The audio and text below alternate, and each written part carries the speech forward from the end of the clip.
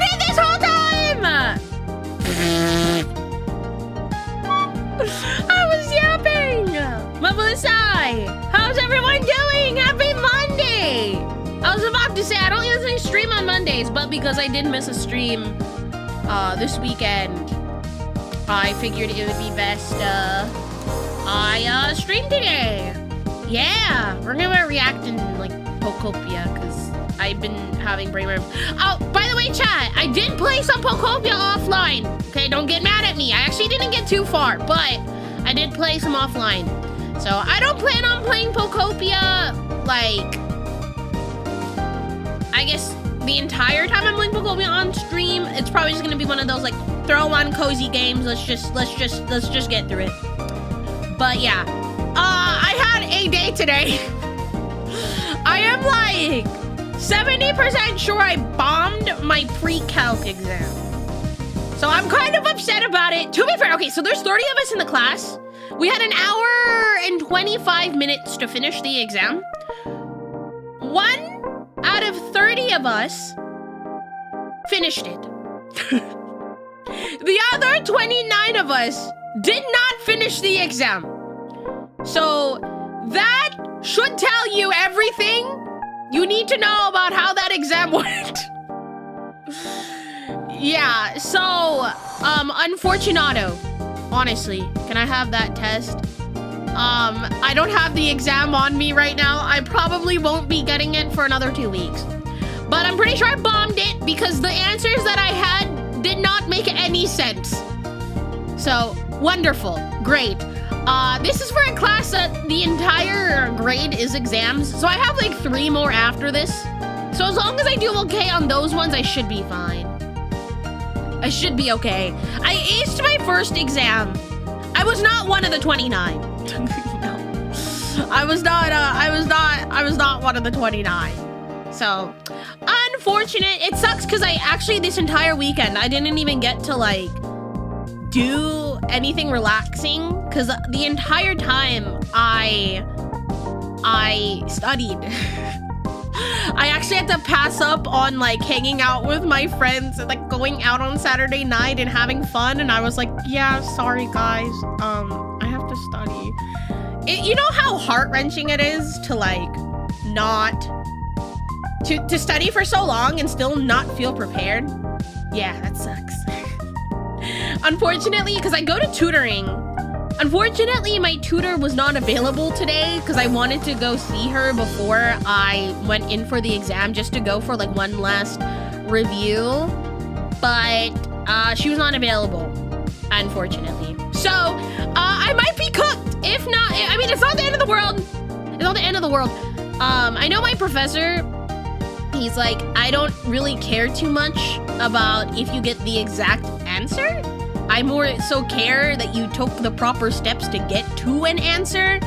So I'm hoping that works in my advantage because I'm pretty sure I did at least the steps right. I might have multiplied or subtracted a number wrong, but it's fine.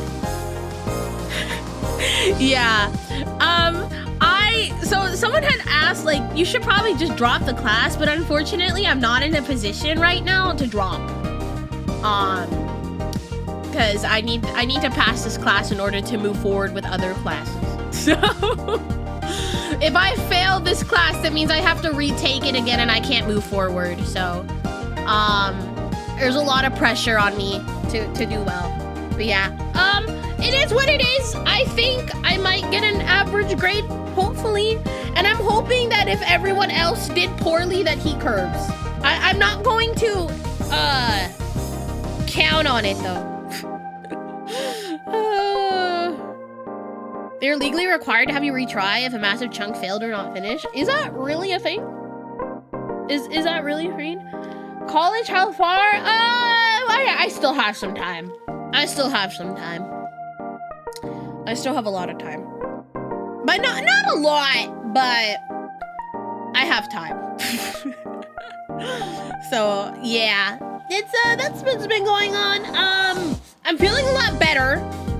If you guys were there, I think it was last stream, oh my god, it's so hot! It got hot in Atlantis just all of a sudden. Like, I'm talking, it was like winter weather like a few days ago, and now it's for some reason really hot. So I have to turn on my fan. Oh, thank you, Baby Hands, for posting the merch. Let me pin my merch in my chat. By the way, go buy my merch. Sorry, my eye is so itchy today. I think the spring allergies are finally getting to me, unfortunately. These spring allergies are low-key kicking my ass. But last I streamed, I was feeling sick. I think I still have a little bit of like snifflies going on, like, but I'm not feeling super congested and like weak and sleepy anymore, which is a good thing. I'll take it. I feel like this past like week since I got back from Seattle, I've just been so busy. I've been so busy. I don't know. I feel like I heard that somewhere. Them blaming teacher for not doing their job properly. Yeah. Unfortunately, this professor, he's kind of a hard ass when it comes to grading. So this is how I knew I was cooked this class. I remember the first day I walked in, and the professor just went, by the way, I'm not someone with a bunch of sympathy. So, hi, Calcon. Is that Calcon? Hello in my chat. Mr. Pro Pokemon TCG player, hello. Speaking of Pokemon TCG, oh my god, they revealed the new League Cup mat for Q2. And, you know, I was gonna sit and take a break from Pokemon. I have been doing that, but now I'm like, oh crap, I want that League Cup mat. I don't know. I have no idea. I'm building N Zoroark right now. I was told it's buns, but I don't know. I think it's not a bad tech. I don't think it's as bad of a tech as people are saying it is. I think, I don't know. It's either that or Dragapult, but I've been playing Dragapult for like a year. Are you playing in the Heroines Cup, and what leader will you play if you do? I played last week. I got 4th place at my Heroines Cup out of 35 last week. I played Bonnie. I was gonna go to a Heroines Cup yesterday, but I had studying. So, but if I went yesterday, I think I would have played Blue Yellow Nami. But yeah, I competed in one last week. I got 4th, unfortunately. I didn't make it to 1st. It's funny, my only lost was 1st place, and my resistance was bad because my opponents all lost in the later rounds, and I'm like, god damn it. I could have at least gotten 2nd. God. But yeah, if I were to play again, I would probably play Blue Yellow Nami. But I know it's going to happen for the rest of the month, so I might find another time to play. I have a treasure cup this weekend, so we'll see. I actually don't know what I'm playing for One Piece right now. I have been every single week in locals, I've been playing a different deck. And same with Pokemon. I've been on Grimmsnarl. I was playing just straight Lopunny for a while. I was playing Kangaskhan with Joltik. Like, I just can't seem to find the deck that I'm like, yes, I need to play. I love this. Are you excited to try a Magic next stream? I low-key am. Gengar box right now. Is Gengar box a thing? I saw there was like a nice Frostlass list with like the new Mega Frostlass. But yeah, I don't know. I've been on a huge One Piece kick recently, and I think you guys know this because that's all I've been fucking yapping about. That's all I've been talking about. Okay, that's all I've been talking about. But I am gonna go back into my Pokemon TCG Brainworms pretty soon. I'm just waiting for rotation because I'm quite truthfully so sick of Gardevoir, so sick of Zard. I'm just done. Like I don't want to deal with it. Gengar box is a thing. Oh, okay. I don't know. I didn't really fuck with the Gengar if I'm being honest. But yeah. I'm trying to run, I think I might run Grimmsnarl until the end of this rotation, and then might make the switch. Perfect rotation. Get Gardevoir out of here. I'm so tired. I'm like, how? What are your thoughts on Pokemon Unite? It's fine. I want to play Iono's deck, but after rotation, I'm cool. We're losing a lot. Grimmsnarl mid? I don't think so. I think Grimmsnarl's low-key good. A lot of Grimmsnarls made day 2 at Seattle, I saw. A lot of them. I think there's so many things right now in the meta that have abilities. I think Monkey Dory makes the entire deck disgusting. Like, Monkey Dory, the most broken Pokemon. Honestly, it's not, but dude, I think it's Monkey Dory. Grim is underrated, I agree. Have you tried out Mega Absol Box? Also, thank you, Evo. I want to. It's on my list of, like, things I want to play. Monkey Dory, I hate it so much. Monkey Dory, so I like when I play it, but when other people play it, they're not, I don't like it. I thought about Mega Absol Box. I think it's good. I think it's good. I think it's a harder deck to pilot. I think it's definitely a harder deck to pilot. Gonna play Boa on Heroine's Cup on Wednesday. Treasure Cup for me. Good luck at your Treasure Cup. I love the Boa deck is so fun. I just can't play it because half my locals right now is on Yellow Luffy, which is like an auto loss for Boa. So I haven't had the opportunity to play Boa. Bryce, thank you so much for the super chat. I'm at my local anime store. They have plushies that look like crepes with Piplup as the filling. Wait, what? Ah, like they're in the crepes. I see. Fuck Mega Absol Box. Boo-boo ass deck. Are you mad because you keep losing to it? It's honestly so scary because it knocks out pretty much anything as long as you meet the requirements, and also it mills stuff from your hand. So yeah, that's disgusting. I feel you. Mega Absol is very terrifying. I agree. I 100% agree.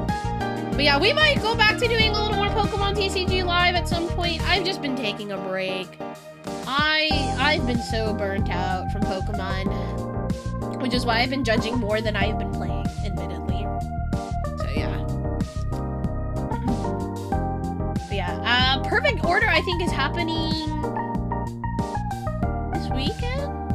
Is it pre-release weekend for Perfect Order this weekend? Do you guys see the Pokepads? They're so expensive. They're so expensive. What do you recommend I play after rotation? So rotation, the big things we're losing. So we're losing Gardevoir, we're losing Zard, we are losing Iono. That's a really big one. We're losing Iono. Will you be streaming One Piece season 2? Thank you for the 100 bits. No, I think that is not allowed on Twitch. I can't do that. I would be I would be breaking the TOS. So no, I will not be streaming the One Piece live action. I will be staying up tonight though to watch an episode at least. Why uncommon gonna be $8? It should be going down once Perfect Order comes through. The pre-release kits for the next Pokemon set, some of them have Pokepads in them. So fingers crossed. I am waiting for my full art ones. I just bought my full art Ultra Boss. That was expensive. I bought it for like 50 for 4, which at the time wasn't bad. But I'm waiting to buy the full art ones because if there's one card game I will flex out, it is Pokemon. I won't flex out One Piece, but I will flex out Pokemon. I'm that person that's like, common card, disgusting. Don't give it to me, I refuse to play it. I will not play with a common card. I'm like that much of a brat when it comes to like deck building in Pokemon. Twitch flagged Briggs today because he was watching One Piece. Oh my god.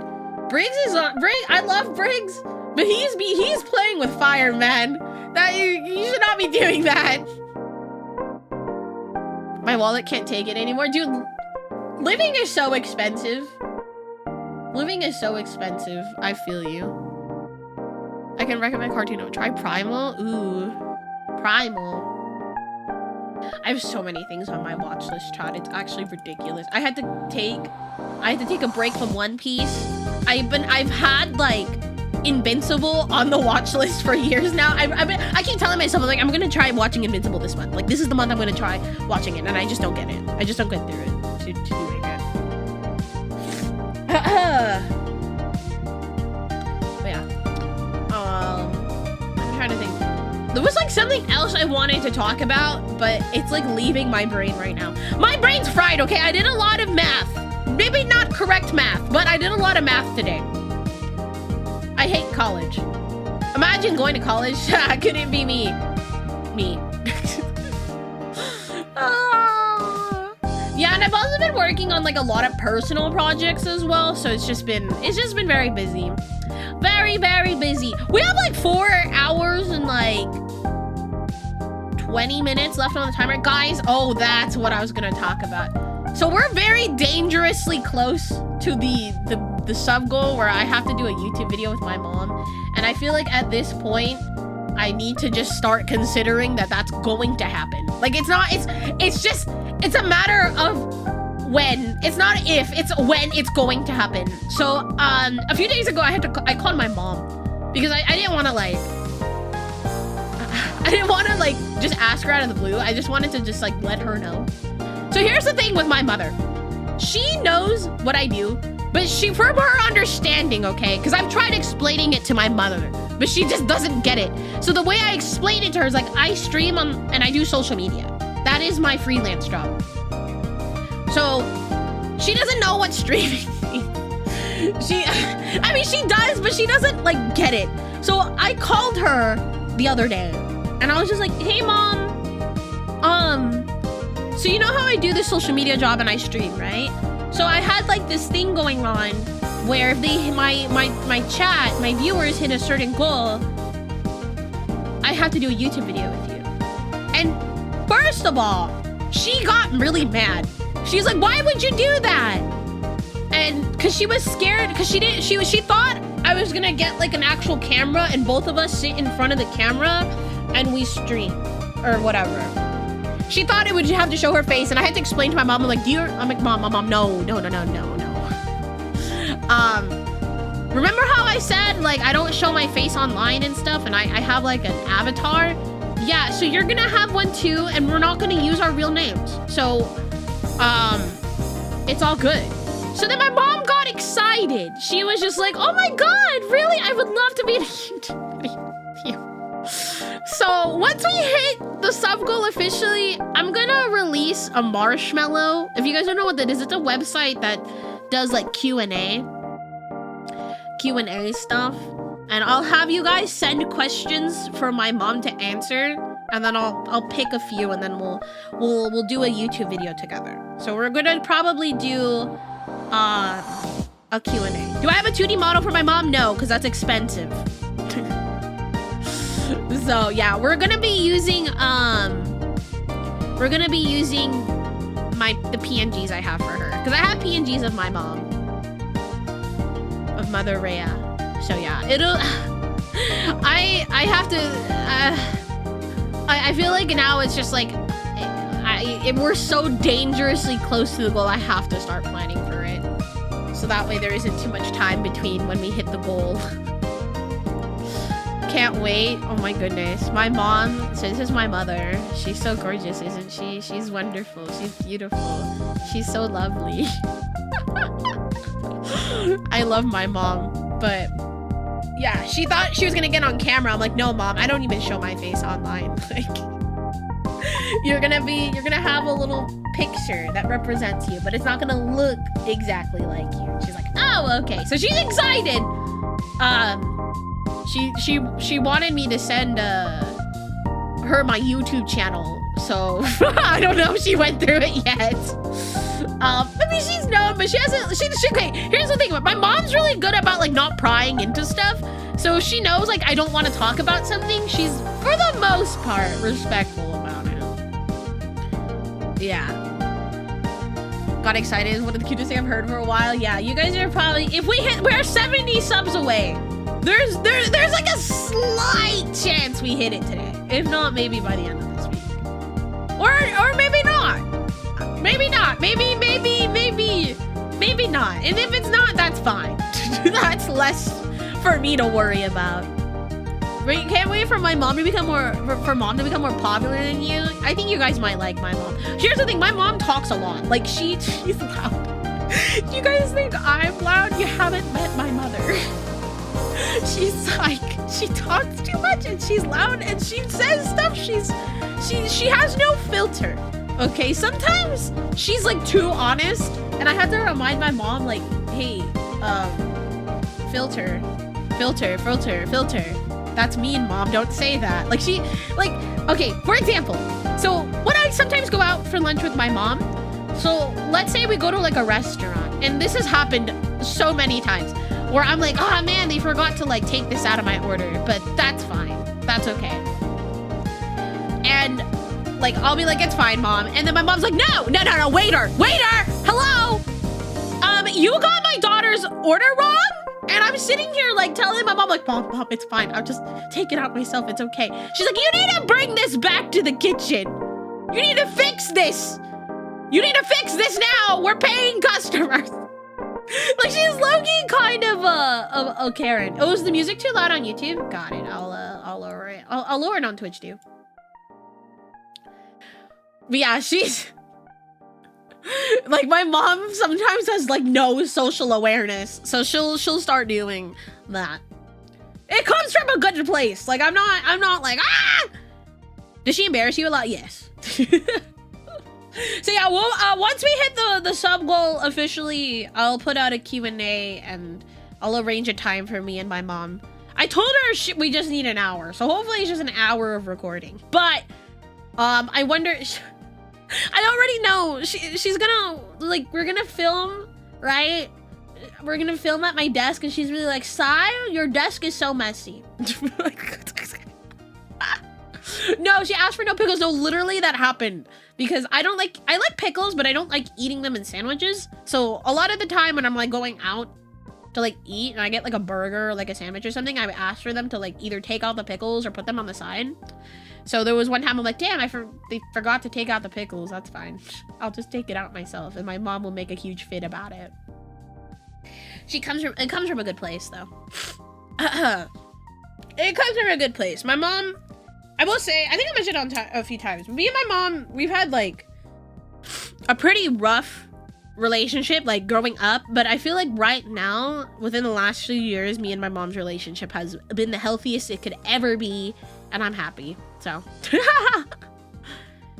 does that mean you eat them out of the jar? Yes, I do. I have a jar of pickles in my fridge. Can you do relish? I love relish. I like them. I like relish on hot dogs. I like relish on hot dogs.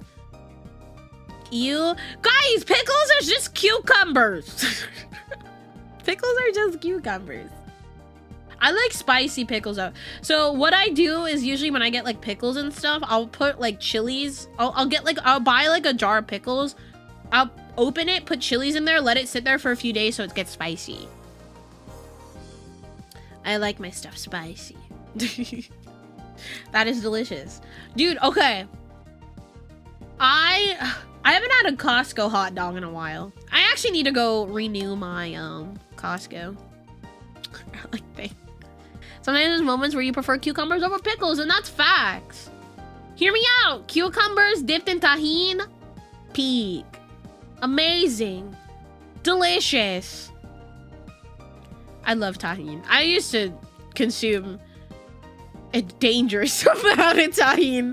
You don't know what tahini is? It's a Mexican seasoning. It's like a spicy seasoning with like salt and like a few other things. But it's really good. Pokemon drop is at Costco. Dude, okay. So, I don't even touch the Pokemon drops at Costco. I don't even touch that.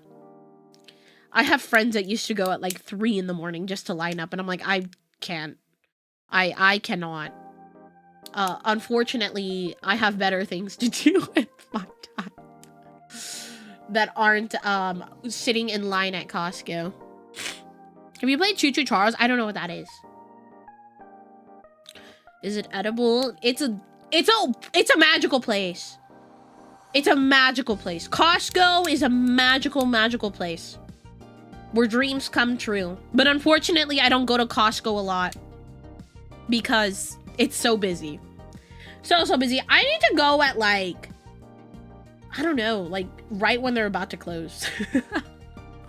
But then I won't get my rotisserie chicken. I like buying rotisserie chicken. Sometimes I just eat the rotisserie chicken. Sometimes I just like spending the $5 and I'm like, I'm just gonna eat this whole thing for dinner. Good luck on the next one though. Thank you. I will do better on the next one. Hopefully. I can't tell if that's sarcastic. It's not. Costco is a magical place. I love Costco. I just don't like going when it's busy. Are you gonna ever bring Apollo back to smash the rest of the Pokedex? Eventually. Eventually. Thank you for the super. You say you're getting burnt out on Pokemon? I am.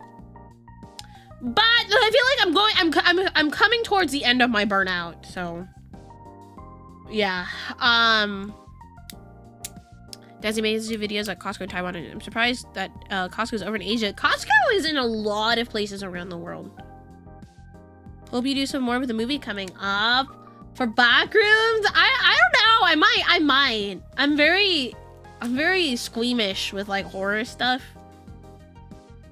You want any game suggestions? Right now I'm not taking any game suggestions. I have a suggestions channel in my Discord, which is where I tell people, like, if you want to suggest something to me, don't do it in chat, just suggest it in that channel. So it could be videos or games, but like usually games I'm a little more picky on. Videos I'm a little more open with, but I suggest everybody that wants to, like, not even just like video or game suggestions, but like just suggestions in general about like streamer content. You can throw it in there. Using Costco in Europe. I have not been in a Costco in Europe, but I've seen videos on it. I've seen videos. Sometimes I just like putting those videos on like while I'm about to fall asleep, or like I'm just chilling on my couch, which admittedly I haven't been able to do. I haven't been able to do that in a hot minute, unfortunately. Yeah, Costco is universal. It's all over the place. It's all over the world. I think most countries should have Costco, or at least like an equivalent. Are you planning on playing Pokopia? I played Pokopia last stream, and we're gonna play some later. Yes, yes, yes. Sorry, 1 second. How was Pokopia? It's a lot of fun. It's okay. So the way I was explaining this to a friend, it feels like, I don't know if anybody fell into this addiction in 2020 because of the you-know-what. It feels like I'm reliving 2020 again with Animal Crossing New Horizons. That's what it feels like. But I also feel like this is more fun than Animal Crossing, because I like the Pokemon IP more than Animal Crossing one. Don't get me wrong, I love Animal Crossing, but I feel like Pokopia did everything that Animal Crossing New Horizons like couldn't do.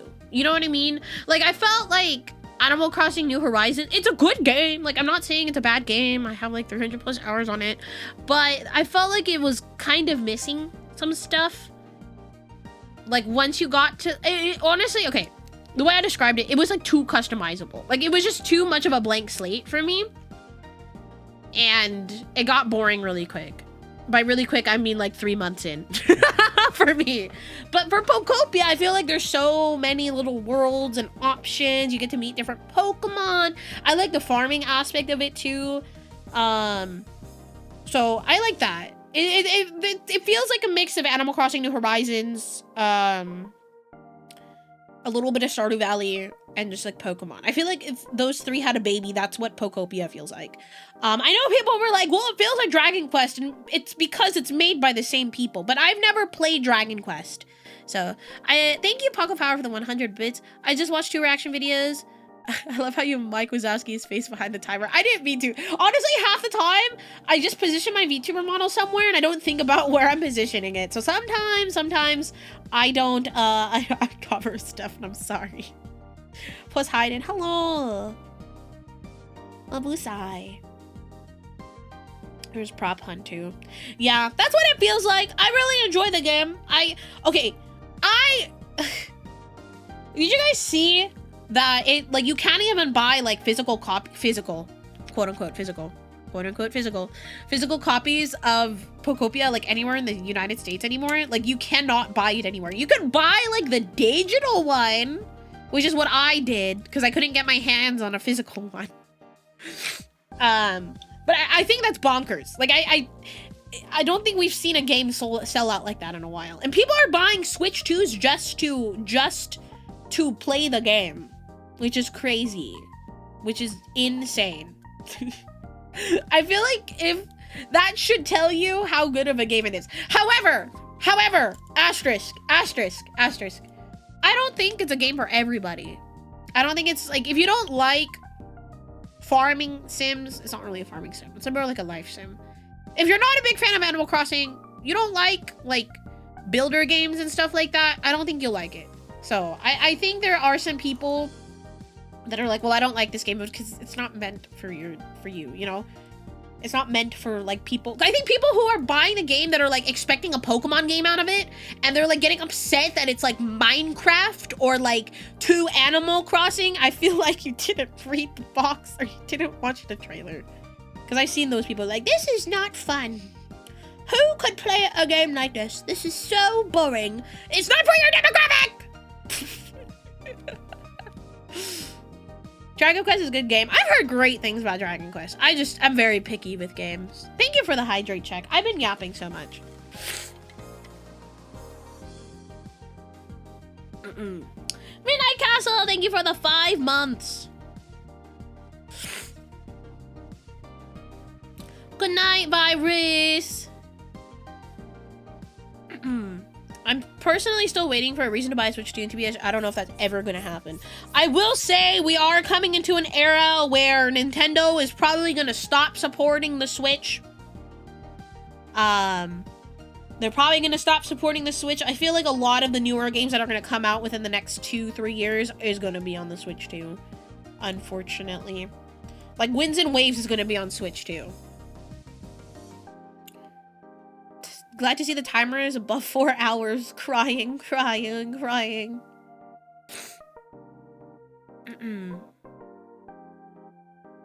are we saying I don't believe? What is going on? Why are we saying that? Let's be nice to each other. We inch ever closer to mom's stream. We were talking about that earlier. My mom's excited to do a YouTube video. She's excited. She wants to meet you guys. I don't really know much about Smash lore. Is it the Isabella 2 Slayer? You know, I believe it. There's been a lot of memes.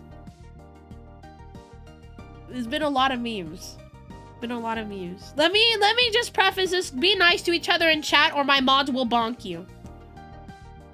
And that'd be nice to me. Or else my mods will bonk you. They've been thirsting for blood, okay? They have been hovering over the ban hammer, okay? So don't be that person. I'm always ready to shoot.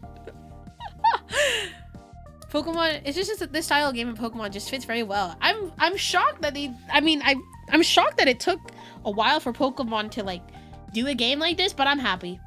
I think it's perfect. I think it's really funny. The dialogue in the game is hilarious. I threw up. Thirsting like vampires, dude. Honestly, my we have a bad noodles chat in my mod server. So every like stinky comment that gets through my chat, my mods screenshot it and they put it in a file. So once that file gets too big, or when I give the go, they go bonk, bonk. I'm simply respectfully refusing to accept something, but you keep saying it over and over again, my guy. just let it go. This is not her exaggerating. We have a bad noodle docky. We do. We have the bad noodle behaviors chat. And I think there's one like in my specific mod server, and then there's one for the whole Mythos mods. Oh god, you guys don't even want to see that one. That was a pretty large. So don't be that person. My mods love love going bonk. I let them do it. There's times where I want to bonk, but I'm like, you know what? I will let them do it. I will let them do it. So, yeah. Do I go into debt to reach a sub goal? No! I want to see the Mythosaki. No. Chat, be normal. It's not hard. Real. Let's be nice to each other. It's not hard. Thank you, Sai. This is why you're the best. I need to do like a mod thing soon. I need to do like I need to sit down with everyone and just do check-ins. Before anybody asks, no, my mod stuff is not open right now. I've been very lucky. I have a great team of mods. Admittedly, I feel like I don't deserve them, but I think they're a great team. I'm very, very grateful and very thankful for them. I think Chat's most chilled and most... Dude, honestly, really? Okay, I lurk in the other Mythos chats. I do. So I don't really necessarily, like, I don't see what's going on. Is it really not chill in other chats? In the other Mythos chats? Okay, by the way, chat, if you misbehave, like, for example, you're acting fine in my chat, but if you're in, like, let's say Apollo's chat and you're misbehaving, you're gonna get banned here too. Like, if you get banned in Apollo's chat, you're banned here. I meant more VTubers. Hello, welcome. Hi, Dark of All Trades. Aphrodite's great. He's awesome. Yeah, be nice everywhere. Don't, like, listen, because I've seen it, okay? I've seen people, I think this is a more recent case. There was one person who was, like, a regular in my chat, and then they were also in Apollo's chat, and they were being so mean to her in her chat. So when I heard of it, I was like, no, get rid of that person. Like, if you want to be nice to me, you have to be nice to the rest of the Mythos talents, okay? You cannot be chill in my chat and not chill over there too. And listen, here's the thing. I hear everything, okay? Most of the mods I have actually mod for other Mythos talents. So when something bad happens in another chat, I hear about it. And I go, yeah, no. If they're being mean in so-and-so's chat, get them out of mine. I don't want them there. Why would people be mean? I don't know. I don't understand. Why can't we just be nice to each other, be positive? You know, like, why can't we do that? I feel like it's not hard. Like, just be a good human being. It's free. I actually feel like you have to pay part of your mental health to be mean. So don't do it. Yeah, okay, exactly. If you're misbehaving in another chat, you're repping me too, so don't be that person. You gotta get with her friends. Yeah, be nice. Be nice. Just be nice. Be good noodles in other chats too. Because if I hear about it, oh boy. I've had to have some, unfortunately, some people banned from my chat that I knew, like, they were being good to me, but they weren't being good to other Mythos talents. But I can't sit here and be like, it's because I care for them, you know? I care, and if they're being mean to my friends, then you can't do that. You can't be fake. You can't be two-faced. Being a menace to society is free too. But here's the thing, it doesn't add anything positive, you know? Because I'm gonna speak for myself. At least is how I see things, right? My stream and my chat is a safe space for me, okay? And I would like to hope that it's like that for other streamers. Maybe it's not, maybe. For the most part, I like to think it is. So if you're going into someone's safe space and, like, not making it a safe space, then yes, you deserve to get bombed. It costs $0 to be nice. Hi, Lums! I've had to ban those people from mod for as well. Read the room. For real! Gotta bonk. Bonkity bonk bonk. Just be nice. That's it. I keep repeating myself. But I think we're gonna go react. I have 3 videos we're doing today. we're doing or watching today. If you don't like a streamer, I feel like you have to be cruel. Just don't watch that streamer. Exactly. If you don't like the streamer, just click off. Like, that's it. That's it. If you have to type something mean in chat, I feel like that says a lot about you. Well, you've also got to know each VTuber is different. You can't act the same to everyone. Exactly. And you also, people have to remember that we're people behind the bottle, right? We're not just robots or AI. So like sometimes those comments, they're unnecessary and they might hurt, you know? I personally though, I have pretty thick skin. I think I hurt more for others than I hurt for myself. Which is why I get very, very defensive sometimes when it comes to like other people. Like I'm the type of person, it's like you can say bad stuff about me. Like that's fine. Like I don't care. But when you start saying bad stuff or mean stuff about the people I care about, okay, now we have an issue. Like yeah. Now we have an issue. Like I don't care. I don't care if people say stuff about me. People have said stuff about me, and that's fine. Like people are entitled to have their own opinions about me. However, when like others try to go after my friends for stuff, I'm like, now we have to have a talk.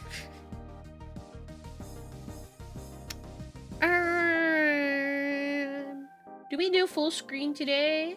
Do we do full screen today, or do we do the gaming screen? Should we do gaming screen today? I miss my gaming screen. Also, yes, I'm still in my cozy outfit. So apologies. I just want cozy vibes today. Don't hate watch either. People who hate watch are interesting. 'Cause for me, it's like, why? Just why? Why? I feel like there's better things to do. There's plenty of better things to do than hate watch.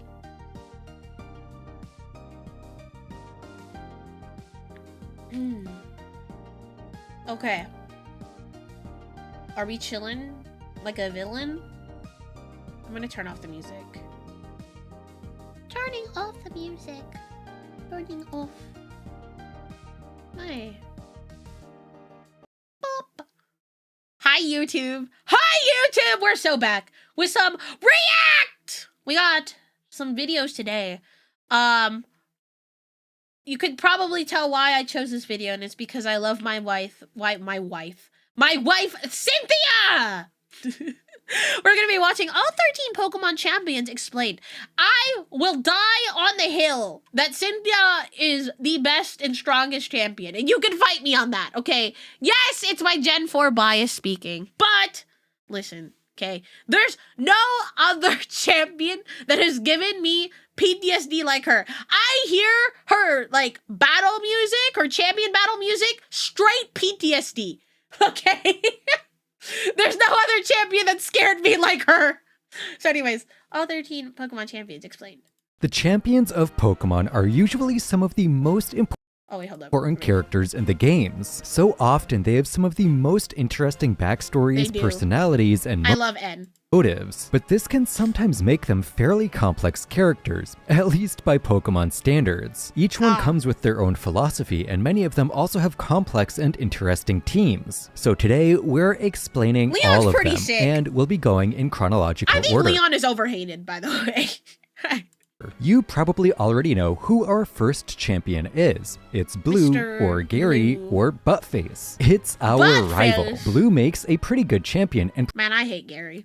provides a memorable twist that kind of defined the first generation of Pokemon. That guy that's always been one step ahead of us, that's always been making fun of us, is now the final thing that stands between us and becoming the Pokemon League champion. Absolute cinema. As a rival, Blue does a great job of making the player dislike him throughout our journey across Yeah, he was a fucking asshole. Kanto. Holy shit. Not only does he insult our skill at literally every opportunity possible, but he has the competence to back up this astronomical ego as well. True, he's quite the strong trainer. He is probably the most challenging rival in the entire series, aside from maybe Barry. And he's no slouch as a I love Barry. No Barry hate in this house. champion either, boasting one of the most well-balanced champion teams ever. Blue doesn't prescribe to using just one type, instead choosing to have a well-balanced team of some of the strongest Pokemon available in Kanto. His Facts. team changes depending on the starter you pick, as he will have the starter that is the weakness to the one you choose, as well as two of Executor, Gyarados, or Arcanine, with the third being replaced with the starter. The other three Pokemon are standard across all the championship battles. They're Pidgeot, Alakazam, and Rhydon. Most people Those consider are all really strong Pokemon. his Alakazam and his starter to be the strongest Pokemon on his team, but honestly, all of them can pose a threat if you're not well prepared. Well, except Rhydon. Sorry buddy, don't cry too hard or you'll knock yourself out. Interestingly, Facts. in Pokemon Yellow, his ace is one of the evolutions rather than a starter, as you, the player, collect all three starters throughout the game. The evolution he uses Okay, I is didn't play Gen 1, so I don't have much to say. determined by the I'm scared to play Gen 1. After all the horror stories I've heard from my chat and watched from other videos, Gen 1 games. actions you take in the early game. Vaporeon will be the evolution if the player Look at me!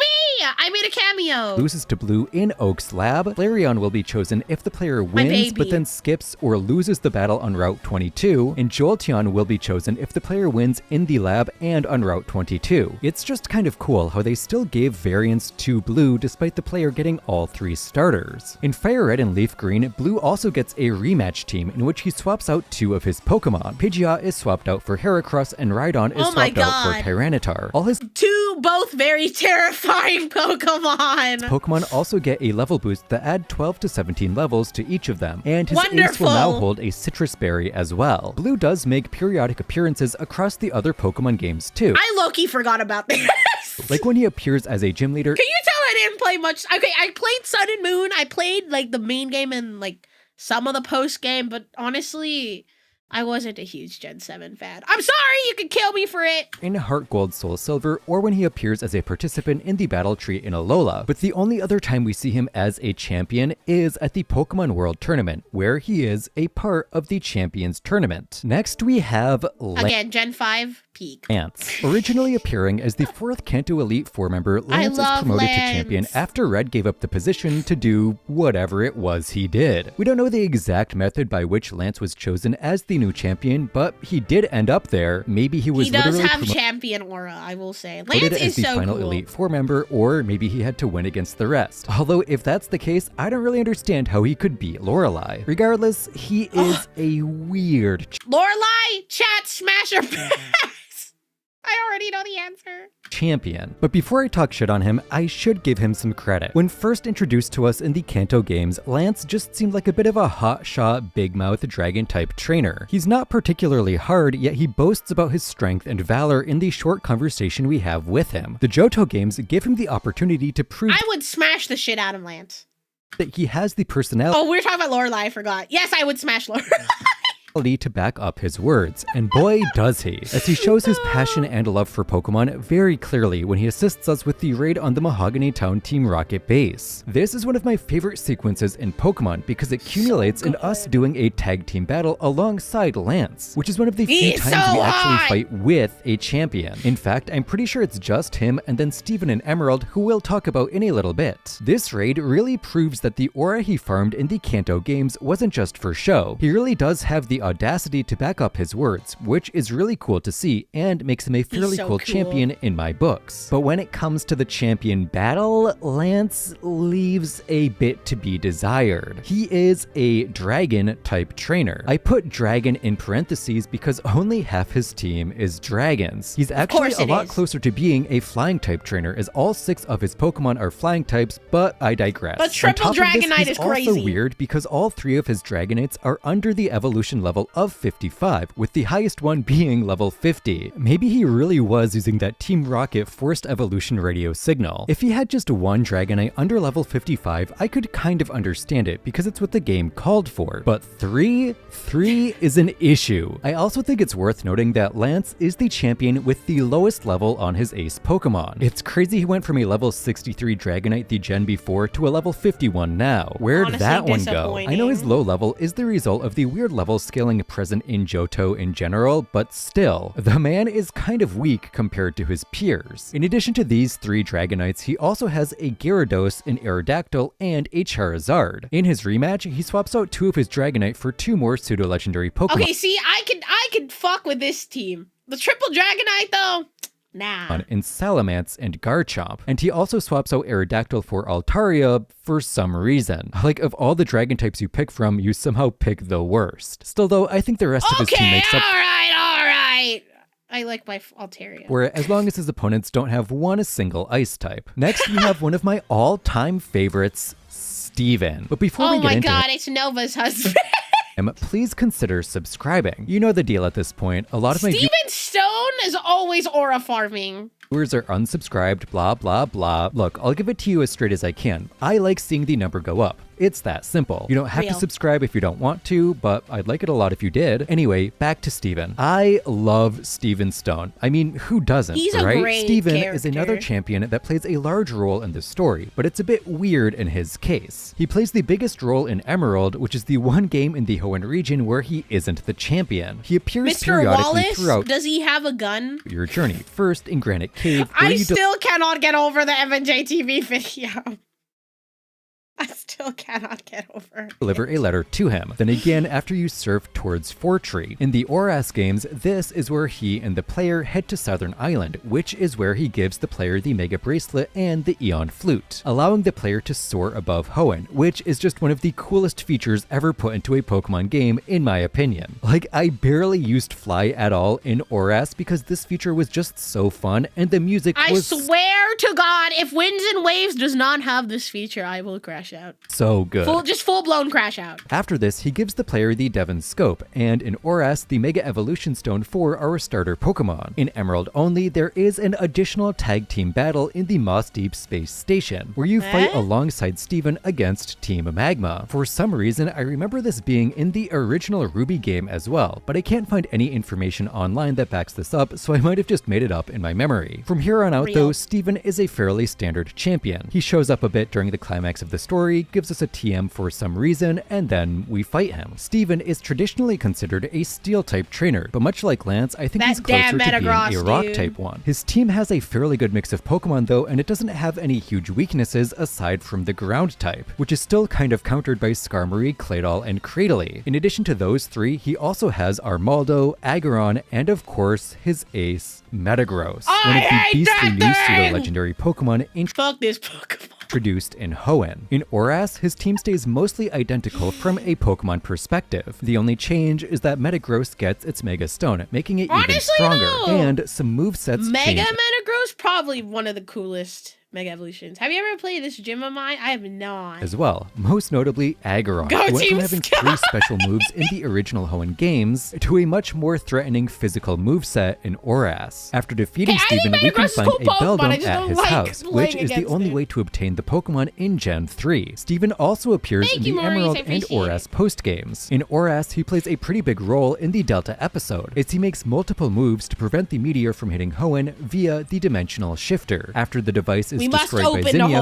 for good reason, he works with her and Wallace to get the player access to Sky Pillar. Then, at the end of the episode, we see Steven ask Wallace to take over as the champion of Hoenn while he goes to travel the world, which is a pretty nice touch and explanation for why he left the position. In Emerald, he acts as a secret super boss. I didn't play the Delta episode in Oras. Wait, I didn't know. That's pretty cool.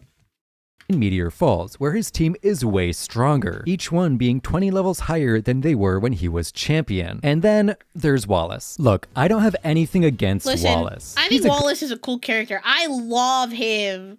in the anime, but I agree. I can't see him as a champion. Like I can't. Good guy. I just never understood why he was made a champion. Like, he was just fine as an 8th gym leader, you know? Wallace is primarily an artist and enjoys Pokemon battling because of the art it creates. This is likely why he became such a strong trainer, as a more contested and skilled battle would be considered more artistic in most cases. From a story perspective, Wallace is a lot less involved with the player than Steven was, as his main contribution is opening Sky Pillar for the player and also chatting with us in the Cave of Origins. Other than that, he doesn't really do much of anything. Interestingly, it seems like opening Sky Pillar is likely a responsibility of Wallace himself rather than of the champion, because in the ORAS games, Steven needed the assistance of Wallace. Oh my god, I just realized how tall Wallace is compared to the trainer to get the player access to the Why tower. is he so Originally, tall? I thought this might be tied He's like freakishly tall. to being the gym leader of Oh my god, I know it's just probably the cheapest, but look, he's like taller than this hole. Sutopolis, That's so as it's funny. the only major city close to the tower and also holds the Cave of Origins. But Juan doesn't have this responsibility in Emerald when he's the gym leader there. It's still Wallace. So it's either a Wallace I do love specific Wallace, responsibility or again, I can't see him as a an champion. inconsistency. Other than that, there's not much to say about him aside from his team. Wallace is a water-type champion, which kind of leaves him open to common weaknesses like the grass and electric typings. But it doesn't leave him too Unfortunato. open to them due to the variety offered by the water typing. He has a Tentacruel for grass types as well as a Gyarados which takes neutral damage from them. Same can be said for Ludicolo, which also takes damage from That damn electric-type moves Ludicolo. neutrally as well. And there is of course Whiscash, which is immune to them too. His last two Pokemon are Wailord, which has Blizzard for grass types and can set up rain, and of course Milotic, which has Ice Beam and a massive special defense stat, giving it good bulk against all grass and electric moves in Gen 3, as the physical special split didn't exist Oh, yet, yeah, that's meaning right. all electric and grass type moves were special when Wallace was champion. So even though he is a monotype champion, his team is still pretty good in terms of countering the weaknesses tied to the water type. And this defensive variety also gives him pretty good offensive variety as well. But that's enough of Hoenn. Let's move on to Sinnoh, where we are going to talk about Sorry. Can you tell I really like Cynthia? the GOAT, Cynthia. Cynthia Sorry. is by God. far the most popular champion, and for good reason. She's just a likable My queen! character due to her convictions and driven personality. It's rare that we Wallace is canonically 6'2". Holy shit, I thought he'd be taller get than that. such an in-depth That's look pretty at what tall a still, champion though. or character believes in a Pokemon game, as many of them are just surface level, but Okay, chat, we pretend Gita doesn't exist. At least that's what I tell myself. People are like, do you like Gita, Sai? I'm like, who's Gita? Who's that? I don't know who that is. I don't know. that's not the case for Cynthia. She sees Pokemon as a uniting force throughout the world and believes that all beings are put on Earth because they belong there. On top of this, she seems to genuinely care about the protagonist character, as she lends a helping hand multiple Mommy. times throughout the story. Pop is my favorite champion. I'm gonna pretend you didn't say that. Much like Steven, Cynthia is heavily involved in the story of the Sinnoh games. The player first meets her in Eterna City, where she explains to them that she is interested in mythology, specifically around the legendary Pokemon of Sinnoh. Time and time again, we run into her as we travel across the region. Next time is at the Valor Lakefront, where she's researching Azelf. Then we see her again after we clear the Psyduck off Route 210, where she requests we deliver a charm to her family in Celestic Town. Here is where her role in Diamond and Pearl pretty much ends until the champion battle, but she is far more involved in the story of Platinum, as she Yes. actually realizes that That's why Team I'm telling, Galactic if you haven't played Gen 4, don't play Diamond and Pearl. Play Platinum. I think Platinum is a much, much, much better game. is a major threat that must So good. be dealt with before sending us on our way to Canalave to research the origins of the Sinnoh region. Afterwards, we meet her once again on the summit of Mount Coronet, where she jumps into the distortion world with us. I don't think there's been was another such a champion cool that has put their area. life on the line that directly for the player. Some do come close, but I can't think of another that goes to a whole nother dimension with us like she does. After this, she once again takes my on her goat. role as champion, which is probably the thing she is best known for, as she has traumatized prioritized generations in What did I tell you? pretty much every iteration of her fight. There are two main things that make Cynthia threatening as a champion. First of all, her whole team has perfect IVs, which if you know anything about the Gen 4 games, is wild. This was back before IVs were easily manipulatable by the player, so having to go up against a team with 6 perfect IV Pokemon was putting the player at a disadvantage. In BDSP specifically, she also has all of her Pokemon EV trained too, but I could can confirm if this was the same in the original games. The other big thing that makes her a challenging opponent is that her team composition is really solid. It's not perfect. Wait, hold up. Wait. For a challenging opponent is that her team composition. I love that they hit out. Does anyone know the reference to the Hippowdon's name? You guys remember that scene? Is it Madagascar? Where he's like, Moto likes you. That's so funny. It is really solid. It's not perfect, but she does have phenomenal type coverage and decent answers to pretty much any threat that existed in Gen 4. I mean, she leads with a Spiritomb, a Pokemon with 0 weaknesses, and it's one of the worst Pokemon on her team. She also has a Roserade with great offensive coverage, a mixed attacking Lucario, a Gastrodon, which later gets exchanged with a Togekiss, an annoying ass Milotic, and finally, of course, her Garchomp. Yes! Sorry, Garchomp's one of my favorite Pokemon, like, ever.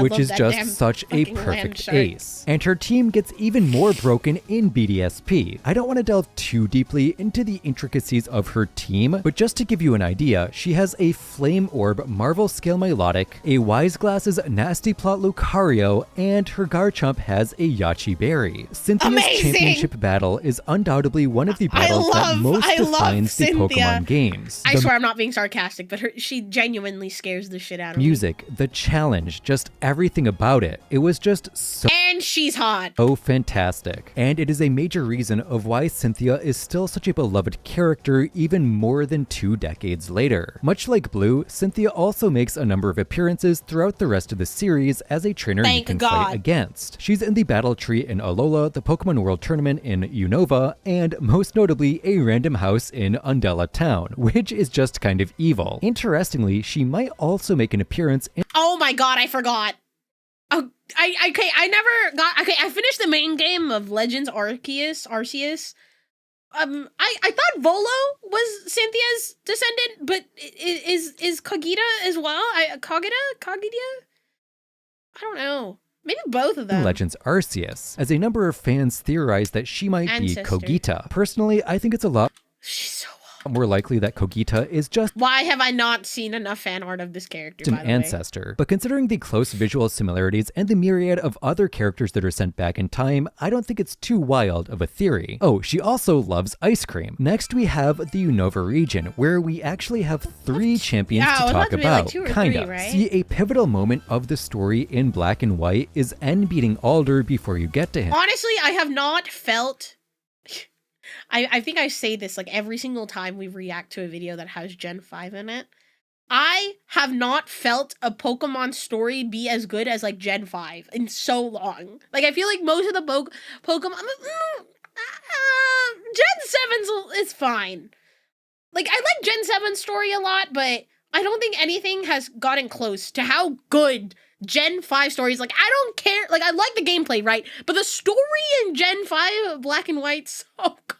Making him the champion. Please, but you can still please, Wind and Waves, have a good story like Gen 5, I'm begging! Face Alder after the resolution of the main story, where he once again takes the throne of champion. So we're going to be talking about both of them, and of course Iris as well in a little bit. First is N. N is an incredibly complex character by Pokemon standards. And one of, honestly, may I argue, the best characters Pokemon has made. Probably deserves his own video. He's very different from a lot of champions we see, as he is simultaneously a leader of the evil team and almost a rival to the player. We face him a number of times throughout the story of Black and White, and he introduces himself super early as well. He first approaches the player after listening to Getsus' speech because he's intrigued by what our Pokemon are saying. I'll never forget my first date with N on the Ferris wheel. He may not have thought it was a date, but I thought it was a date. N seems to be in fairly good spirits the first couple of times we meet him, but over the course of the game seems to become more erratic and aggressive, as he goes from taking a nice Ferris wheel ride with us to snapping at Professor Juniper over the concept of a Pokedex. Later, he ambushes us outside of Skyla's gym and talks to our lead Pokemon to find out more about us, as if he's trying to find a reason to dislike us. By the time the player reaches the Pokemon League, he's already beaten Alder, making him the new champion of Unova. We're then forced to go into the depths of his castle and challenge him as the king of the region. His team is made up of solely Unova Pokemon, but it's not exactly the strongest team ever. That's not to say it's weak, it's just kind of not great. Like, aside from the legendary he leads with, which is either Zekrom or Reshiram depending on the game, he doesn't exactly have any of the strongest Pokemon in Unova on his team. No Volcarona, no Excadrill, no Hydreigon, no Chandelure, you get the idea. None of the really strong staples that Unova is known for find themselves on this team. Instead, it's made up of the aforementioned legendary Pokemon, Caracosta, Vanillux, Archeops, Zoroark, and Klinklang. Like, Honchwill! They're not bad, but I feel like it's not that hard to make a stronger team with Unova Pokemon, you know? After we defeat him, he considers whether life is really about either truth or ideals, before revealing Rest in peace.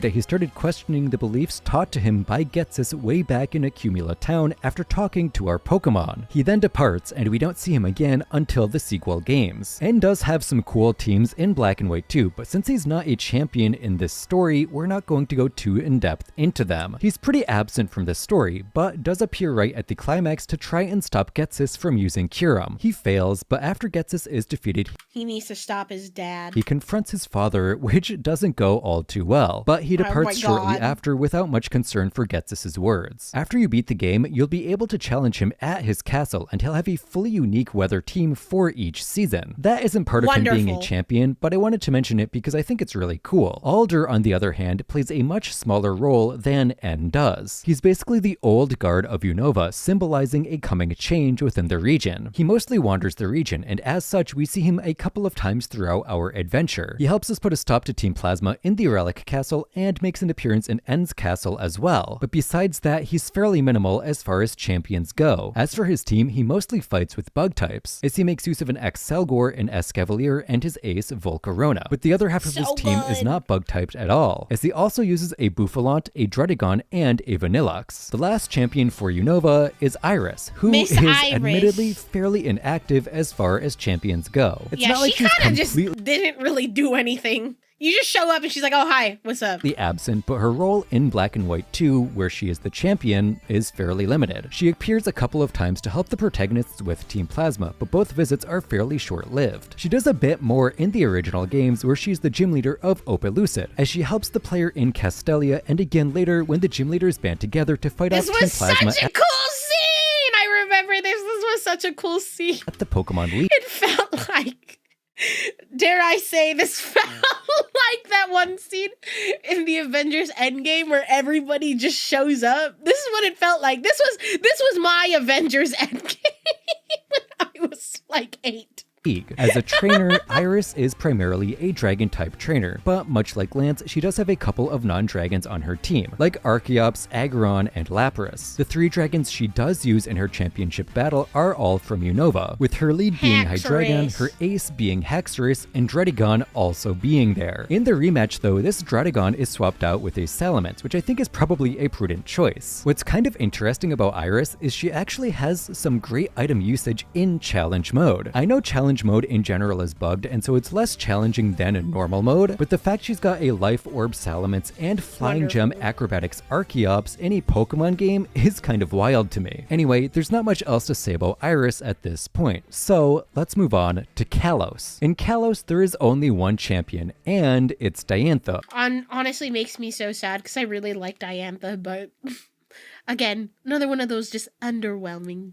Who exists. When it comes to champions being involved in the story, there are few that are more absent than Diantha. She shows up a couple of times, has food with Such a shame, she's so hot. Lysander, and that's kind of it. We know she's a movie star, so I think that's probably the reason she wasn't too involved, you know? Just too busy doing whatever actresses do. Acting, I guess. The few times we do see her, she seems contemplative and fairly intelligent. She is passionate about acting and wants to grow as a performer rather than just doing the same roles over and over again. And she seems to understand the value of the bond that people share with their Pokemon. Interestingly, it seems like she hasn't been the champion of Kalos for all that long, as she mentions that she's glad to be the champion right now because she got to fight us. I think Diantha being a fairly inexperienced champion makes sense when we look at her team, because it is, well, let's just say it's underwhelming. While some of the Pokemon on her team do make a lot of sense, like Goodra and Tyrantrum, she also has Aurorus and a Gourgeist for some reason. Aurorus I can also kind of understand. Even if it's not that strong, it is a pair with Tyrantrum, so it makes some sense, kind of like Cradily and Armaldo. But Gourgeist? There are not many Pokemon in the Kalos region that are worse than Gourgeist, you know? It's not even the best ghost grass type introduced, as there is also Trevenant. The other thing that makes her team weird is that she is one of only 3 champions whose aces are not from the region they are from. And one of those is Lance, who's kind of a unique case. This is because her ace showcases Mega Evolution, and at the time X and Y released, no Kalos Pokemon had Mega Evolution, so she uses Gardevoir instead. It just feels a bit out of place when the entire rest of her team is completely Kalos themed, you know? But enough about her, we have to move on to Alola, where the champion is you. That's right, the player is the first champion of the Alola region, which is pretty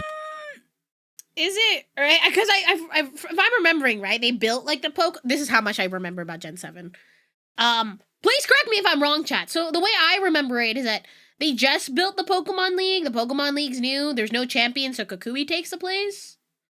Am I remembering?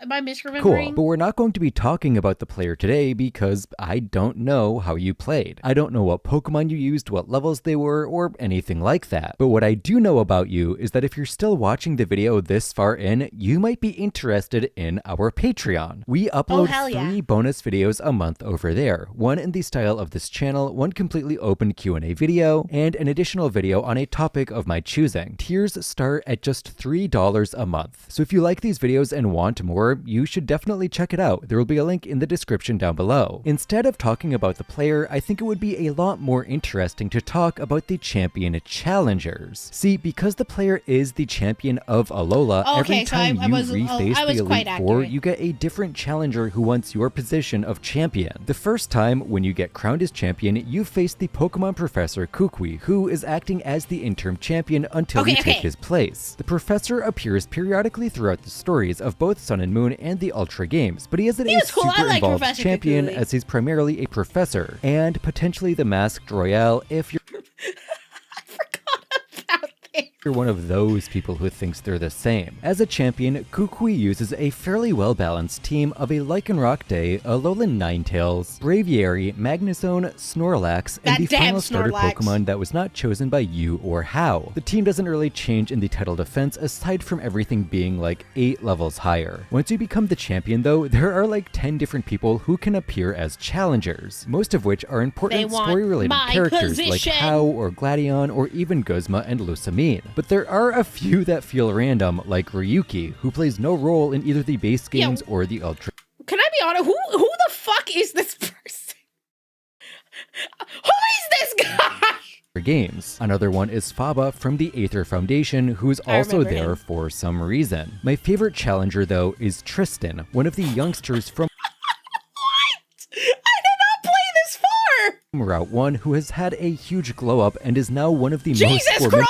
Tristan has a level 66 Among hello? foes in the region. A little bit after the Ultra games came out, Pokemon Let's Go also came out, and it also has a champion. Although they are a pretty huge downgrade from Blue, Trace is technically a champion, and his team differs quite a bit from the team Blue uses. First and foremost, his Pokemon only have 3 moves for some reason. Secondly, pretty much every Pokemon he uses is outright worse. He has a Pidgeot, which does hold a Mega Stone, so that's something, but then he also has a Vileplume, a Marowak, a Rapidash, a Slowbro, and a Jolteon or a Raichu depending on the version. These are so much weaker than the Pokemon that Blue used, and his whole team is like 10 levels lower than Blue's was. Okay.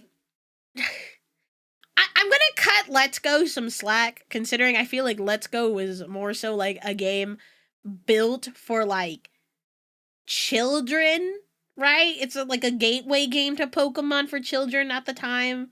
So I understand why they made it a little easier. I don't know. As well. I know the Let's Go games aren't supposed to be the most difficult Pokemon games or anything, but still. Aside from that, there's not much to say about Trace, so let's move on to the most champion to ever champion, Leon. Leon is a He's so cool! champion in my opinion. He's not great, but I do think he's a bit overhated. From a character design perspective, I agree! he's completely inoffensive, as he's pretty much just a well-meaning and well-mannered guy. We're first introduced to him as the undefeated champion of Galar, and he pops up a couple of times throughout our journey across Galar, mostly towards the later half where he confronts Chairman Rose about the I forgot about his dumbass darkest day, and when he Rose, the most disappointing villain ever. tries to stop Eternatus at the climax of the story. He, of course, fails, and that leads to the player and Hop fighting Eternatus instead. It is kind of impressive that he stood against Eternatus alone though, so that's gotta count for something. As for his team, it's a mix of old and new Pokemon. He leads with an Aegislash and also makes use I love how confident he is. Like, he knows he's a cool dude. Dragapult, Haxorus, and Seismitoad. Much like Kukui, Leon also uses the final unclaimed starter Pokemon, so he will have the starter that yours is weak to. And finally, of course, is his ace, which is that Gigantamax Charizard. He's a pretty simple champion, so there's not much else to say about him. And lastly, we have Geeta. I'm sorry.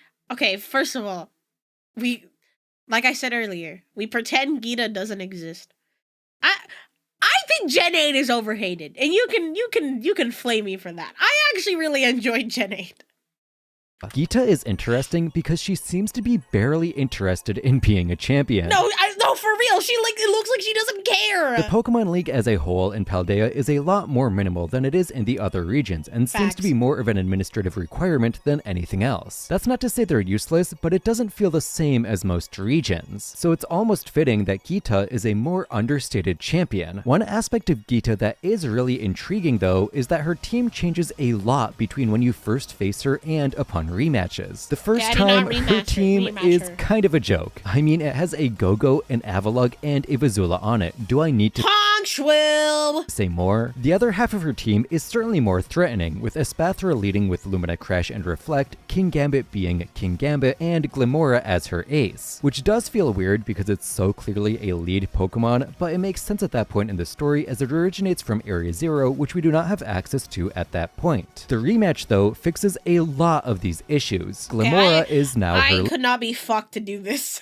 so I don't know much about the rematch. Lead, allowing her to use the ability Toxic Debris much more effectively. Go-Go and Vizula are off the team, replaced by a Chestnut and a Dragapult, which are both far more threatening, especially the Dragapult. And finally, the King Gambit is her ace now, which allows it to make full use of its Supreme Overlord ability. It even has a pretty decent defensive Terra too, as its Terra type is Flying, which at least neutralizes all of Dark and Steel's weaknesses. So it's definitely an improvement, but I do kind of feel like they should have just made her rematch team her base one. Like, the reveal of Glimora is not that great, you know? Plus, I feel like leading with a Pokemon we've never seen before would be even more shocking than saving it as an ace, but it's not that important. The last person I want to briefly mention is Nemona. Nemona isn't technically I think Nemona's cooler than Geeta. A champion in the traditional sense, but she does act as the final boss of the Pokemon League storyline in Scarlet and Violet, so I wanted to at least mention her. She's a fairly typical rival, as she encourages you to get stronger throughout the story, but unlike many of the other rivals we face, her reason for wanting us to get stronger is actually self-serving, as she just really wants a competent trainer to battle against. To be honest though, as much as she wants a strong trainer to battle against, she doesn't exactly use a crazy team. She has a Lycanroc, a Dudunsparce, an Orthworm, a Pawma, a Orthworm. Goodra, and the starter you are weak to. Like, it's not an awful team, there's no obvious weaknesses or anything, but it's also just not very good. And It's her not, team like, does get better in exciting. the post-game and beyond, as she does replace some of her Pokemon with stronger ones like Komao and Ribombee. It's kind of interesting that half her team ends up being from Alola. I wonder Is if that there's Ribombee? and Am I Ribombee. crazy? It's con, as she does replace some of her What? Pokemon with stronger ones like Komao and Ribombee. It's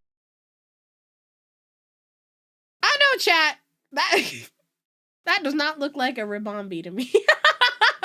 That's I don't think that's a Ribombee. kind of interesting that half her team ends up being from Alola. I wonder if Is this like an inside joke I'm not aware of? there's a reason for that. Regardless, that's everyone I wanted to talk about. Sorry if I missed someone a little bit more obscure that's considered a champion or a character that you really liked. I was really trying to focus solely on the championship battle champions in most Fair. cases. I really hope you enjoyed this video, and if you made it all the way to the end, be sure to subscribe and maybe check out the Patreon as well. I'm sure you would enjoy Ribombee's looking thicker than I remember. what we're doing over there. Thank you again, and I'll see you next week. Honestly, great video. I actually really love these type of videos. That was a fun one. Yeah, that was not a Ribombee. I love how you can see that I was watching. I watch a lot of One Piece videos on my Poseidon account.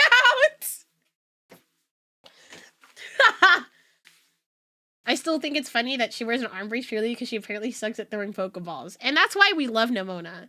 Nemona, like, I see Nemona more as a champion than I see Gita. Like, Gita did fucking nothing. Correct me if I'm wrong, but I can't remember a singular thing Gita did in Gen 9 that it was like, oh wow, she's a cool character. She was just like around, you know? The main trio of Nemona, Arvid, and Penny, I think are interesting. But Gita, nah. Yeah, that Paldean Ribombee. She made Larry's life hell. Fuck her. We protect Larry at all times. I don't think she did anything other than show up and chit chat. Yeah, Gita exists. That's why I tell myself and I tell everyone I just pretend Gita does not exist. Gita is not real. If I don't think she exists, she can't hurt me. Yeah, whenever I think about her hair, I think about a road. It looks like a road. Who designed Gita? Yeah, Champion Peak 4 and 5. I'm trying to think, like, who... It makes me sad because I feel like the more recent champions are so underwhelming. But then again, it's kind of hard to top, like, Cynthia. You know what I mean? Like, it's really hard. She's also, like, the weakest champion, I think. She might be. She did was introduce Rika. Now, Rika! Ooh, I love Rika. She shows up periodically in some gyms and expositions. But, like, they didn't give me a reason to care about her. You know? They didn't give me a reason. She wasn't that interesting.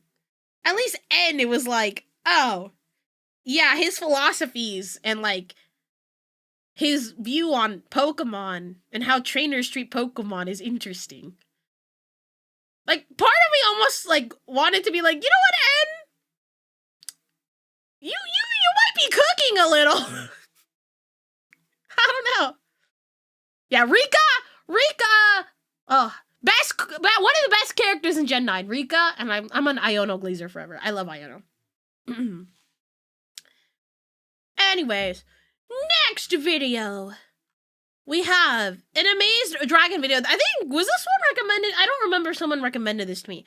But this video is called, Were the Ultra Beasts Once Normal Pokemon? See, here's my thing. I don't know if I consider Ultra Beasts Pokemon. Because they're more like aliens? Question mark? Are they Pokemon or are they aliens? Because they're technically extraterrestrial. Like, they're not from this world. Because who knows? Maybe Pokemon only exist on that one planet, you know? They fit in balls, they are Pokemon, but it's like a special ball they had to make. They can't stay in, like, regular balls. So anyways, were the Ultra Beasts once normal Pokemon by Amazed Those living in other worlds, the Pokemon now known as Ultra Beasts, they faced an even worse fate. But I will not take any Blacephalon hate, by the way. I love that damn clown. how did I even come to that conclusion in the first place? Alola's trial bosses, empowered by a mysterious Z-aura. This same aura also surrounds Ultra Beasts. Unlike our totem Pokemon though, Oh my god, it's Ultra Beasts Meatokki. didn't just grow in size. Their worlds were hit by so much more. This is really scary, by the way. Across This is light horrifying. that it caused their bodies to change irreversibly, adapting themselves for better, or for worse, to their now alien ecosystem. But This is scary! how did Necrozma's light even get to these other dimensions? And why would it mutate Pokemon that we know oh so well into giant monstrosities? Well, according to the records coming from the Ultra Can I be honest? I forgot about these motherfuckers. Recon Squad, their ancestors were driven by greed, so much so that they desperately attempted to steal Ultra Necrozma's light. Their reckless actions caused Necrozma to shatter into thousands of fragments. These fragments, theorized by both Lily and Professor Kukui, are believed to be the Z crystals and sparkling stones that rained down onto our Alola region. But here is where things get strange. Ultra Necrozma's body didn't break apart in Alola. It happened in the dimension now known as the Ultra Megalopolis. So how did these crystals end up in our world in the first place? Well, Necrozma is one of the few Pokemon capable of opening Ultra wormholes, besides Solgaleo and Lunala, of course. Necrozma's scary. I've always been kind of freaked by Necrozma. So what's if, in its broken state, Necrozma unintentionally opened multiple wormholes across dimensions, scattering its Z-crystals, the broken shards from its body, through them? But it wasn't just the crystals that burst out of Necrozma. The very thing the Ultra Recon Squad's ancestors sought out, its light energy, also poured out alongside them. This light must have also traveled through the same wormholes, spreading Necrozma's energy across the many worlds. This is horrifying. And here's I love Buzzwole! I believe Hi, Tommy. Oh my god, Tommy, I haven't seen you forever, my guy. I almost said my goob.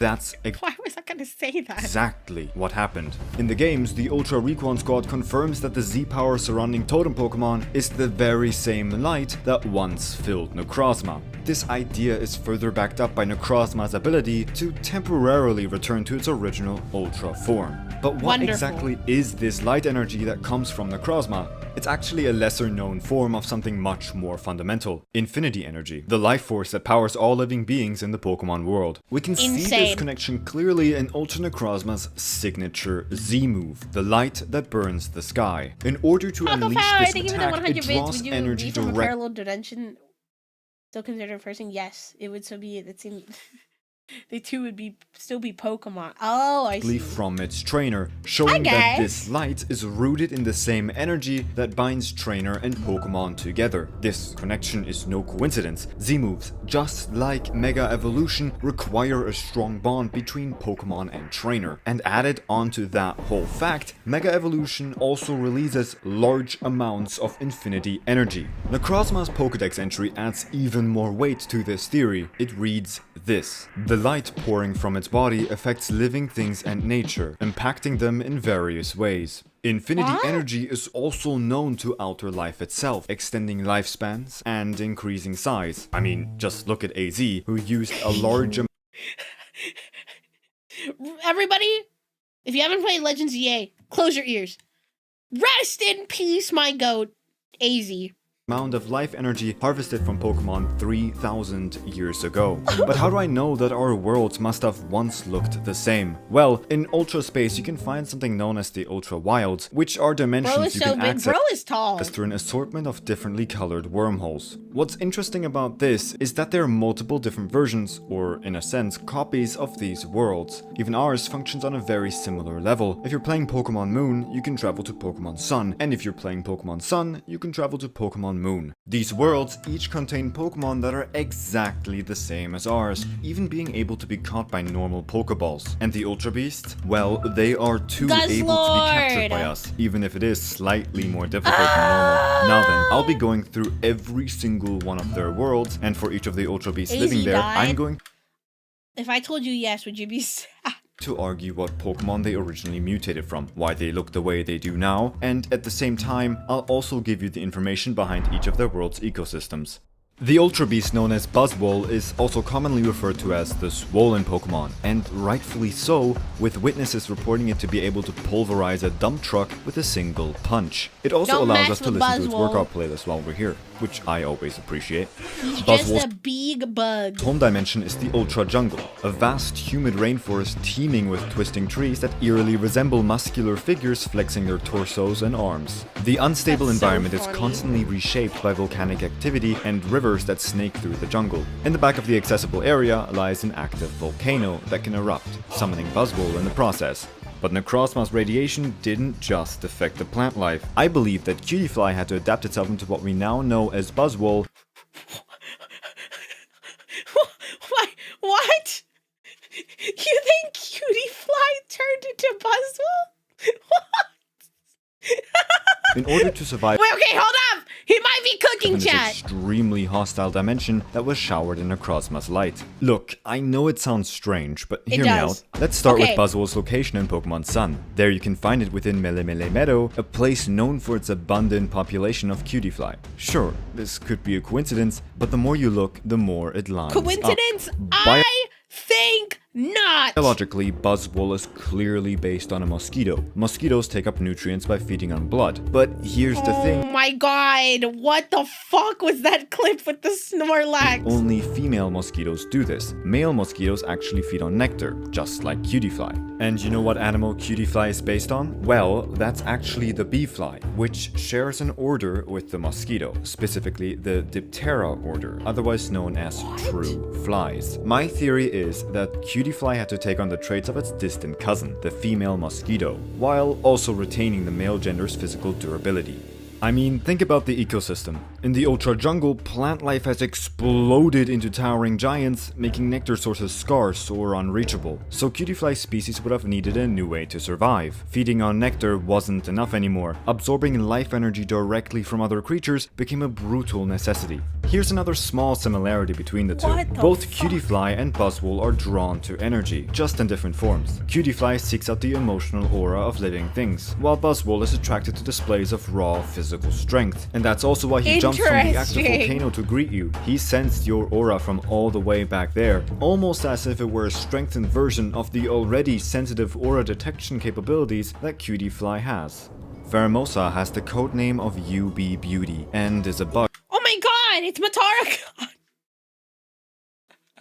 slash fighting type, just like Buzzwole. Unlike Buzzwole though, Pheromosa looks like a toothpick in a skirt. Pheromosa's home dimension is known as the Ultra Desert, which is a landscape that's filled with turquoise crystals and flowing sand. Several rocky structures are scattered around, and within the area that the player can access, there's a section where both Machamp Shove as well as Mudsdale Golop needs to be used. Which begs the question of how the right Pokemon even get here in the first place. Yeah, how does 'cause that we're happen? At least 1,000 Or is light it years just like one of those, like, just don't worry about it? away from Alola, and I don't remember paying for their express service. Actually, I don't think I'm paying for their service at all. Nah, whatever. When Necrozma's light radiation hit Pheromosa's home world, it did the complete opposite to what it did to Buzzwole's world. Instead of mutating plant life to create a lush jungle, it created a harsh, arid environment that had Pokemon become thinner and faster instead of larger and bulkier. That's scary. Now, who What do the I heck? think Pheromosa used to be before it was twisted by Hold up, Necrozma's let's hear him light? out! I think it's Serena, the fruit Pokemon. Think about it. Yeah, I could maybe see it. Both Pheromosa and Serena share long, powerful legs with an emphasis on devastating kicking moves. Their Pokédex entries also state that the two of them are shown to be remarkably beautiful, with Pheromosa's Dex entry even stating that it refuses to touch anything that it considers as unclean. Their learned moves are also pretty similar, with both of their final moves that they learn through leveling up being High Jump Kick. They also both learn dancing moves, with Serena learning Teeter Dance at level 34 and Pheromosa learning Quiver Dance at level 65. There are even more similarities between the two when you look at their stat totals. Both of their HP and attack stats are almost identical. Each of their defense and special defense stats are also the same, with Serena having 98 points in both and Pheromosa having 37. The rise in speed, as well as Pheromosa's decision to diversify into also having a high special attack stat, makes a lot of sense actually. In the Ultra Desert, defense means little when you're surrounded by razor-sharp crystals and blistering winds. Instead of evolving its bulk like Buzzwole, Pheromosa's ancestors adapted by sacrificing defense to become hyper-fast, agile predators, a better fit for hunting and surviving in a barren crystal desert. I love that damn The environment bear. also explains its typing. The once lush jungle Serena thrived in dried up under Necrozma's radiation, stripping away its grass typing. Its plant-like features fell away, leaving only the traits needed to outrun and outfight anything else trying to live there. Before we continue, I wanted to give a quick shout out to the awesome team over at Pokedoku who reached out to me and asked if I wanted to collaborate with them, to which I obviously said yes, Like because they Sudoku, gave but me the chance Pokemon? to make my very own Pokedoku, which I actually based on this very video. If you're not familiar with Pokedoku, it's a puzzle game where you match Pokemon to 2 intersecting criteria on a 3x3 grid. So if you're as interested in Ultra Beasts as I am, then go check them out. I've got This would hurt my brain. them linked in the description. I promise you guys, you won't regret it. It's a lot of fun. And hey, if you've enjoyed the video so far, then also consider subscribing to the channel. I have got a lot more planned that I would love your support for. Now then, where were we? Celesteela, the Ultra Beast known as the launch Pokemon, is a massive Big. This is scary. rocket-like creature that towers over its surroundings with It's just well, like- the power to blast I don't know. The shape of it just scares me. I don't know what it off into is. the sky using high-pressure propulsions from both its arms and torso. Its home dimension is known as the Ultra Crater, which is a large, expansive world with several, well, craters that are filled with a Big green hole. substance. The land has what looks to be metal pipes growing as roots throughout the rocks, which are also likely to be Celesteelas. A few red monoliths are sticking out of Wonderful. the ground, as well as several geysers, which are consistently shooting out steam. The world is frequented by earthquakes due to Celesteela launching themselves out of the ground and into the sky. The atmosphere is tinted a sickly yellow hue due to the geothermal activity from the geysers as well as the Disgusting. Celesteela.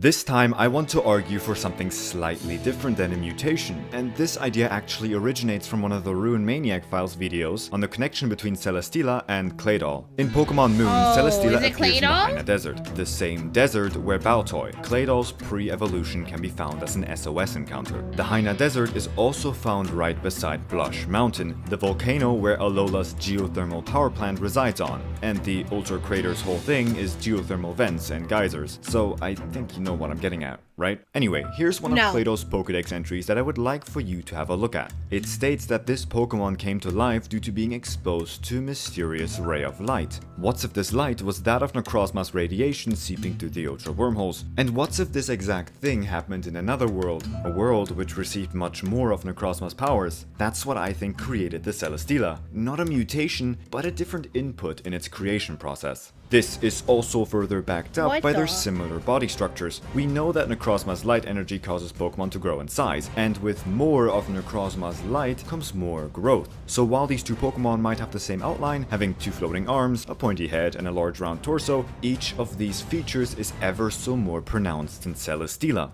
What about the world itself? The sky is streaked with strange layered bands, Yeah, which is how did that actually something that happen? can happen here on Earth too. Specifically in volcanic or desert regions. They're caused by geothermal vents pumping a large amount of heat and gas into the lower atmosphere, which then creates layers of different temperatures and pressures. We also know that Celesteela has a habit of rooting themselves into the ground and draining a location's energy. So what's if the Celesteela's creation, all those thousands of years ago, slowly drained the world of its life, turning the once lush land into the now barren landscape filled with what I presume to be sulfuric craters.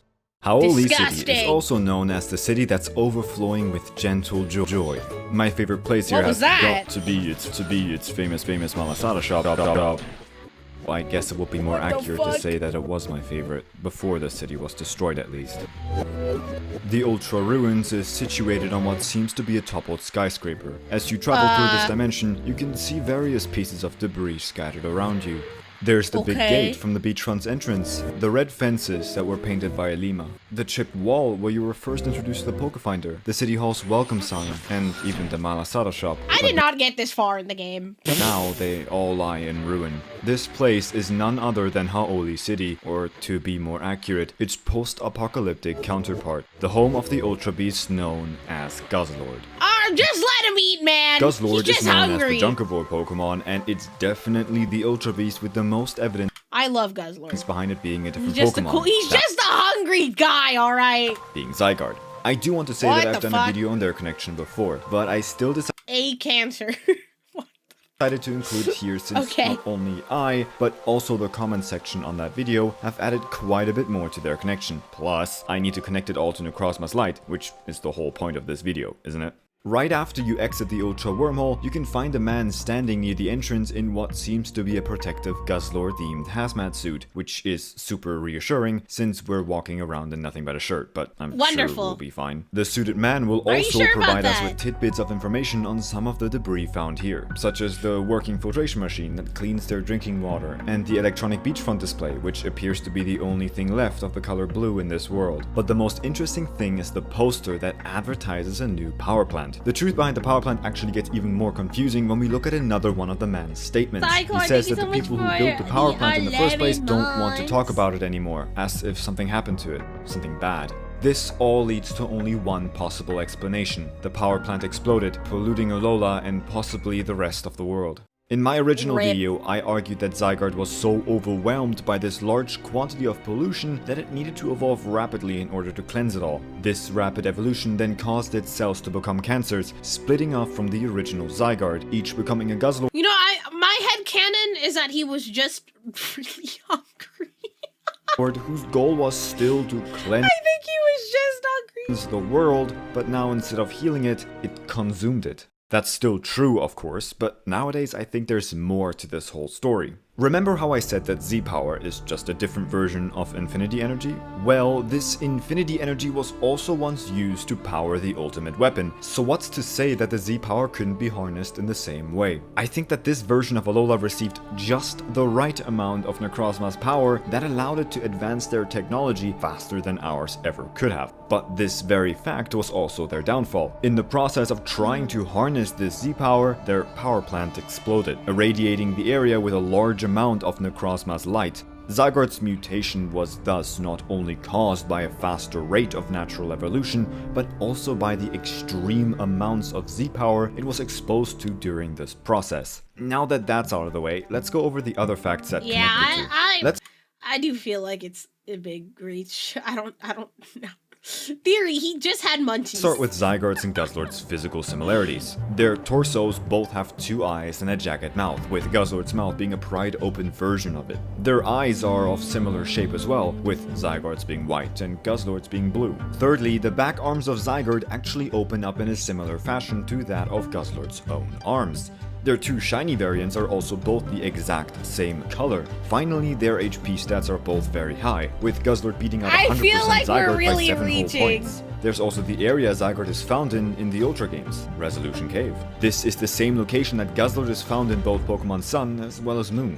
For the last piece of evidence, we can actually turn to Guzzlord's own creator, James Turner. Oh? He actually mentioned that the two of them look similar intentionally, as he designed Guzzlord while using Zygarde as inspiration. Cyclone, thank you so much for the Zerk raid. tree Welcome is in, known as the Raiders. For glowing- those joining here, hi, my name is Poseidon. I'm the goddess of season and horses. I'm a VTuber, the VTuber talent music. Mythos, thank you so much for the raid. Welcome in, Raiders. We were just watching some Pokemon videos and we're gonna play some Pokopia later. Thank you so much for the raid. Pokemon, which fits, especially since it lights up like a Christmas tree. Its Zerkatry. homeworld is called the Ultra Plant, a storm-ridden dimension Zerkatry Loki scares me too. that suffers from frequent lightning strikes. Large monoliths are visibly protruding from the surface of the planet, and in the distance, you can see various sizes of circuitry. They range from small ones running around the monolith itself to giant ones, which we can see towering off in the distance. Now, I will admit, circuitry was tricky, but I'm still pretty confident about my answer. I think its Okay. ancestor is Rotom, and here is why. As I can kind of see you it. know, Rotom can inhabit a variety of appliances, but they can also True. travel large distances within electrical wiring. What I believe happened here is that the Rotom who possessed these electrical cables got hit by so much of Necrozma's light that they not only fused together with the wires themselves, but also grew in size. And before you know it, they covered the entire surface of the world. But it's not all just speculation. Both of their base stat totals are quite similar. Their HP and attack stats are almost identical, with the same happening to their defensive stats. Their highest stat is also their special attack, with Xurkitree of course beating Rotom in every metric, but that's to be expected with an Ultra Beast that was irradiated by infinity energy. Then you have their typing. Xurkitree is a pure electric type Pokemon, while Rotom is an electric/ghost type. But you know which of the two Rotom actually retains when it inhabits electronics? It's the electric type. While it would usually gain another type based on the appliance itself, in this case, the wiring would just amplify its electricity instead. And that now, makes sense. location-wise, Xurkitree can appear in both the Lush Jungle and Memorial Hills, but what I would like you to look at is the Memorial Hill location specifically. Yes, you can't find Rotom there, but it's also a graveyard, a location ghost type such as Rotom would feel most at home in. Something I want to quickly add on too is that you can actually encounter Phantom Trevenant's pre-evolution in here as well. Trevenant's a tree Pokemon that's known to use its roots as a nervous system. And, well, Xurkitree's body structure strangely resembles that So are we saying is also Trevenant? of a neuron. Plus, it also uses its cables as roots. But, well, that's just something to think about, I guess. Next up, Nihilego, also known as the I love that Parasite thing. Pokemon. It lives in a dark dimension that's filled with caves that include several colorful rocks, which are Jellicent? Question mark? shaped like various flora that shine like diamonds. The area we get access to allows us to travel through a small pathway, where Nihilego can be actively seen Coded. traveling throughout the It do area. be me And who coded. did Nihilego mutate from? Well, I think it's the overturning Pokemon, or the more common Oh, Malamar. name, Malamar. Malamar is known to have the The IUD Pokemon. strongest hypnotic powers of any Pokemon, using it to force others into doing exactly what it wants them to do. Raid and run now. Nihilego, on the other hand, You're good. Thank you so much attaches for the itself raid. to a I host's head, appreciate it. not Have a good manipulating day. the host directly, but instead boosting their innate abilities to an extreme extent through the use of neurotoxins. Oh my Both God. share a mind alteration Evil Lucamine? Hot. theme. It's just that Nihilego amplifies their powers instead of directly controlling it, and I think that the mutation twisted Malamar's hypnotic powers into that of a chemical neurotoxin. But why? Well, I think that Necrozma's radiation actually affected Malamar's strategic mind the most. It was hit by so much of Necrozma's power that it not only lost most of its intelligence, it was so damaged that its mind was reverted to an almost childlike state. And that's also why we sometimes see it act like a young girl. The only That's so thing sad. remaining is the need to control others. We can also compare their physical features. Nihilego and Malamar are both modeled after sea creatures, one being a jellyfish, while the other is a squid. But is that really the case? Squids actually turn this white coloration that Nihilego has when they pass away, and that's due to their special pigmentation cells called chromatophores, which allows them to change their color. Since Necrozma's light damaged Malamar's brain, it became incapable to unconsciously manage these cells anymore, which caused their bodies to turn a pale white color. Oh, That's and also their shiny scary. forms use the exact same color scheme of white and yellow, which is interesting. I would argue Malamar's a little more green, but I think we're reaching a little here. There's also the fact that Nihilego are actually capable of creating illusions, such as making itself and its allies vanish, as well as being able to see other people's memories. Both of them being leftover psychic abilities from Malamar explains why a rock and poison type would even have them in the first place. Kartana is a rather interesting Ultra Beast, and is Just also beat referred sword. to as the Drawn Sword Pokemon, which makes sense since its body is described to be able to cut down a steel tower with one stroke of its blade. Kartana's homeworld is that I of don't a like that. gigantic green valley that's fittingly dubbed the Ultra Forest. The leaves on the floor resemble origami paper, and the ground appears to be modeled after a Japanese rock garden. At the end of the winding path, you can encounter Kartana, who slashes a large rock in half before challenging you to a battle. The Ultra Forest is It's just Roarnor's. inhabited by other humans, which is Yeah, where did these people come from? actually what led me to believe that Kartana was once Honage and its evolutionary line. That makes sense. My theory here is that Necrozma's radiation didn't just mutate the Honage line into Cortana, it actually inverted the common relationship between sword and wielder. Honage isn't actually the sword itself, it's the blue eye on the handguard, which is also a parasitic life form that uses the blue cloth to drain the lives of other people. With the Z power that Necrozma expelled also being the equivalent of life energy, I think that Honage's evolutionary line gained a more powerful version of their siphoning ability that then allowed them to keep their user just alive enough for them to function, but never enough to fight back. It now wields people. Here's the evidence for it. The first person that greets you as you walk into the Ultra Forest is an older man who is actually capable of speaking the same language as we do. He lets us know that we must either capture Cortana or cut it down in a duel. But what he's actually saying is that we must either show Cortana that we can overpower it, or we must take it with us. A prominent characteristic found in parasitic organisms that allows them to spread and infect others. What I found to be the most interesting, however, is that no one else here actually speaks our language other than him. Everyone else here uses vocabulary that's actually a direct reference to Kendo, which translates to way of the sword. Every old man here owns a Cortana, with them immediately challenging you to a duel after they lock eyes with you, which makes complete sense actually, especially when you take a look at Aegislash's Pokédex entry, which lets us know that it's capable of controlling and manipulating humans to do their bidding. But here is where it gets tricky. Cortana is modeled after a katana. However, Honage is actually modeled after a broadsword, but that actually leads me back to Honage's true form, with it just being the eye on the hilt, not the sword itself. So it inhabiting other swords, or even origami material to become a sword, makes sense, especially when you consider the fact that it's spread to other regions, and there broadswords aren't as widely spread around as they are in European regions, for example. Now what about the world itself? The environment in the Ultra Forest resembles that of a traditional Japanese rock garden. These gardens are built in order to achieve a sense of spiritual peace and reflection, a place where you can retreat into your mind and let your thoughts wander. A pretty easy target for katanas who want to control your mind, don't you think?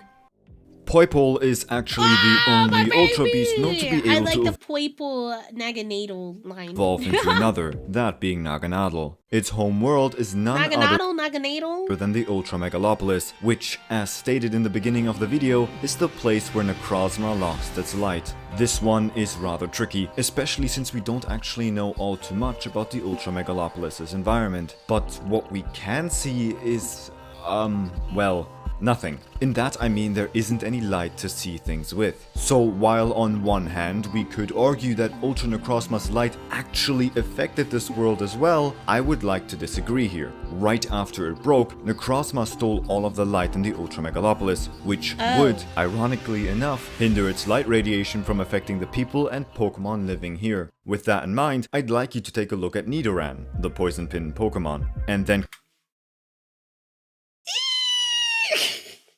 compare it to Poipole, the Poison Pin Pokemon. They're both purple, I guess. Both are base poison types, both have 2 evolution stages, both secrete toxic chemicals from the top of their head, and finally, both are common early found Pokemon, with Poipole's Dex entry even stating it being a common choice for a starter in the Ultra Megalopolis. There are 2 Ultra Beasts that I haven't talked about so far. Stakataka! Sorry, I really like saying Stakataka. Namely, Stakataka and Blacephalon. Both of these Ultra Beasts don't actually have a world of their own, so I sadly can't go. What would come close to both of these though? What would mutate into both of these? Show you what it might look like, but we can speculate. Blacephalon could have originated from a world where everything, even the ground, is unstable and constantly blows up. And for Stakataka, I think it could have actually originated from a world entirely made out of Stakataka, like a giant hive mind. I would like to leave it up to you to decide which Pokemon they could have come from. I've got my own ideas and speculations, sure, but I think it would be fun to discuss that together in the comment section with you all. Electrode wouldn't be, I feel like, too much of a stretch. That makes sense. Steelix and Electrode? Yeah, I could see both. Interesting though. There were some of them in there. I was like, I don't know. But overall, pretty cool. I did not actually know that much about the Ultra Beast because I just didn't know. I just didn't know. Anyways, we got one more video left for the day. Oh my god. Is that Miss Roa and the Cool Kids? Thank you guys for the raid! Thank you. For those who are new here, hi, my name is Poseidon, the goddess of the seas, earthquakes, and horse, and I'm a VTuber, the VTuber talent agency, Mythos! Thank you so much for that raid! We are just reacting to Pokemon videos, and then we're gonna play some Pokopia after, because I have really bad brainworms, and I low-key bombed my exam today. So, I'm gonna make myself feel better by playing a lot of Pokopia. Cope. Oh my god, wait, Roa, did I not give you the wrench? I'm gonna give you a wrench. Watch out, guys. Add as moderator. I'm not entirely used to the YouTube moderating. My mods don't like touching the YouTube moderating thing. They're like, Sai, please don't make us mod on YouTube. And I'm like, yes, you are modding on YouTube now. You are now modding on YouTube. Ha ha ha. Pokopia. Ha ha ha ha ha. Twitch just has better tools. Yeah. YouTube, step it up, man. I love YouTube. Please step it up. Mod check. I think I actually need to mod some of my mods on YouTube. I keep forgetting. It's not as easy to mod, I think, on YouTube as it is on Twitch. Sacrifice to the red button! mod here. Oh, how was your stream, Rama? I think I was lurking for a little bit while I was setting up. How was Pokopia? I love that damn game. I too have Pokopia disease. Smiles. You know it's bad, right? When like all you can think about is Pokopia and like how you want to build stuff. Oh my god. So bad. Thank you, Pokemon, for cooking once again. This will keep me busy as I patiently wait for Gen 10. They are motivating. Yeah, my mods are scared of me, that's what it is. Feel free to go raid and run. I know it's late for you. I know, so don't feel pressured to stay. I've just been watching videos and yapping. That's all. I want Gen 10 today. Trust me, I do too. But I've said it before and I'll say it again. I don't mind waiting an additional year for Gen 10 if it means that the game is gonna be good. Like I honestly, I'm okay with it. I have a personally, because I have a lot of other games I can worry about right now. So she can drown us in our little basement. What basement? Wait, what basement? What are you talking about? I don't have a Switch 2. I don't know when they're gonna, I think Micro Center had them on sale, like, by like $100 off not too long ago, but maybe I'm crazy. I was very, my chat gifted me a Switch 2, so thank you. I don't know if Mac Attack's in here, but thank you.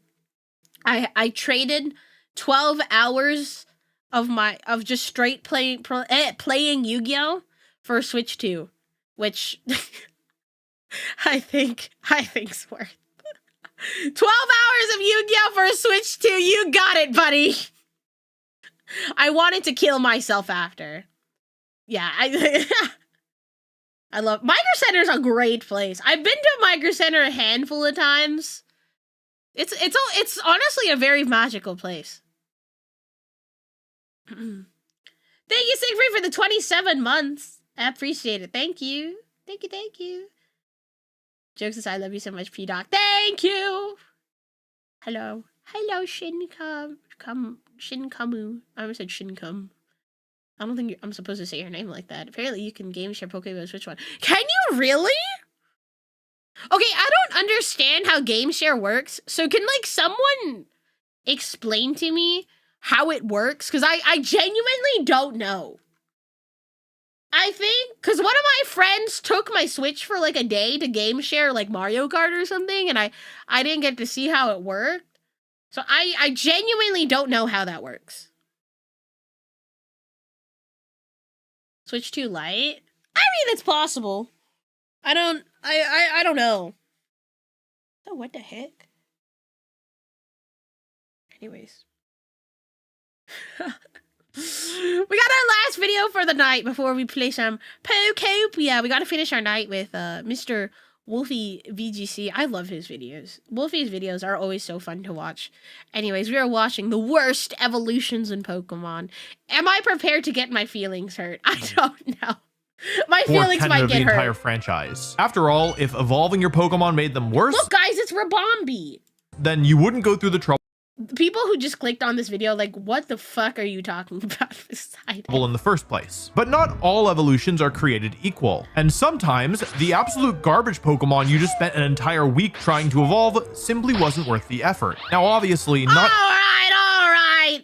I will not take any Garbodor slander. every I love Pokemon is that supposed to damn be a big trash hit. man. Your Route 1 bug Pokemon shouldn't be as strong as your endgame dragon. I made an entire video breaking down why it's a good thing that some Pokemon are stronger than others, and how within a generation of Pokemon, it's good to have a whole wide spectrum of strength. But what I think is really interesting is when a Pokemon's evolution comes in a later generation, sometimes over a decade after the original Pokemon was introduced. Annihilate P. Starting in Generation 2, It Game makes Freak me wonder what, like, other evolutions, like, we're gonna get in Gen 10. Like, new evolutions to already existing Pokemon. That's always exciting. began introducing new evolutions to existing Pokemon lines, with a major wave coming in Generation 4. Now, I can tell you as somebody who was a kid when Diamond and Pearl came out, these new evolutions were really cool. Pokemon that I thought were finished, having already reached their final forms, were suddenly bursting with new potential that I'd never even considered. And interestingly Yes! enough, it's Like, Dunsparce. The Dunsparce. Is it Dunsparce? Yeah, that one's peak evolution. I'm not even being sarcastic either. I just think it's so funny that its evolution is just like one more link to the Pokemon. seemed like the Pokemon being given new evolutions were Pokemon not quite strong enough to keep up with competitive play at the time. Like, let's be honest, Roselia and Piloswine are not doing much against Garchomp and Cresselia. But not every Pokemon given a new chance at competitive viability was taken seriously. In fact, some of them appear to be a big joke to the big Pikachu pulling the strings. And it was one of these Pokemon that actually made me want to make a video about this in the first I love Magikarp. place. Magikarp low-key sucks balls though. A Pokemon introduced in Scarlet and Violet, the Dunsparce. The Dunsparce is the Generation 9 evolution I think this evolution's so to the silly. Generation 2 Pokemon, Dunsparce. Now, Dunsparce is something of a fan favorite within the community, in part because it's goofy looking, and I think is also in very part goofy because looking. it's just such a terrible Pokemon by competitive standards that it makes people love it. Terrible stats and bad typing combine to make a Pokemon that I can't even compare to a wet paper bag for fear of insulting the bag. But a beloved Pokemon with no viability is the perfect vessel for evolution. To use Dunsparce as a base, but improve it, fix its flaws, give it a fresh coat of paint and a new motor. Evolution is great because unlike regional variants and Mega Evolution, you aren't tied to the total stat points of the pre-evolution in any way when your Pokemon evolves. You want to just give it 100 more speed and I don't know, 50 more attack? Go nuts, kid. Evolution is also an Just opportunity use to modify Incineroar, typing. Lamau. Dunsparce's popularity resulted in 20 years of fan art imagining what secret wonders it was hiding. Maybe a huge dragon type with sprawling wings, putting the Salamances and Dragonites I don't know, man. I like Dunsparce. the world to shame. But that isn't what we got. Instead, Game Freak left Dunsparce alone for 23 years, only to finally break out the Dunsparce. What do you mean it's pink? It's so good. What are you talking Slightly about? longer Dunsparce. And you're probably thinking like, okay, but there has to be some kind of gimmick, right? Surely if they were going to make us wait for 2 decades, they'd be giving us a little more juice, right? And the thing is that, yes, the Dunsparce actually does have a signature gimmick. When you evolve your Dunsparce into Dunsparce, there is a 1 in 100 chance that your Dunsparce will be slightly longer. It'll have Wait, I did not know that. Wait, really? I actually did not know that. one more segment to Wait, I want it now. be exact. And that's it. There's no This reminds me of the time. So the only like Pokedex I like 100% finished was Sword and Shield. And I remember I was working on Sinistea, and I think I spent legitimately like 3 to 4 hours looking for a Sinistea with the authenticity stamp on the bottom. So I feel like I would do that with the Dunsparce. And then I did that in Pokemon, on my personal Pokemon Violet file, when I was looking for the mousehold with the singular child. Not the one with the 2 children, the one with the only child. Because that one's also, I think, a 1%. Shiny segment is an actual nightmare to hunt. I would kill Functional myself. difference between Dudunsparce 2 segment and Dudunsparce 3 segment. It's just a cosmetic difference. I guess you can so differentiate them by funny, calling the longer one Dudunsparce.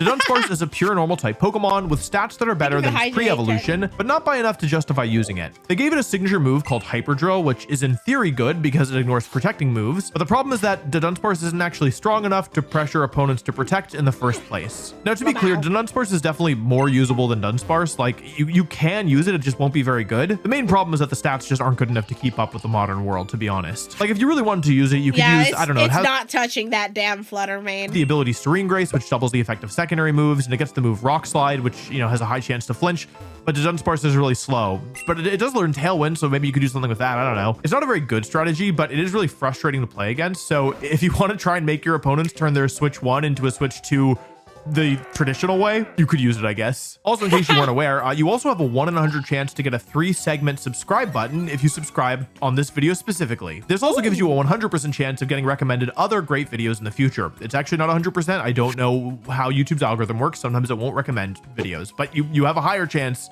if you subscribe. Now, obviously, a lot of these cross-generation evolutions are a big success. Some of the other Generation 9 evolutions in particular have been amazing. In Scarlet and Violet's first 2 years, Farigiraf placed 1st and 2nd at the World Championships, and Annihilate and Kingambit have both put up a ton of results too. But talking about Dudunsparce really got me thinking, what other cross-generational evolutions have missed the mark? One that I was personally really disappointed by was Kleavor.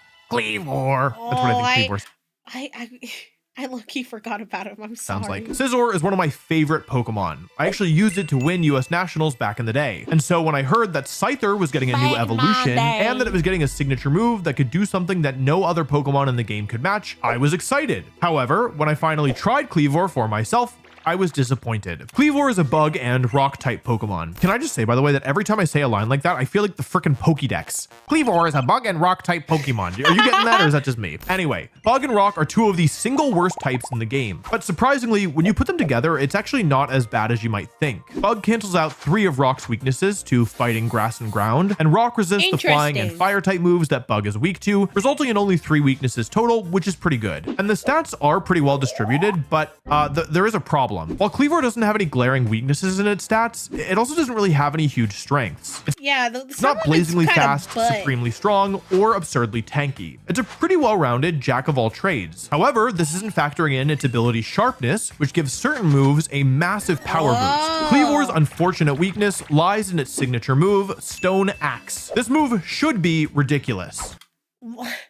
I see the 90% accuracy and I'm like, It's a rock type move that, when it hits a target, sets up stealth rocks on the opponent's side of the field. Stealth rocks cause any Pokemon switching in on the opponent's side to take damage based on how weak to rock they are. They're normally not worth setting up because in the official competitive format, you only bring 4 Pokemon to any given match, and 2 of those Pokemon start out already on the field. So even if you get stealth rocks up turn 1, you might only ever damage 2 Pokemon with them before the end of the battle. Stealth rocks normally can only be set up by using the move, well, Stealth Rocks, which doesn't do anything except set up Stealth Rocks. I'm never going to be able to say Stealth Rocks again after this. Now, of course, if there were a better way of setting them up, of course you would love to have them. Breaking Focus Ashes and dealing a quarter of Incineroar's health every time it switches in is great, but it's just not worth spending an entire attack for. What makes Kleavor so appealing is the fact that Stone Axe sets up the Stealth Rocks while dealing damage. But Stone Axe is also the problem. You might think that the issue is that it's a relatively weak move, coming in at only 65 base power. But remember, Kleavor has the ability Sharpness, making Stone Axe a perfectly respectable attack. The true issue is that, for some reason I cannot fathom,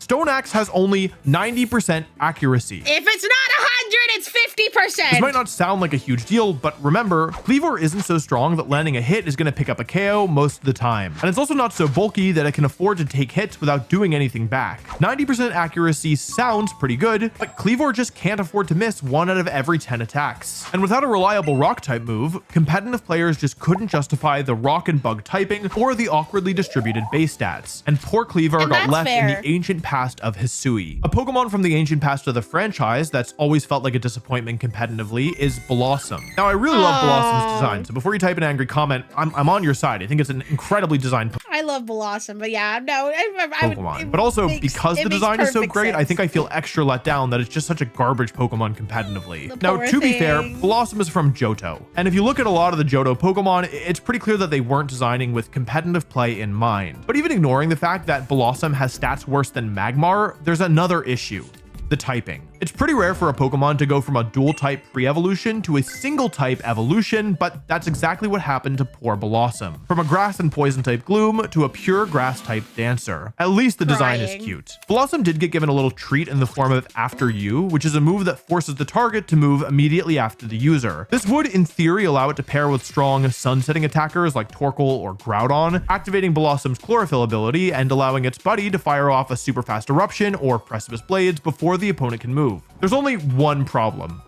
Okay, there's several problems. There's a bunch of Pokemon that do this better. Also, for whatever reason, Blossom is actually really slow, so even in the sun, it's not necessarily going to be outspeeding all the Pokemon you would want. Now, I did just mention Magmar, and that's actually another category of Pokemon that I want to talk about. Specifically, I want to talk about evolutions that only matter because they happen to make their pre-evolution better. This is only possible because of the Eviolite item, which increases both... I remember, because I remember during the Wild Zone Scramble, my chat was like, Poseidon, don't evolve your Honedge into Aegislash, and I accidentally did, because chat was like, you should build Eviolite Honedge, and I was like, no, I didn't do it. Defensive stats by a whopping 50%, but only works on Pokemon that can still evolve further. Eviolite tends to be pretty decent on these cross-generation evolutions because the starting Pokemon was designed intending to be the final form. Evolutions like Magmortar, Electivire, Honchkrow, Blissey, and Tangrowth see basically zero use in competitive play, because by evolving, they lose access to the Eviolite item, and their stats don't increase enough via evolution to actually justify using them. It's worth noting that most of the Pokemon that shine in this category are support-oriented Pokemon, not intending to do damage, but instead to fill a utility role. Magmar, Electabuzz, and Tangela support the team with redirection, while Murkrow offers speed control in the form of Tailwind. Murkrow is an interesting case because while its stats aren't amazing even with Eviolite, it's still always used instead of Honchkrow because Honchkrow loses access to the incredible ability Prankster. That is so interesting. When it evolves. Now, funnily enough, Chansey is the exception to this rule. When Chansey has been seen in competitive play, it's normally as this kind of terrible raid boss that is one of the most frustrating Pokemon to go up against. Now, it hasn't been used for a couple of years now, but the way the strategy used to work is that you would pair Chansey with a Pokemon like Shuckle or Carbink, who knew the attack Guard Split. Guard Split averages the defenses of the user and the target. So if Chansey has 60 defense and Shuckle has 300, they would each end up with 180 defense. Importantly though, this average happens before the Eviolite is applied. So Chansey's 180 defense is actually 270. This is what makes Blissey irrelevant. Even though its base defense is literally double Chansey's, that sounds more impressive than it is. I mean, it's base 5 versus base 10. 5 points higher sounds a lot less impressive than double, whatever. It doesn't really matter because when you factor in the Eviolite, Blissey is actually way less tanky than Chansey, even when you don't factor in Guard Split. Now, this next one isn't exactly a cross-generational evolution, but it's also not a cross-generational evolution. I don't really know where to put this one, but basically I want to talk about Alolan Raichu. Alolan Raichu was added to the game right after I won the World Championships with regular Raichu. And maybe it's because I just like Raichu, but over the years I've tried to make it work a couple times and it has always fallen short. The issue is really that Alolan Raichu is set up to be this fast special attacker, but at the same time, it is tied to Raichu's stats, which just aren't very good. And that means that you have Alolan Raichu who's this like special attacker in theory, but it's actually not that strong. Now, Alolan Raichu does have a signature Z move and a signature ability, plus it's got one of the best shiny forms in the game in my opinion, but if you want to actually win, Alolan Raichu probably won't help you get there. Okay, as long as I'm bending the criteria a little bit, I want to talk about some mega evolutions. Now, technically, this is an evolution that happens in a later generation, so don't yell at me in the comments, okay? Now, the biggest offender of any of the mega evolutions is, in my opinion, Mega Garchomp. You would think that giving one of the single best Pokemon of all my baby. Oh, my baby. time, a new form with 100 more stat points would create a monster that could ruin competitive play, but somehow Game Freak managed to make Mega Garchomp worse than regular Garchomp. For some reason that I truly cannot fathom, they dumped 40 of its new stat points into its special attack stat, which is almost maximally inefficient since it wastes as many points as possible while still not being enough to actually justify using Mega Garchomp as a special attacker. Even worse than the special attack though is the fact that for some reason, Mega Garchomp Garchomp Z.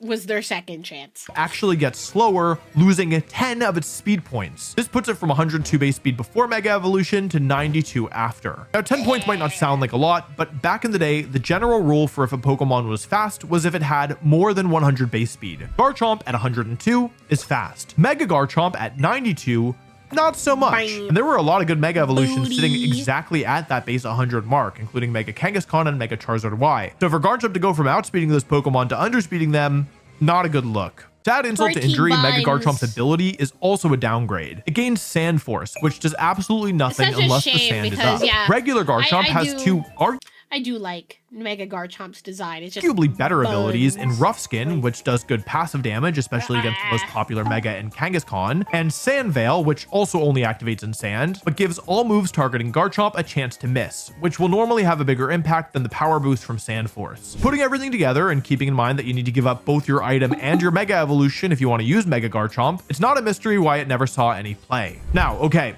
I can't figure out if one of my all-time favorite Pokemon actually belongs on this list. That's not true. It certainly doesn't belong on this list, but I want to talk about it. I think people want it on this list. Anyway, so that's what I'm going to do. What do y'all know about Chimecho? So Chimecho doesn't technically belong on this list because, like, rather than being a Pokemon who had an evolution introduced later on, instead it's a Pokemon who had a pre-evolution introduced in a later generation. And that's Chingling, baby. I think Chingling is probably one of the most forgettable baby Pokemon. I love Chimecho and I don't Chingling. have any kind of opinion about Chingling. Maybe people like it. I don't know if people like it. There's a Mega Chimecho now that is shaped like a Chingling. Tell me in the comments for sure. I love Chimecho's design. I love its silly little face, but I don't love it competitively. Listen, Fair. Chimecho isn't even the best non-legendary psychic type Pokemon introduced in Generation 3 with Levitate, okay? And that's not even comparing it to some of the monsters that they're letting out of the cages nowadays. My question is, if they were going to introduce a pre-evolution in Generation 4, why not just introduce an evolution instead? Chimecho is so bad that it's one of the only times a Pokemon has received a stat increase between generations. In Sun and Moon, Chimecho received a whopping 30 extra stat points. Wow, which is about a third of a Mega Evolution. points. And yet, it is so bad that it doesn't matter at all. Even giving Chimecho 100 more That stat points sucks. probably wouldn't have been enough. I'm hopeful that Chimecho will one day receive a little love. A Mega Evolution or a real evolution. But until then, it's staying in the box. There's other Pokemon that fall into this category too, Rip. like Sudowoodo getting Bonsly, Jinx getting Smooshum, and Mantine getting Mantike. But truthfully, I only wanted to talk about Chimecho because it's one of my favorites. Sorry. Anyway, there's only one more Pokemon that I want to talk about. You know in this what? I'll let you. It's your video. channel. One of the most bizarre looking Pokemon ever made, Probopass. Probopass is a weird Pokemon. He's so ugly. But I guess that's probably obvious. I mean, if you've ever seen this thing, you know that it's a weird Pokemon, right? Putting aside very the weird. creative design, it's also a weird Pokemon from a competitive lens. Probopass is the evolved form of Nosepass. I'm doing the Pokedex thing. Probopass is the evolved form of Nosepass. Beep boop, feed me Pokeblocks. I think it's Rotom, I don't know. Anyway, Nosepass also has a weird design, but this isn't a design video, okay? I'm talking about competitive. I'm talking about evolution. Who knows what I'm talking about, okay? Let me talk about Probopass, whatever, okay? Hold on. Nosepass is pretty clearly designed to be like the single stage garbage Pokemon you find in a cave that you used to be Flannery because you have nothing else, and then you leave it in your box forever, right? And again, that's fine. I don't have an issue with Pokemon being bad. Like, I think it's good for Pokemon to be bad, right? Especially during a playthrough of a game. But the weird thing about Probopass is, as far as I can tell, I think they actually tried to make it good. Let's just look at Probopass's defenses to start, okay? The HP is a little low, but the defenses are so high that they can probably make up for it. These are very good defensive stats, okay? And unlike many rock-type Pokemon, Probopass even has good special defense. The problem is when we look at the other stats. Not one of these stats Womp womp. I would put into the usable category. That being said, there are Pokemon out there that have pretty bad offensive stats and pretty bad speed that are still good in competitive play because they excel at supporting their team, like Amoonguss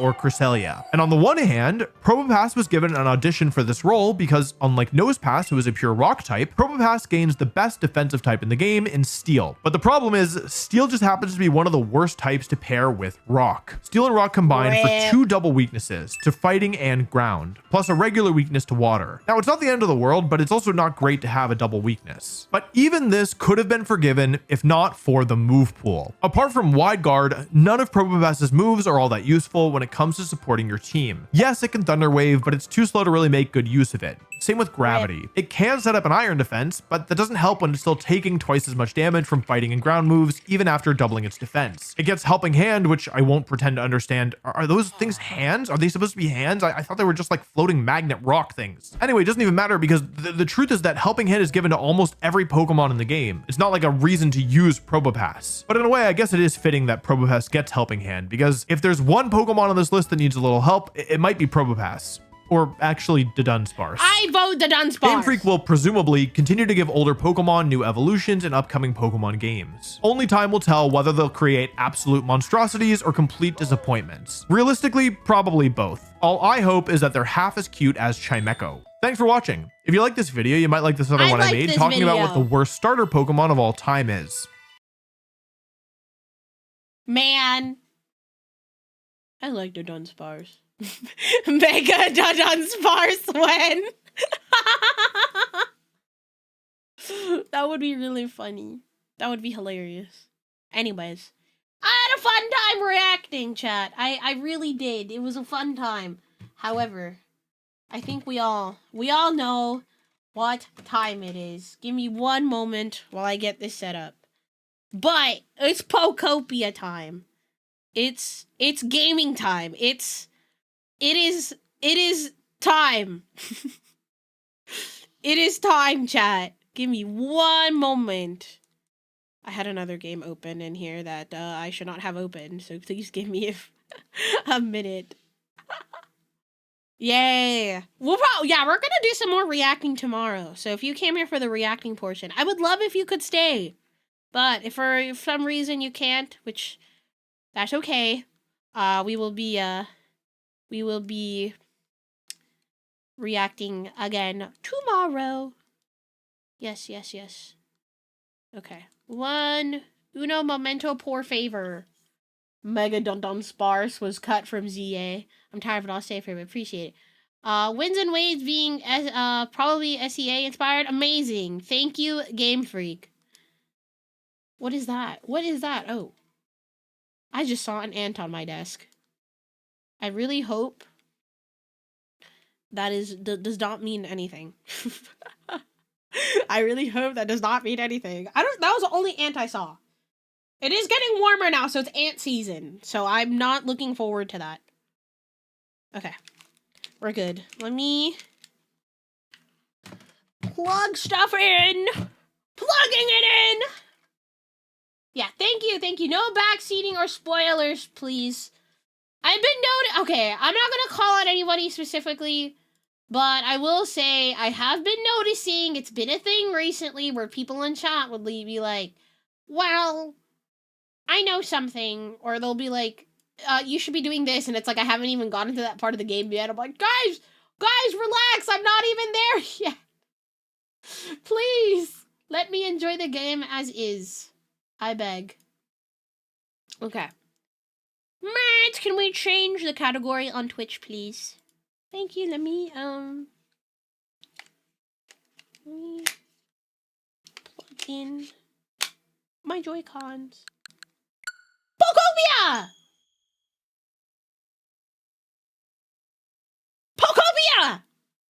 Pokopia! We're playing Pokopia! Pokopia!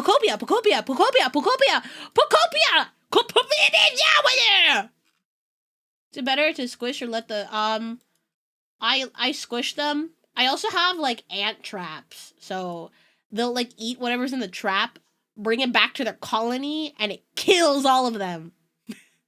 Those are my favorite ones. Those ones are, I have found the most success killing ants that way. Just like poisoning their food and letting them bring it back. Can you guys hear the game? Please tell me you guys can hear the game, right? What is this? What are my friends texting me?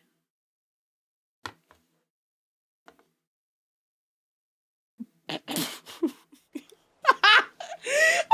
friend texted me a thing that said I show Speed saying he's looking for 30 to 50 crew members to help find the One Piece. Is this real? Hello? Okay, so I got to this area. So this is like a new area. So here's my thought process, right? Actually, let me move my model. Move me up a little. Yippee! Anyway, here's my thought process. So when can I?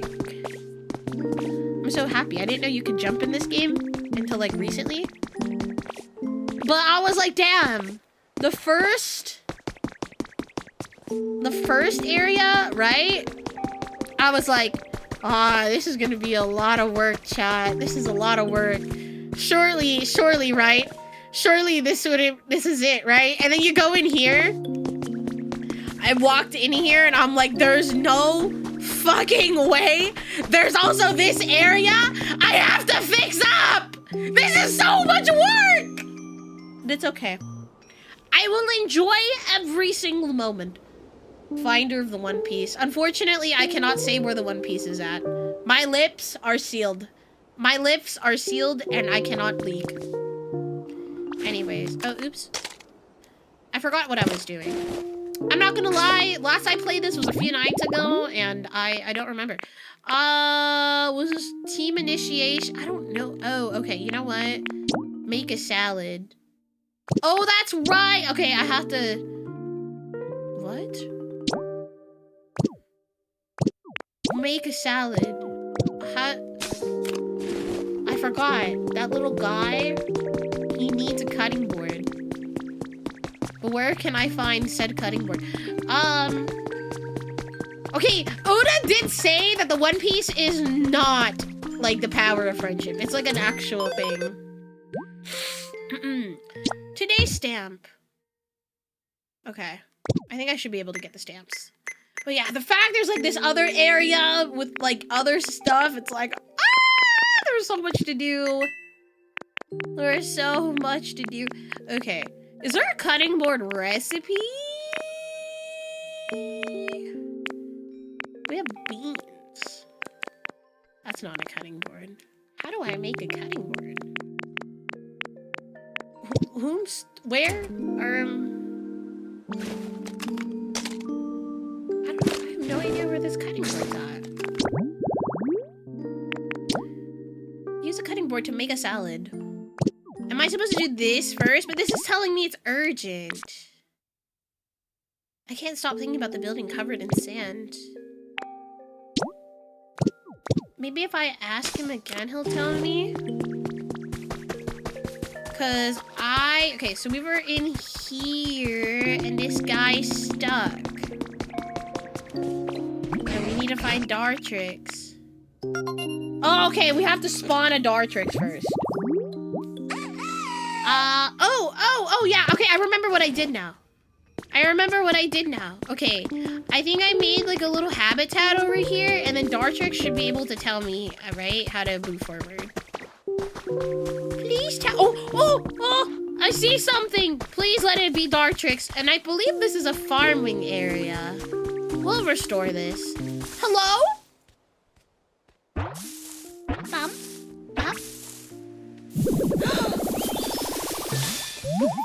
It's a Dartrix! Yippee! Rustle, flap. Wait, hold on a second. Rustle, preen, flap. There we go. Needed to make myself presentable first. He's a gentleman! Now then, hello there, it's nice to meet you. He's a gentleman. This narcissistic Pokemon is a clean freak. If you don't groom it diligently, it may stop listening to you. Oh my god. Alright. That's quite the entry. A message from your Pokedex. Did we register a ton of Pokemon? I earned a recipe. Please tell me it's a cutting board. That is not a cutting board, but I'll take the storage box. The storage box is kind of sick. The pursuit of beauty. Can you tell me what I do next? Hey Ditto, you okay? Why are you looking at me like that? Oh, I know. You want to discuss aesthetics and the pursuit of beauty with me, right? Can you make cutting boards? You want to make a cutting board, huh? That's cool. Guessing you came to me because you need the best, most beautiful cutting board you've ever seen, yeah? I can take care of that for you, no problem. But first, could you help me with something? See, I've always wanted a perch. Picture this, me perfectly poised on my personal perch, my own personal perch. I mean, talk about picturesque. Think you can put out a perch near my place for me? Oh my goodness. You are ever so demanding. Alright. Was there one in the shop? Why is the Pokédex so passive aggressive? I don't know! It's not a perch. Where's the perch? Do we have to make it? Do we have a recipe for a perch? For a perch? Hi, Score Bunny! Alright, let's see. Well, this could be considered furniture. Ah, there we go. We need 2 small logs and a leaf. Okay, that shouldn't be too hard. Oh, that's right. I have way too much crap. Okay, we're gonna have to put some of this away. We're gonna have to put some of this away. We need to find... Is this a small log? That is not a small log.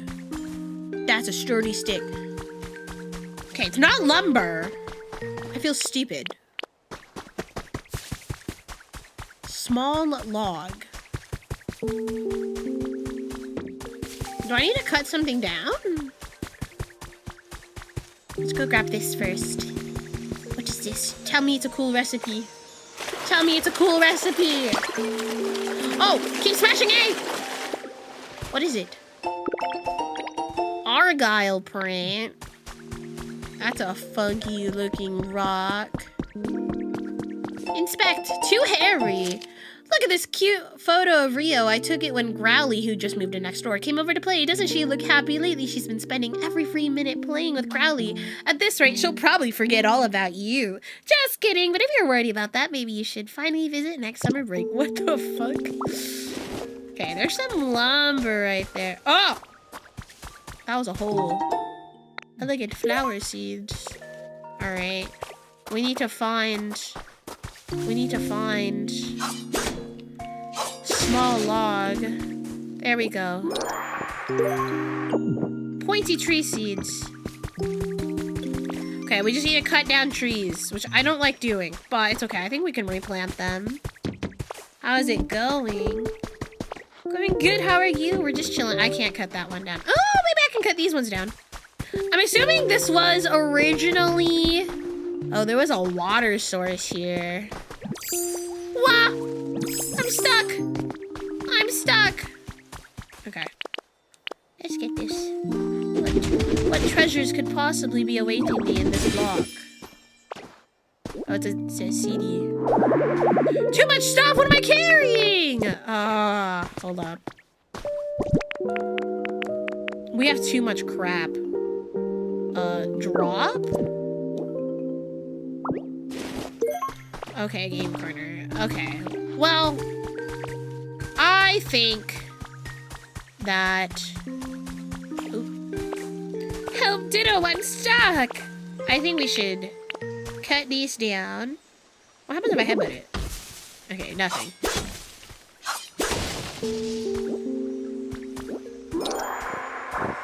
Perfect. And then, I think we can... There's some water here. We can let it flow. Get some of this. Get some of this nice. This. Oh. A choke move! Wait, is that a sprinkler? Wait, chat, that's a sprinkler. Wait, that's so cool. That's so cool. I did not know that. Can I harvest this? I'm carrying too much crap. We have water. Okay, let's go make you a perch now. I'm assuming I have to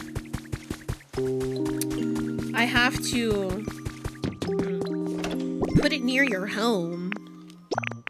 Oh my god, I have so much crap. I have not organized anything in here. Please don't blame me. I have not done like the whole chest system because I don't even have a house. Okay, now we can get that. Take one. Yippee! One perch! And then we'll put this right by Dartrix's home. Come here. Now. Here. Sit on it.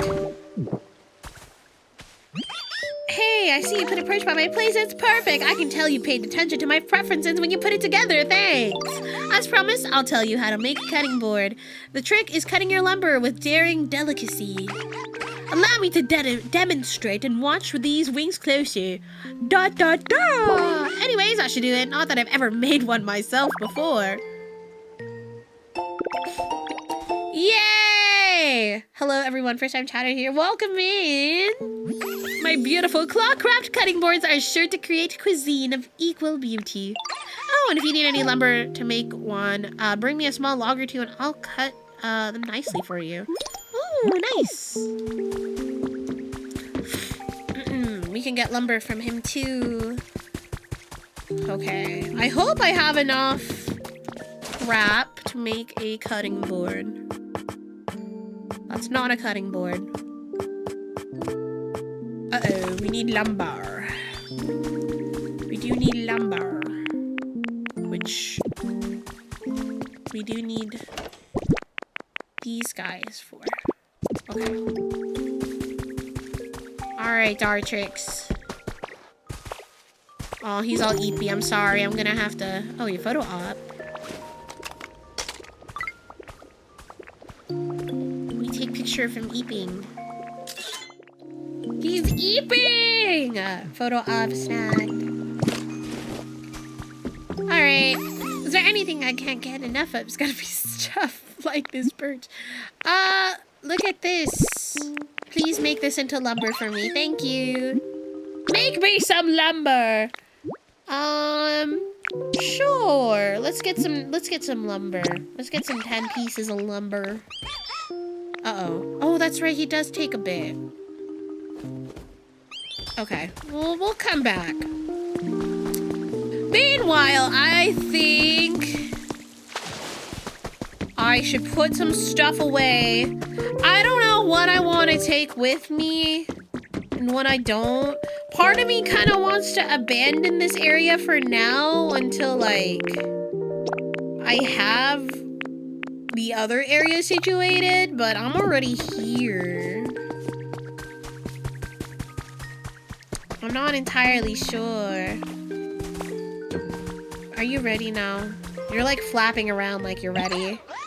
You need more time! You need more time! It's okay, we're gonna harvest these. Move! Move! Alright, maybe we can slowly restore this? Do we need to water these? Oh, we do. Is there, like, no way for me to, like... I guess I could... maybe... I mean, it looks like some of the water is going under, no? That's a better idea. And these plants are... They dying a little.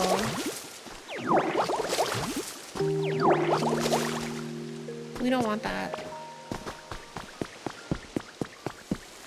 Alright, surely you're done now, right? Surely you're done now. What? More lumber. Should we have more? Oop. Give me more. He needs more time. That's a cool sprinkler. I kind of want to yoink it. But I want the recipe. I don't know how I want to fix this. I think... Because this is going under... Alpine grass? Okay, is it like Minecraft where if it goes under, will it still...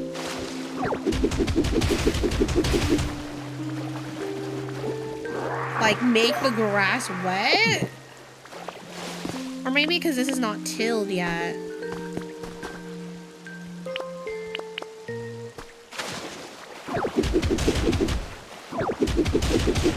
I kinda... I don't know if I'm doing this correctly. Oh.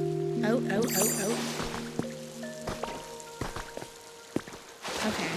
We do have water flowing this way. Oh, oops. Yeah, this place just looks pretty messed up. I don't think it's impossible to fix this, though. I wonder...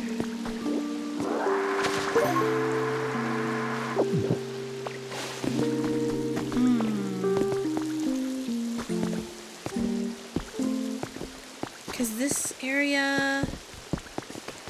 Okay, I think I'm seeing... These are supposed to be squares. Okay. So I think... A choke move. I think this area is supposed to look like that, and then... Where's my dirt? Is it the alpine grass? I guess I can till it, right? I can till it.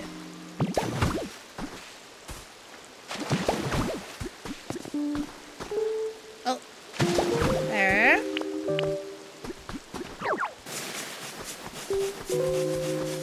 This move is so silly. And then we can till this. Oh. I didn't mean to do that.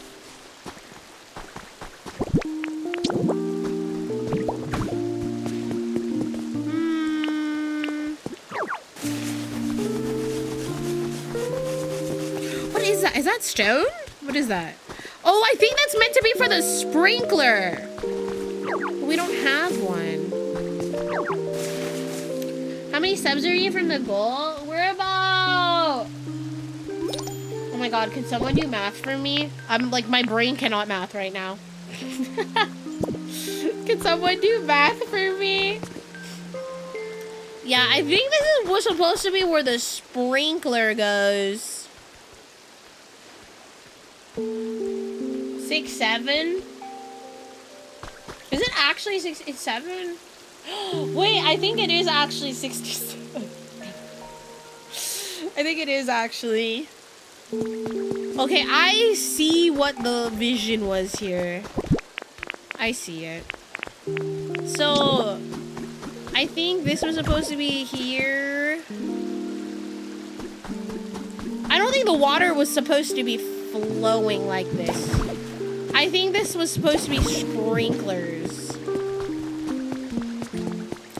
Okay, surely you're done now. Where'd he go?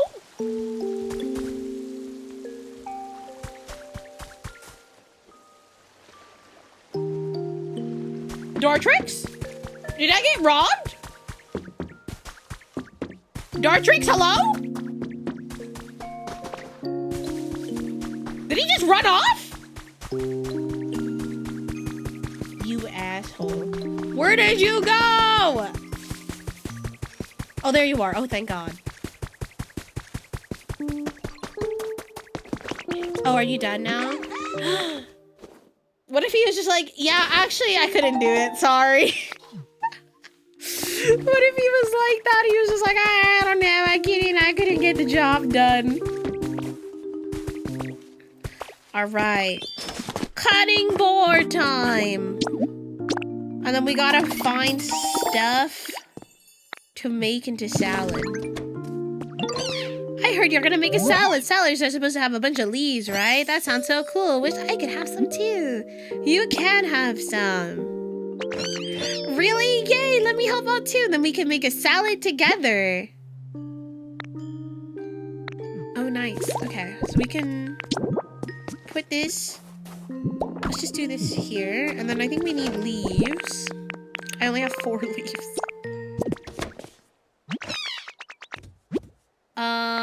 Okay. Cook. What do we need? Start cooking? Is it just supposed to be 1 leaf?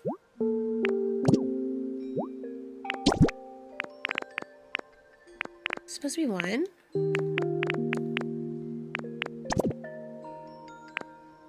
How do I remove it? Sure? It has to be 2 leaves, right? Start cooking, sure. 2 leaves surely make a salad. It's a simple salad. Yay, we made a salad. It looks delicious. I can't wait anymore. Time to dig in. Wait. It's delicious. I mean, I knew it'd be, but still, come on, Ditto, you gotta try some. Okay, he ate the salad.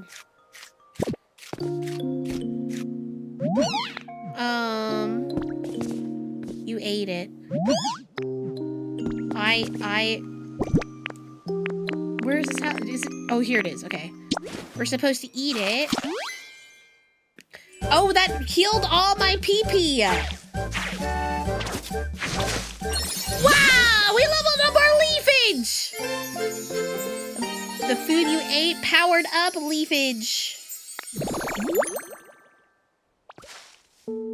That's so sick. Your leafage became more powerful after you ate the salad we made. I bet it's because we worked really hard together to make it. Preparing food makes it delicious, but I guess it also gives the food some kind of strange power, huh? I should go tell the professor and everyone. When leafage is powered up after you eat a salad, you can press, and hold DR. Is it only after I eat the salad? You can also use it on water to create aquatic plants, or on stone. Oh! By eating a salad. Oh, I see. It's sparkly. You guys can't see it, but it is sparkly in the corner. Interesting. Are we supposed to make another salad now? Okay, we'll make another salad. I'm going to bed. Good night. All right. We made the salad. And then we ate that delicious salad Ditto's leafage powered up. I didn't realize food could be so amazing. Heh. Well, do you believe me now? It's just like I told you, isn't it? What does leafage do when it's powered up, as you say? It seems like it can grow grass, like really, really hard. Rocky ground. You see, salad is made with leaves, so it makes sense it would affect plants. I'm genuinely impressed, but how will this help us cut that shade? It's just a warm-up for the next dish I'll teach you that powers up something else. Why didn't you teach us that dish first? Are you sure you really want out of this barrel? Well, a good meal starts with a nice starter salad, doesn't it? Anyways, forget all that. Here's the next song. Pat, pat the dough. Knead up all that wheat. Bake in a bread oven with your breads ready to eat. Ah, so this time we need a wheat and bread oven. What's a bread oven and how do you make one? You know, I haven't the faintest clue. Well, a bread oven is just that, an oven, but it's round and made of stone. When you light a fire inside it to bake your bread, lovely light puffs of smoke come out from the top. Hard, round, and smoky, huh? That sounds like Torkel. Maybe Torkel can teach us how to make a bread oven. I'm not sure that's how these things work. What do you think, Sai? Sounds like a great idea. Where are we gonna find Torkel, though? Well, if you say so, Sai, you might be right. Either way, we have no other useful leads at the moment. Go ahead and find Torkel and see what they have to say. Soon they'll get the Sai bread. True! Torkel loves a hot spring in the cave, but I bet you'll find them in no time if you set up a habitat in there. Let me guess, it's like a mossy? Yeah, mossy hot spring. So it needs to be moss on hot spring water. Okay. You can grow moss on stone and hard ground by using leafage after eating a salad. Okay, so we're gonna have to go run back in there. Hot spring time! I think there was water on the right. It's not that. Yes. I think it's this, right? I'm not crazy.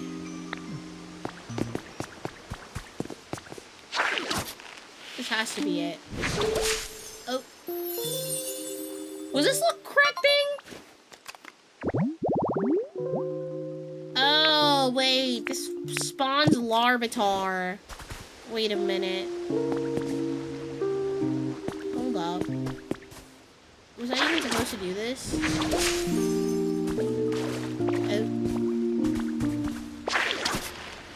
Is this how it works? Is this... hold up.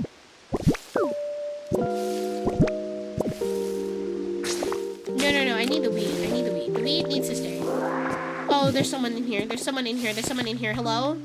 Larvitar, is that you? Oh, there's Torkoal. Okay. I could have sworn it just said Larvitar. Whoosh, nice to meet you. Wow, sorry, this place is just so relaxing. I couldn't help letting out lots of steam. I'll try to keep it under control in the future so I'm not a bother to others here.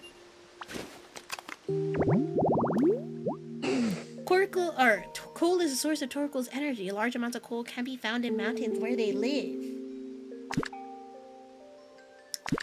They like burn lots of firestone, metal, hard stuff, watching stuff, and dry flavors. Country Aces, thank you so much for the 3 months. Bye, Fracture 2. So hard to get around here. Can you build me a bread oven? We need a bread oven. A bread oven? What's that? Does it have something to do with me? It does. Whoa, so my shell kind of looks like a bread oven. And basically, you want me to study my shell to help you learn to make a bread oven. That's wild. Sounds like a real challenge. I get to hear him with like almost like that surfer voice.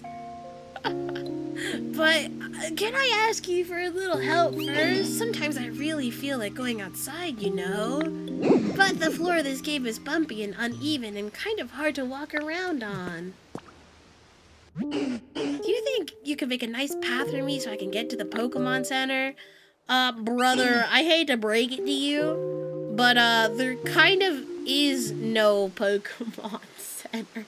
It's hard for me to get around when the ground is all uneven and bumpy. I'm counting on you. Uh-oh. Do I have to make, like...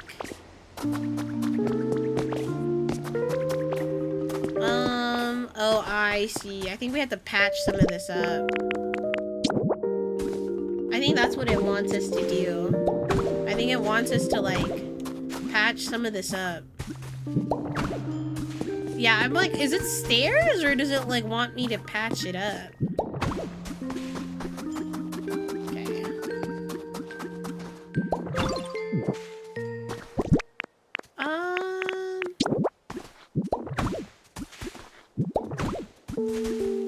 If I have to make stairs, I'll make stairs. Can he just go around this way? Oh, oops. Oh, no. Oh, that's cool. I can make mine. Interesting. Interesting.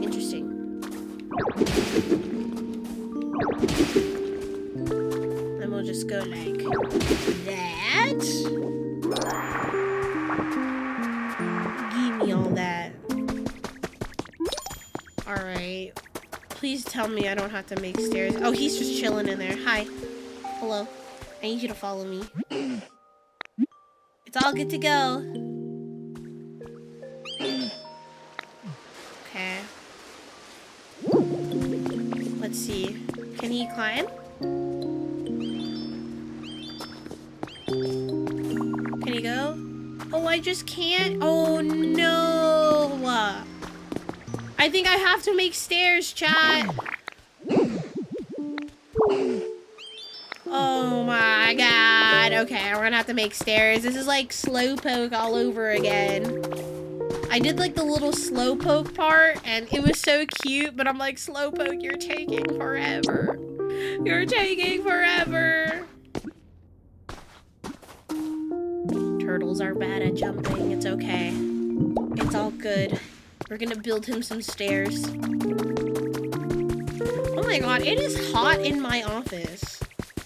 Do I need to turn on the AC for like the first time in forever? It's freaking hot in here. Okay, we're gonna make some stone steps for this guy. So he's not struggling to try to get up. It's okay. I will help you. Hold up, let me also... it might need to do a little sucky, you know? Gotta suck this all up. Okay. Carrying too much stuff. Okay. It's okay, friend. I will build you some stairs. I will make you some stairs. Look, see. Wait, hold up. You can get up those stairs, right? Can you move? Can you move? Can you move? Is it a photo op? Okay. You know what? I think this is fine.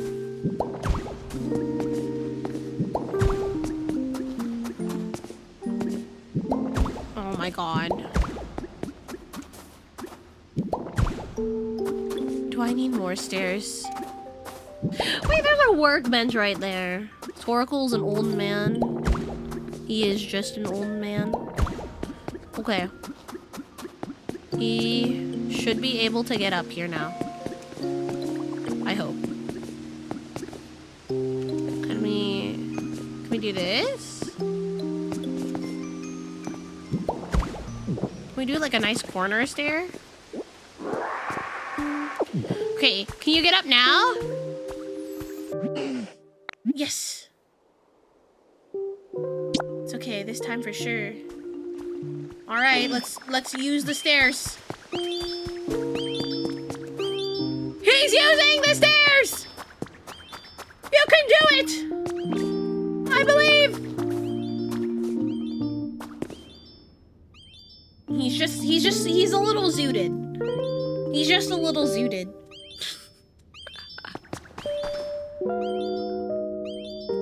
Oh, look at him. He's all happy.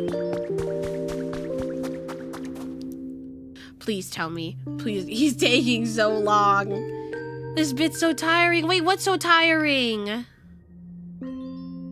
Wait, what's wrong with this? Oh, wait. Okay, he's doing it. Yeah, maybe that's why he's smoking. No, this way! Hold up.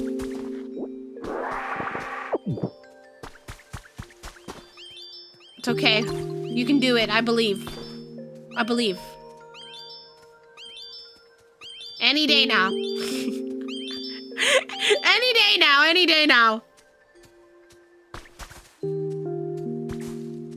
All right, buddy. You can do this. You can do this. Wait, why are we going this way? Oh, look, he could jump.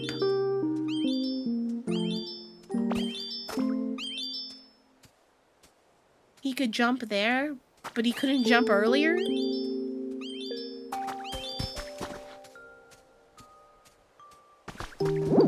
Oh my god, don't give up on me now. Don't give up on me now. Oh my god! He made it!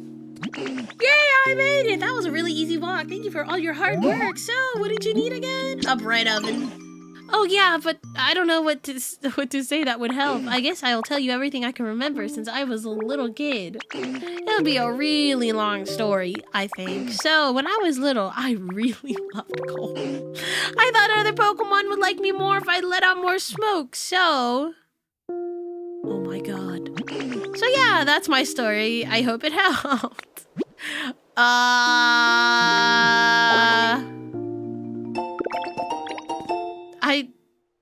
I guess we'll never know.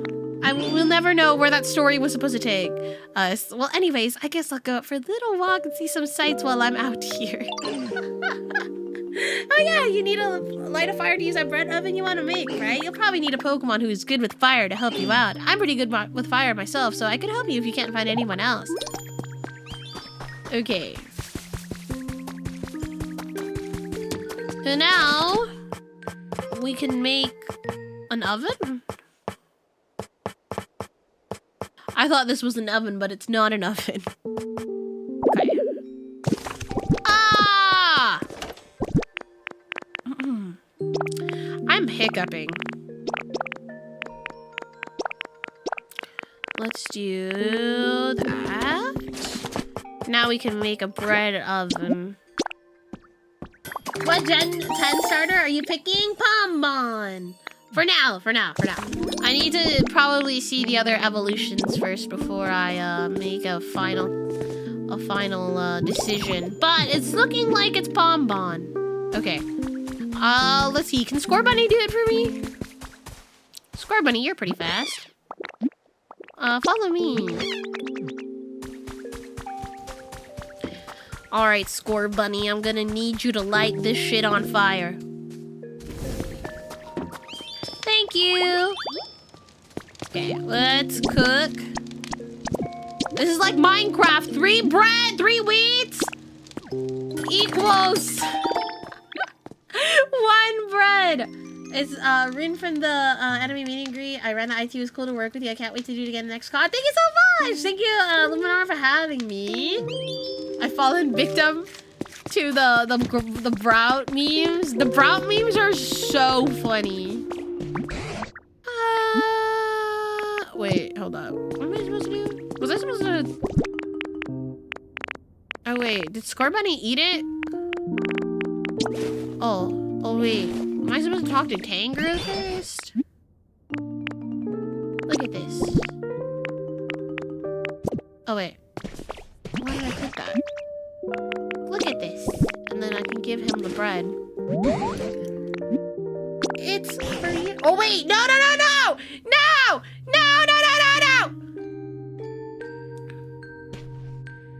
Was I not supposed to do that? Okay, it's fine. We have enough for one more. I can't fuck this up.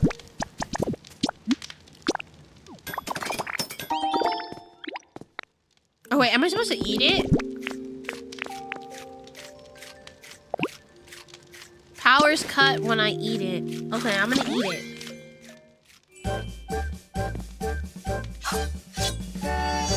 Whoa! Okay. I didn't mean to gift the bread to Professor Tangrowth, but you know what? This is fine. Okay, now we can go this way. Hehe, I know that smell. You managed to make some nice bread, didn't you, sweetie? Sure did. So, after leafage, you now powered up Cut. Wait a moment. I suppose that means, do you think you might be able to use Cut on the chain supporting this barrel now? Oh, that's right. I'm sure you could do it, Pumpkin. Give it a good slice. What Pokemon is this? All right. Bam! What if you wanted 2 bread loaves? He's getting 1! Who is this? Uh-oh. What the fuck is that? Oh my god, it's Greedent! Oh my goodness. Wait, he's so cute, actually. Look at all of the little kitchen utensils on him. Well, what a relief to be out of there. Oh, are you the sweeties that want the same name? What's with the reaction? Surprised to see such a charming Pokemon pop out of the barrel? That's so funny. Growing up with a family of foodies, this Pokemon learned to love cooking. It will happily eat pretty much anything, so it tends to season food rather carelessly. Dude, that's so funny. A Pokemon? You said you're the best chef in town, so naturally I thought you were a human. Well, I am the best in town. After all, there's no one else left here, and I appreciate it if you called me Chef Dente. Chef Dente. Besides, no human could chat so eloquently with Pokemon. Surely you know that. That is maybe, but... Ah, fiddlesticks, I was so sure, but I suppose I jumped to conclusions. In any case, you two have saved me. Isn't that wonderful? Thank you so much, sweeties. Oh my god, he's so cute. I love his little design. By the way, are you also searching for humans? Yes, we are. Oh, indeed we are. I take it you are as well. Yes, I'm looking for my buddy. Your buddy? Do you mean your trainer? No, they were a chef at a restaurant. Truth is, my buddy was the best chef in town.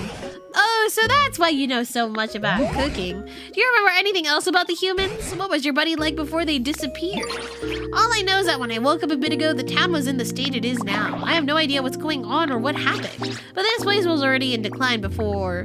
since so many humans who worked as coal miners left. Even my buddy's restaurant, which used to always be so full of customers, was seeing less business.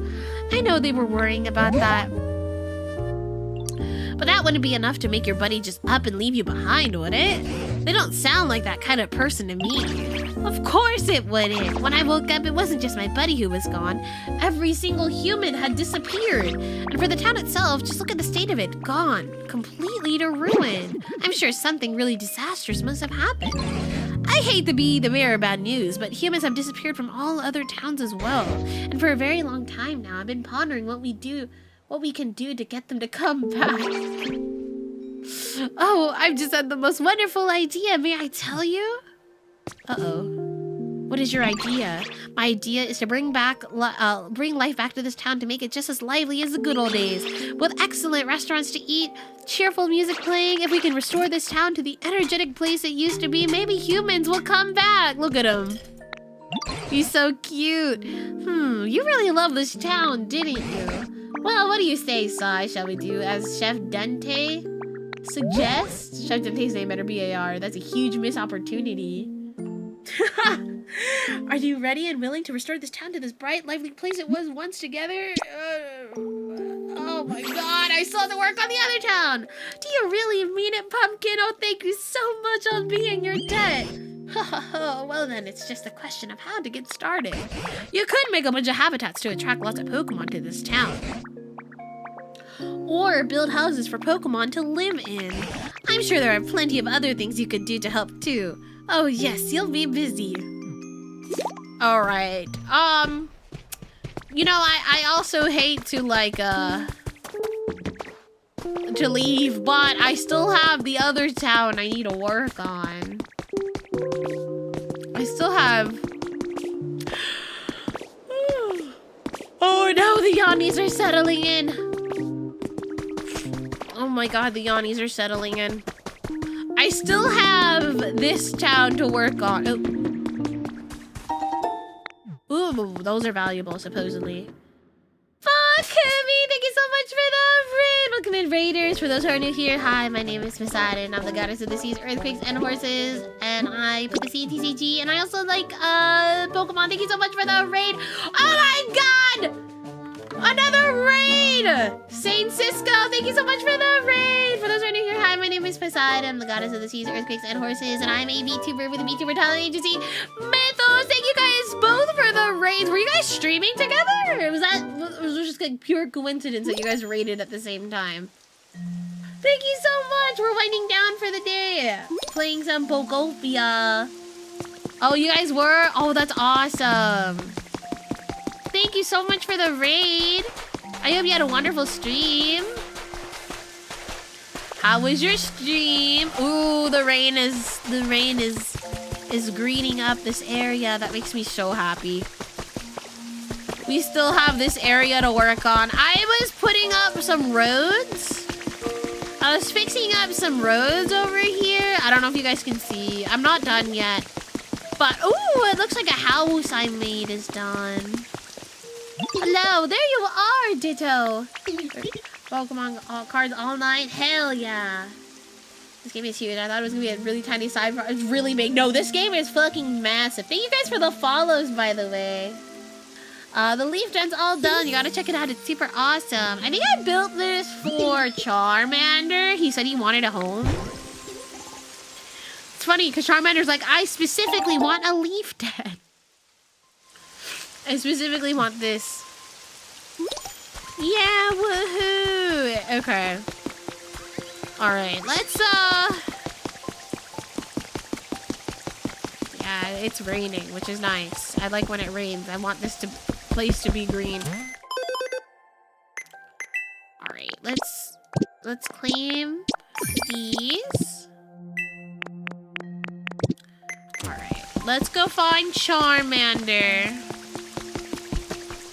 Where is he? Poor little guy. Hello. Oh, raid alert. I gotta find shelter fast. Follow me. Oh my god, it's with all the raids! Nova! Thank you so much for the raid. Welcome in, raiders. Hello, hello. Oh my god, we had like 3 raids back to back. Hello? Thank you so much for this right here. Hi, my name is Poseidon. I also like card games. I play Pokemon and One Piece specifically. But yeah, we're playing Pokopia! Because I need to chill. I need a game to chill. Thank you so much for the raid! Welcome in! Welcome, really? Yeah, we had 3 raids back to back. Would you want to live here, my guy? Wanna move in here? Oh my god! Is everyone raid? This is the 4th raid back to back, hello? 4 raids? Church of Bread, thank you so much for the raid. What is... Do I hear 5? I will crash out if there's a 5th one. Oh my god! Oh, what is going on? There's so many raids. Thank you so much for the raid. Welcome in, raiders. For those right here, hi, my name is Poseidon. I'm the goddess of the seas, earthquakes, and horses, and I'm a VTuber with the VTuber talent agency. Mythos. Thank you so much for the raid. We had 4 raids in the last 3 minutes. I will. Thank you, say Cisco, for the 20 minutes. More raids. Oh wait, I had to put furniture. Oh crap! I forgot I had to put furniture. Hi, Heracross. Sai's losing her mind. Bread. I love bread. I love baking bread. Baking bread's a lot of fun. What do we put in his house? What do we put in his? What do we put in the house? Oh, I was about to be like, what's the pee-pee up for? But it's for our pee-pee. Okay, we don't have very, let's summon a 5th.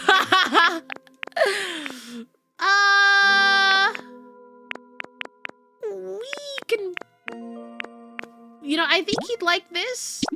Sure. He won't, like, burn this on, like, light this on fire. We could probably get him... a table? I guess we could build him a table. We could build him a table. How are you liking Pokopia? It's a lot of fun! This is like actually giving me brainworms. And then... If I give him a mug, will it still count? I don't think it is. Does the mug count as furniture? Because I need 3 furniture, right? I'll get him a mug. You know, he can enjoy coffee in the morning.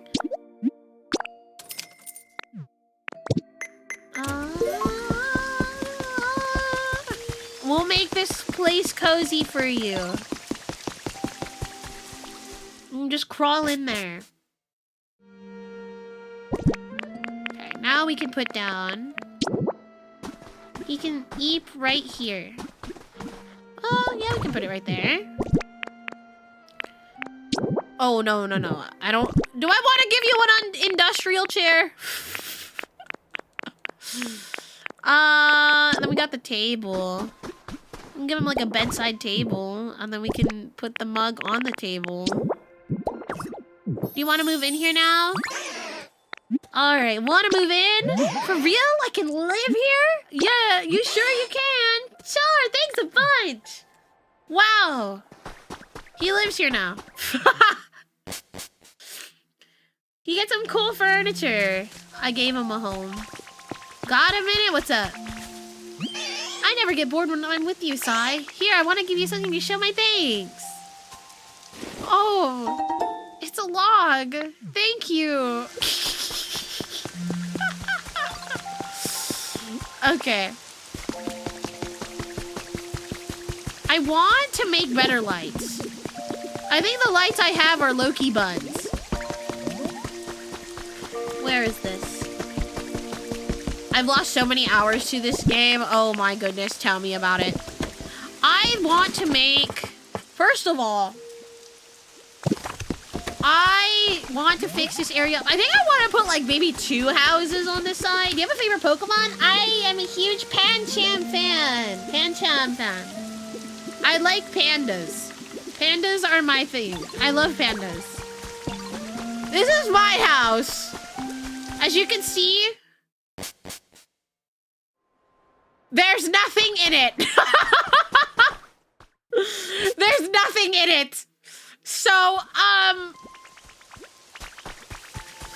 it's a work in progress, you know? It's a work in progress. We're slowly and surely, working on it. Oh, wow. Wait, this one takes Pokemetal. Is it worth? You know, I am kind of irritated at how small the storage boxes are. I wonder if maybe I can make this area just my little, like, workshop area and just put, like, my chests and stuff here. I don't think that's a bad idea. I don't think that's a bad idea. Yeah, Garchomp's one of my favorites, too. I love Garchomp. He's my baby. When I was judging Seattle Regionals, I had a little Garchomp plushie on my shoulder throughout the whole day. Living in poverty in the game. I'm poor IRL and in game!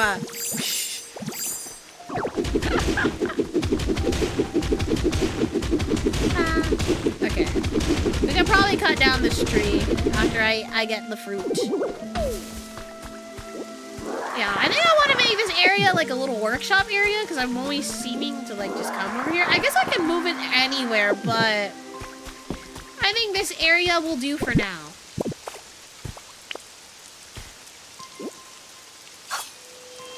Bam. Carrying too much stuff. Okay. Let's here. I think I want to keep the stuff I used to regularly craft in here and then keep other stuff somewhere else. Okay, where can I put this? I think I'll put you here for now. Wow, it's a large chest. Okay. We could probably put like building blocks in here for now, since I seem to have a lot of those.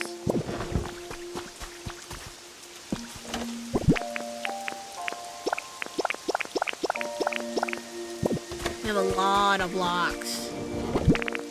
This is like Minecraft. I'll put that in there. Maybe just stuff for like general building we'll keep in here. We'll probably keep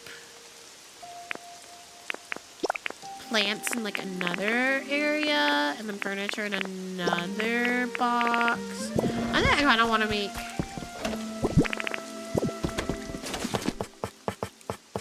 another one. Yeah, I have this one right here.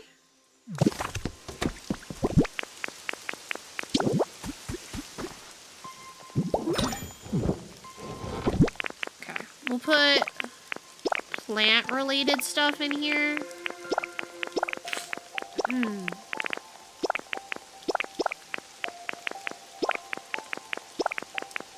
I think that's fine. Let we can probably put these like kits in the building one too. We have all these CDs, and then I can. I still have like 2 more over here. We can probably start transferring stuff over. Ah, I see. Look at all these blocks. We have so much crap. Okay. We will start organizing. Can I put signs anywhere?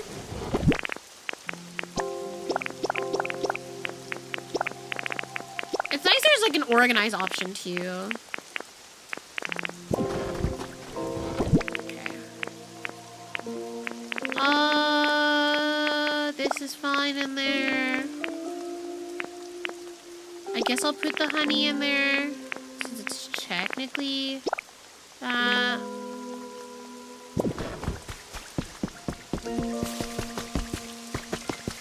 A real single male living space type room, but it's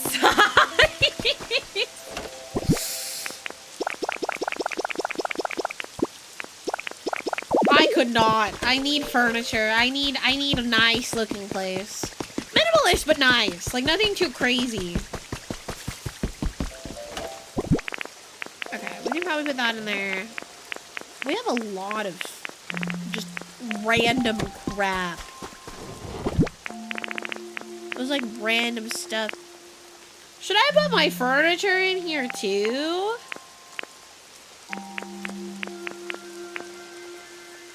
I don't know. How good are you at decorating in these games? I'm like okay. I'm not like crazy good. I would like to think I'm okay. I'm not too cuckoo crazy at like making all this stuff. We could probably put toys in like another area. Or like another... Oh. Oh my god. Do I need to use rock smash? There we go. Yeah, I'm not that great at decorating. I enjoy it though. I enjoy it. I think I can be good if I put a lot of time, but I'm like even then, I take too much time. You know what I mean? Like I feel like I spend a lot of my time decorating because I want it to look nice. Oh, this is like a building. I'll put these in there. Yeah, we could probably put our like for fun stuff in here, like the decorations and toys. I don't know what that is.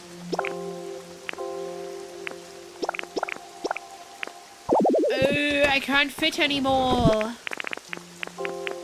I cannot fit anymore.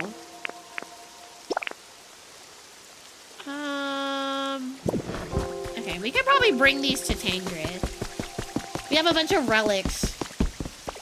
Hello, can you take a look at this? Can you tell me what this is? Appraise. What is it? What is it? What is it? What is it? I've got it. A red meteor lamp. Humans used this long ago. I haven't had the foggiest idea how to use it. It could be fun to use as decoration in your house, or you can place it in your Pokemon's home. Maybe Charmander might like it. It's red. Oh wait, it's like a Minior.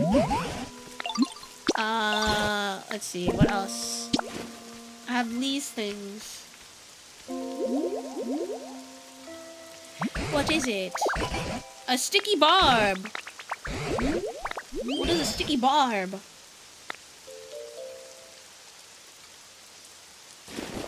What else? I don't know what I could possibly use that for. Oh, recipe for a frame. Is there anything else? I think we have one more, yeah. Hello, Commander. Welcome in. Oh, I've got ability shield. Something humans used. Really? I wonder what it does. Does it, like, change anything? Oh, I can put it in a frame. Got it. Thanks a bunch. Mr. Charmander! Hello. Yay, a leaf den! I'm gonna live here from now on. Thanks a bunch for my new home. Yay. Okay. Let's see. I need to restore this. My first order is I need to fix this Pokemon Center.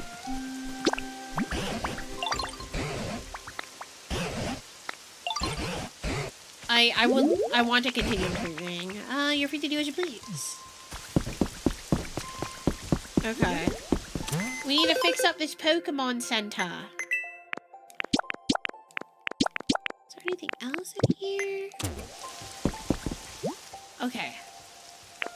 Who are we missing? Oh, I guess we could start rebuilding it now. We need 20, 20, 10. Okay, I think we have the stuff for it. We should have the stuff for it.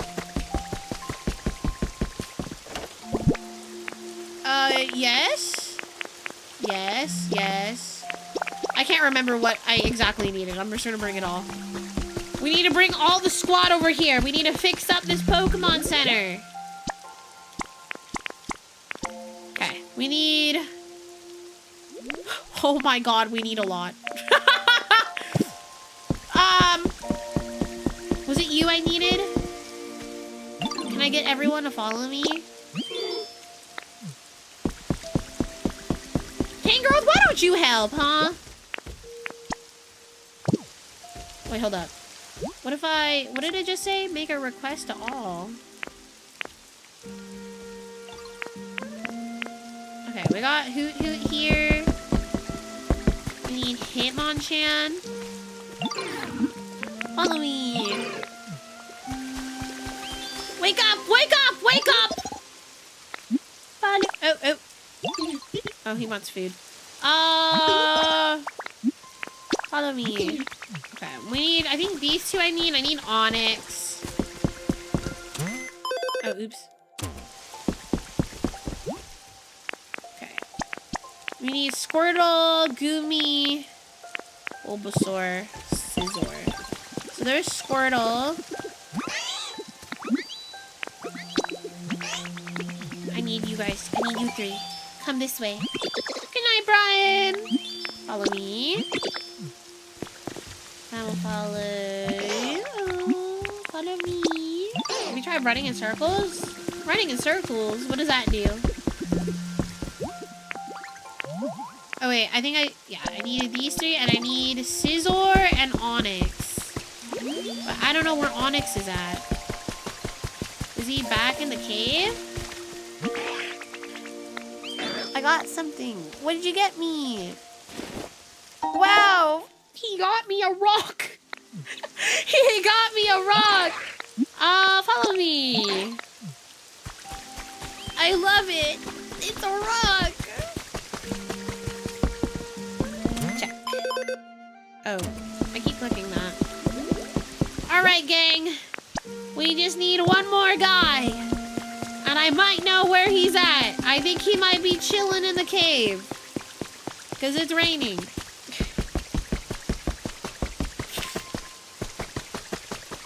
Yeah, I'm pretty sure it is a TM, but he's stuck there. It's like one of those CDs that play the music. Onyx, are you in here? Oh, he's on the other side. He's over here. Does he usually hang out over here? I would imagine. Oh, yeah, he does. Hi, I'm so sorry. I don't mean to ask you to come out during the rain, but... Oh, that's so nice. Follow me. We gotta go build the Pokemon Center.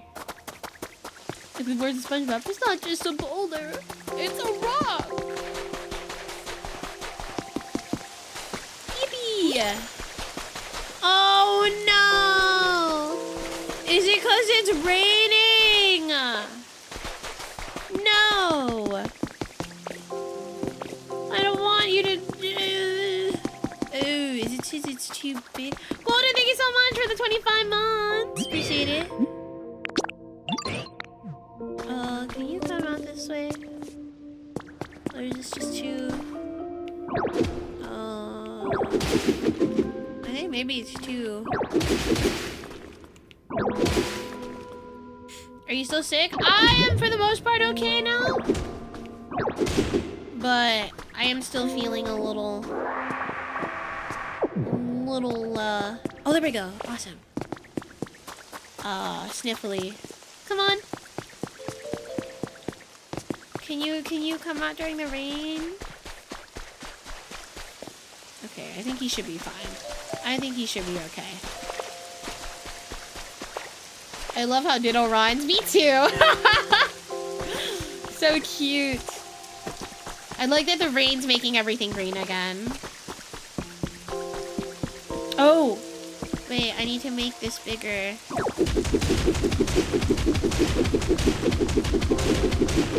It's okay, fam, I got you. It's okay, I got you, I got you.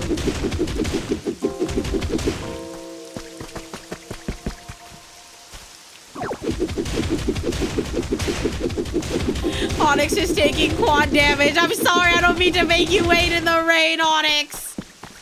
Yay, okay. Now he can help.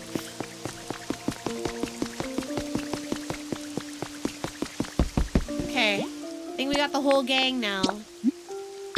We can start rebuilding. Let's go! It'll be done tomorrow. Tomorrow? Oh. Hi, Big Hat Logan. Welcome in. Wow, this will be done in no time. Everyone's just working together. Okay. Wow, while that's going on, let's see. What is that? Shield fossil. Maybe I should start rebuilding other things. Wait, don't tell me. It'll be a fun surprise. Okay.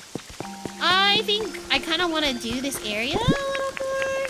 Wait, did I grab all the blocks over there? I did not. We are slowly but surely trying our best to improve the life here. Hop-up event. Oh yeah, that's right. There's a hop-up event. Because this was like a house, I think. Someone lived here. And then... Okay.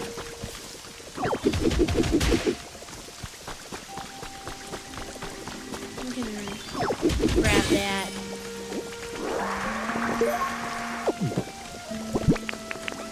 We can try to do this. Save the fossils. I don't... Actually, that's the wrong soil. It's fine. It's fine. It's fine. It's fine. We'll fix it later. Let's see. Let's put everything back. What's this? What's that? Is that another Pokemon?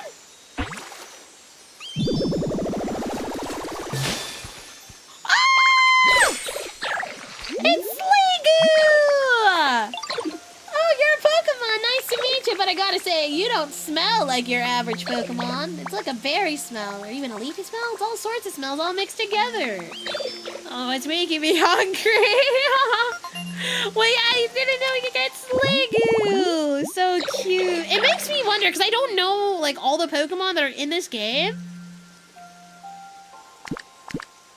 That's so cool. I became friends with Sliggoo. 10 stones.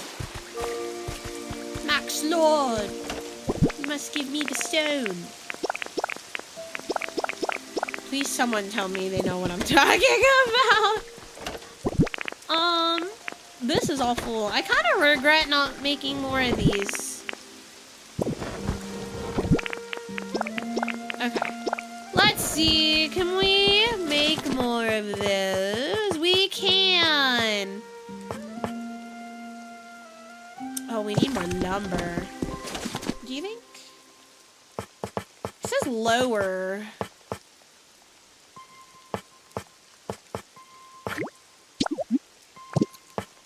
let's do 20 of those. I mean, we can always make more, I guess. 20. Guys. This game is so bad for me. I just want to sit here and play all night. It's okay, you know what? It's fine. The brainworms are so bad. Okay, let's try to rebuild that little building there. I don't know what it was supposed to be, but you know, maybe this could be a little workshop. I don't know. Storage room for claps.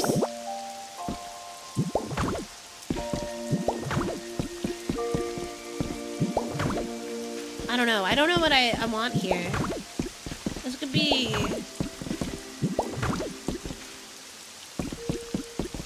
You know, I'm starting to think maybe these blocks don't match.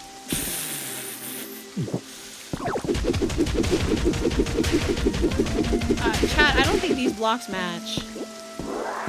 I don't know. Does anybody have any ideas what I can make this little home into? Can I, like, rehome someone in here?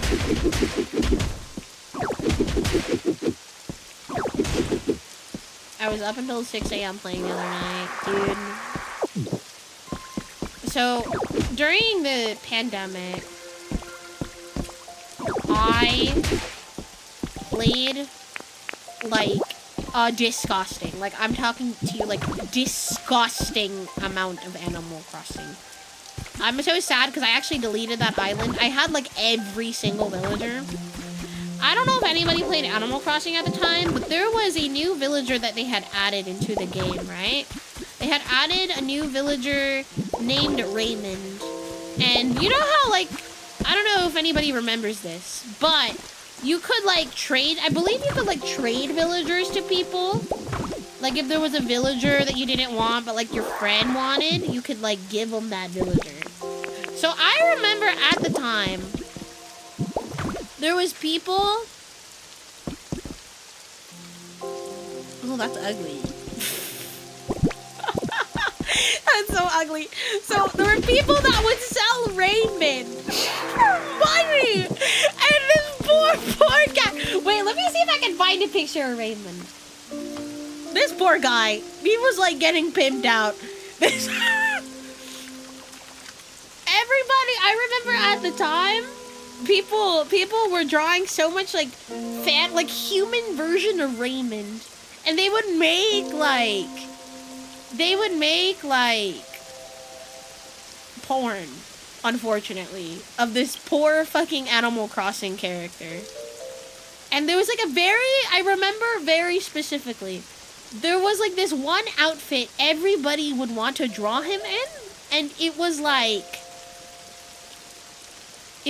a maid outfit or something. It was like a dress. Oh my god, this is gonna be like the smallest fucking picture ever. The hit TV show Pimp My Village. Oh, this poor guy. Let me see. I remember the person sending personal DMs to people who didn't treat Raymond like they did because it was their comfort character. Dude, this was like a dark time. Okay, so this was Raymond.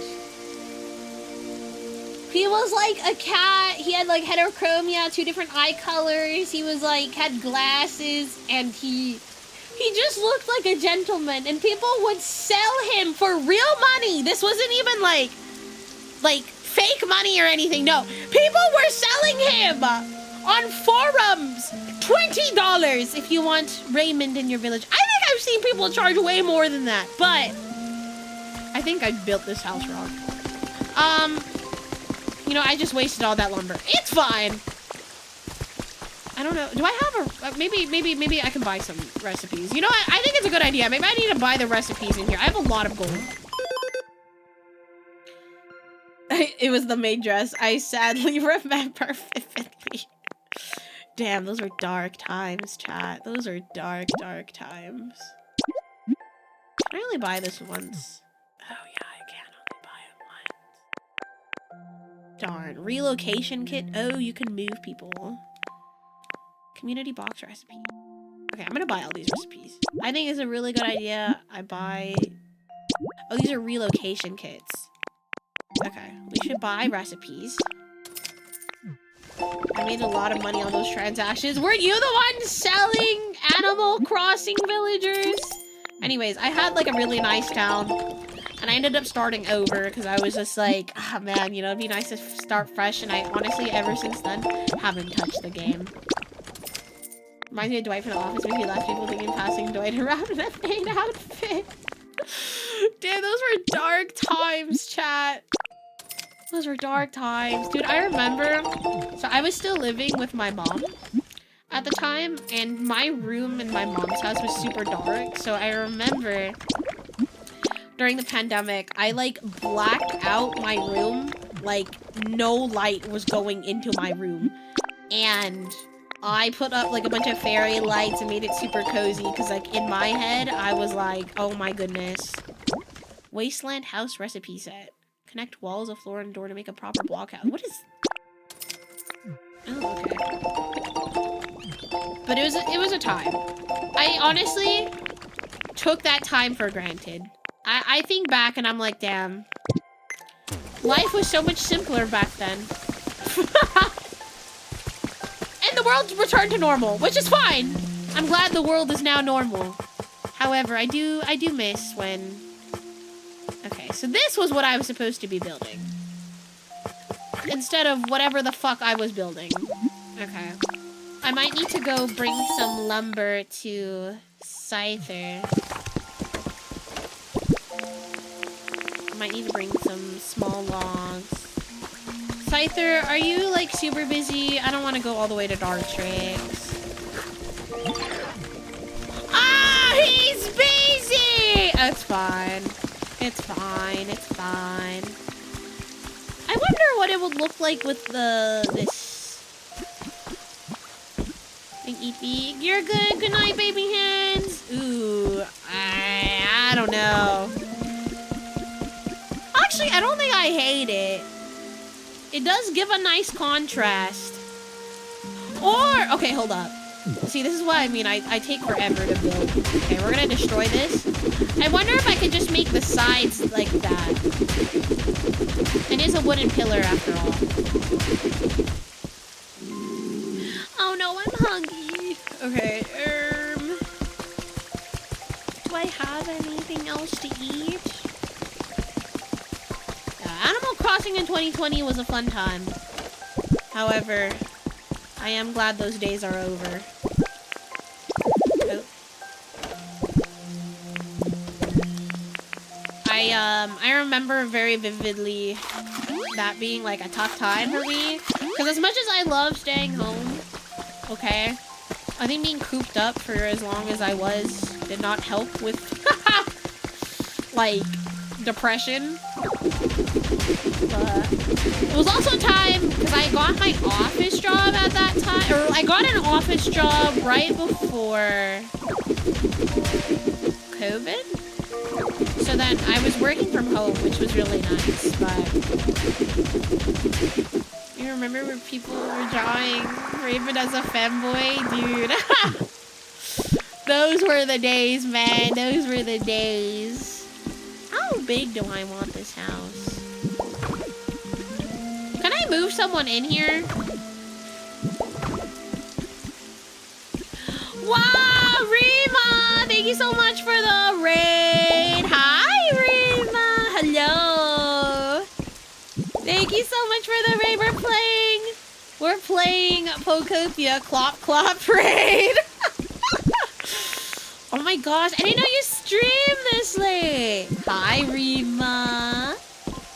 My favorite horse. How you doing? How was your stream? We're playing Pokopia because I unfortunately am addicted. I don't think I was supposed to put that there. Clop, clop. It was fun. We played Lethal Company.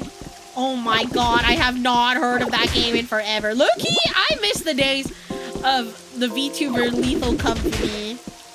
Oh my god, I need to play Lethal Company. We should play Lethal Company.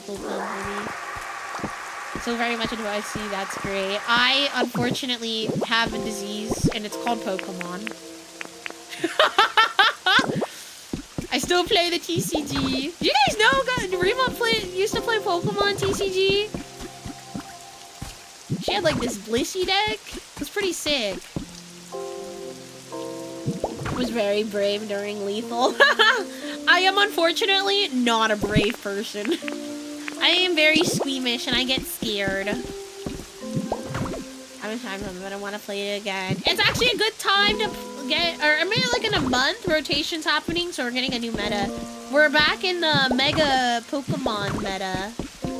Because all the new Mega Pokemon are out.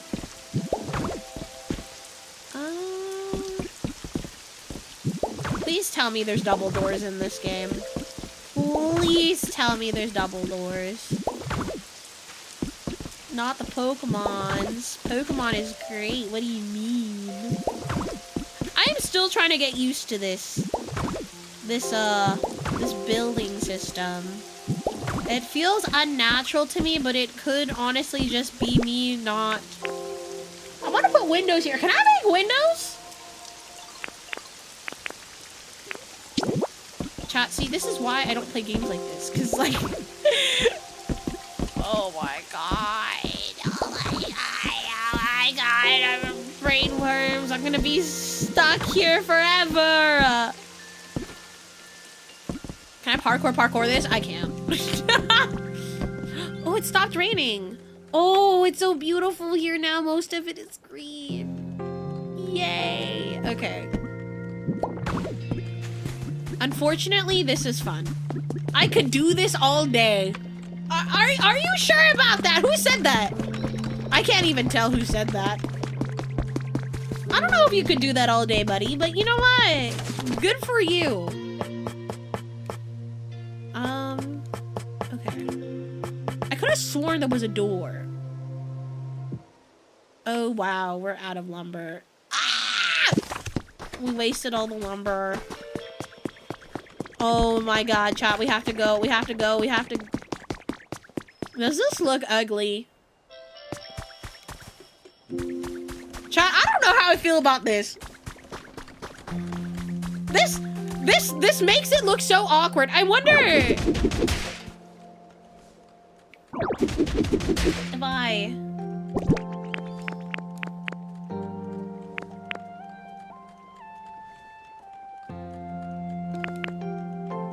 You know what? I might just have to redo that. Okay, we're gonna have to go to Dartrix, unfortunately. We have to run all the way over here. Scyther's busy. He's busy building the Pokemon Center again. Wait, we have an hour left on the timer. Chat, I can't sit here forever. I will, honestly... I don't know. How long are we gonna keep streaming? I'm having too much fun. Oh, there's lumber right there. Wait. Lumber who? Dartrix who? How much lumber did I get? W Poseidon cover. Thank you. I think I have improved a bit in my singing. I can't listen to my my oldest cover, my Mythos Never Dies cover, my parody cover. I can't listen to that. It's like way... I can't. I like cringe at it, but I can listen to my new covers now. I want to do more music. I really do. I'm not like the best singer ever, but I really enjoy singing. So I want to do more covers, and I appreciate all the support. Because I am not entirely confident in the way I sing, but I think chat has made me feel a lot more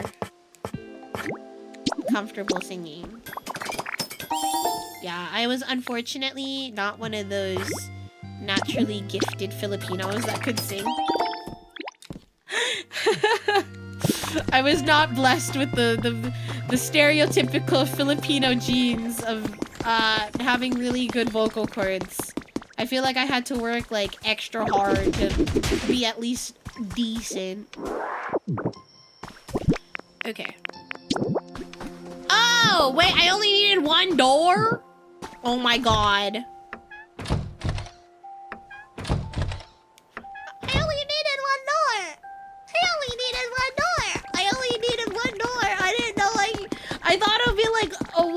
what? You know what? This is my fault.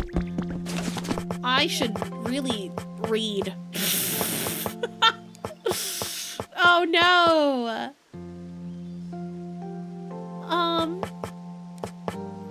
That's okay. That's fine. Twitch.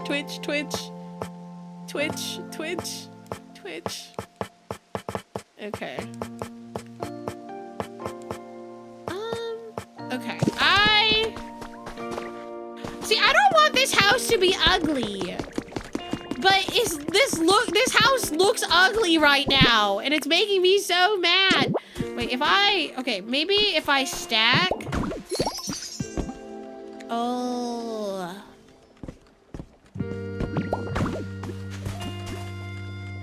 No, that doesn't look any better. Okay, maybe I want to make little size thing again. I kind of want to do another cover, but oh, there we go. I want to do another cover soon. I just don't know what I want to sing. It is a comically large door. Oops. No. Okay, I made room for windows, so I'm hoping I can get like a cute window going.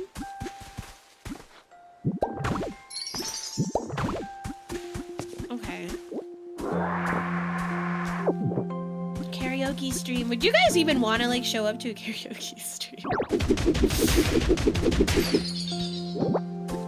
I want to do. I haven't done a karaoke stream I think in like 2 years. I think I did a karaoke stream when I like debuted as Poseidon, but I haven't really done one since then. I don't know. I would like to do one. I want a window. I think I have like one window. I think I stole a window from another house. You know, is there like police in this game? If I steal a window from like an abandoned house, will I get like arrested? Will the Pokemon police come after me? Will Officer Jenny come after me? Actually, wait. Officer Jenny. Okay, chat. Question. Nurse Joy or Officer Jenny? Choose wisely. Oh, there's a trace of a Pokemon right there. Get up! Okay. Oh, that's cool. This house is raised. Oh, I didn't mean to do that. Put away. What is this? Who could this possibly be? Full beat. Ah, see this? Oh, I guess the corners of this house are. Oh, there's like a roof. I guess I could have robbed this house for their stuff, but I'm a good bean. I'm a good law-abiding citizen.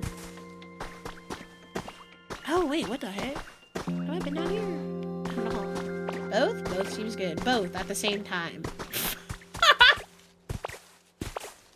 Brock is a man of few words.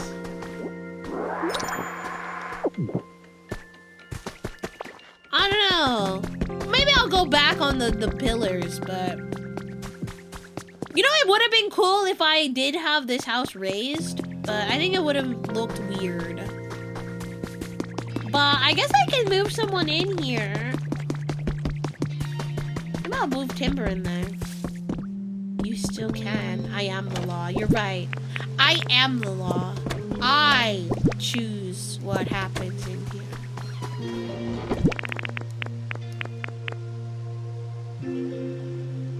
Ew, I have one window. I have one singular window. Wait. I can put the window right here. Wow.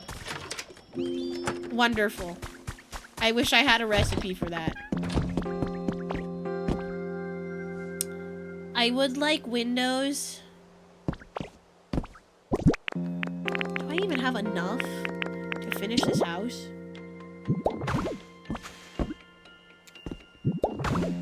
I don't know, man. I might not have enough.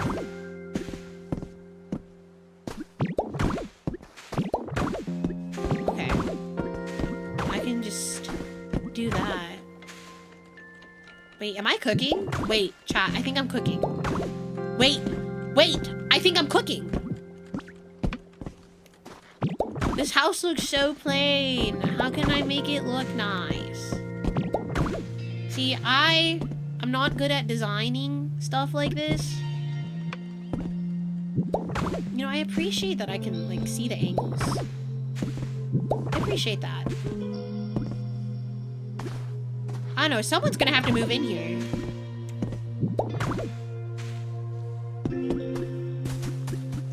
It was like an old, plain old house. Maybe what I can do. Oh my god, this makes me even more mad. Maybe I need to go to Dartrix, because everything I need is made of lumber. Unfortunately, because I'm like, I could put fences, but I could also steal the fences from that one house. I guess I could. Chat, do we commit theft? Wait. I want those fences. Top music. I've been low-key wanting to do like a cover of all of Uta's songs from One Piece. Alright, chat. Who's gonna stop me from committing house theft? Desperate times call. There's another window right there. I want to do all of Uta's songs. I think the next one I want to do is Fleeting Lullaby. But that song is so fast. Yeah, it's not stealing if I'm gonna rebuild it. Yeah, I might make this area like another area.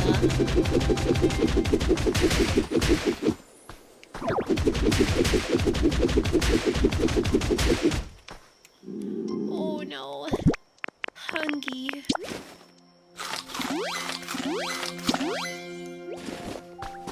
Have you summoned Drifloon? Oh, you know what? I do have an Arcanine doll I can give Drifloon.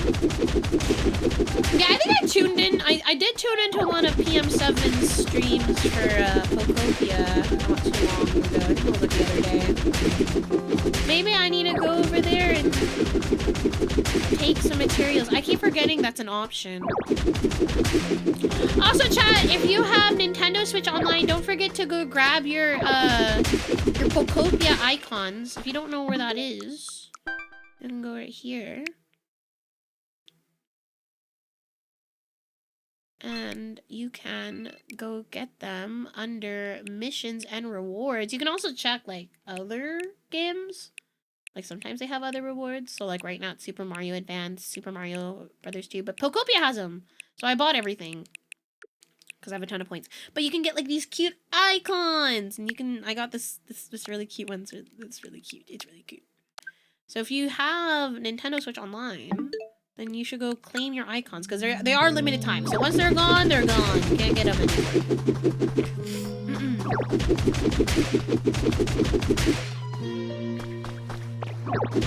Yeah, maybe we'll go visit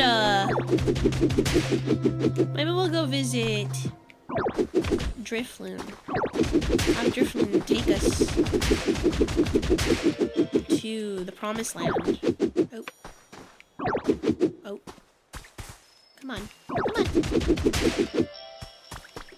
I feel bad for demolishing all of this. Whoa! Okay, I think we're supposed to cut that.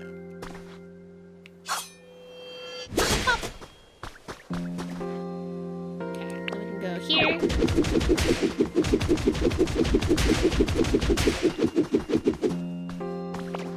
I wonder if I can visit the other area on the other side.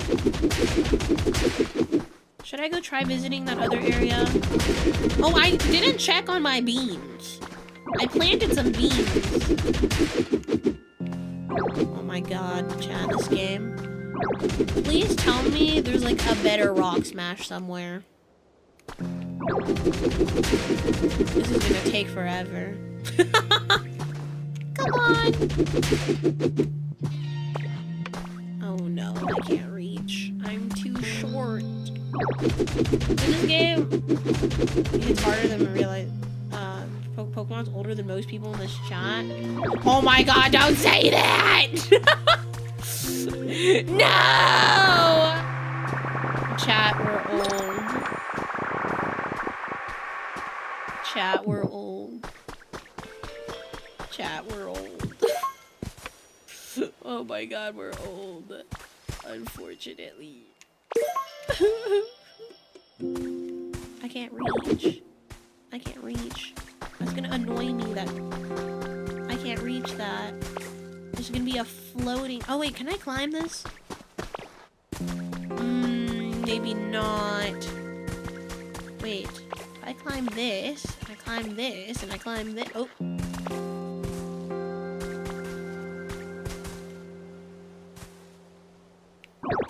No! Okay, maybe if I field grass closer, surely I can destroy this. Yeah, there we go. Please tell me I can reach that.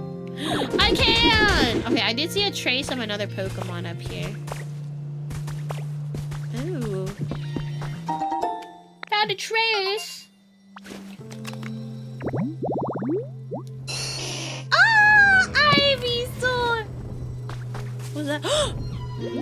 Chat, I hear the Ho-Oh! This is the third time I've seen Ho-Oh. I've seen one on stream and I've seen one off stream. Where is it? Wait, that's Lugia! That's not Ho-Oh! Wait, that's Lugia! Come here! Come here now! Oh my goodness! Wait, I've never seen Lugia! I've seen Ho-Oh twice, I haven't seen Luigi!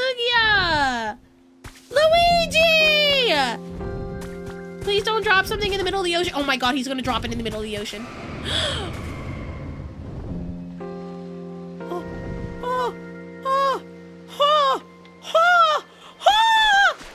It's up there! It's up there! It's up there! It's up there! I'm going! I'm going! I'm going!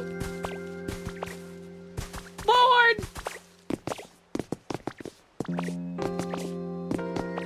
Get up! Get up! Where art thou? Hello? Uh-oh.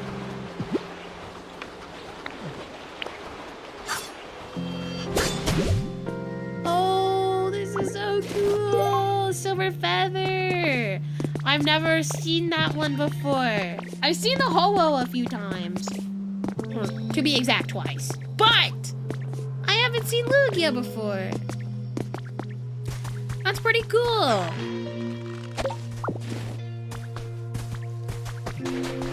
That's so cool.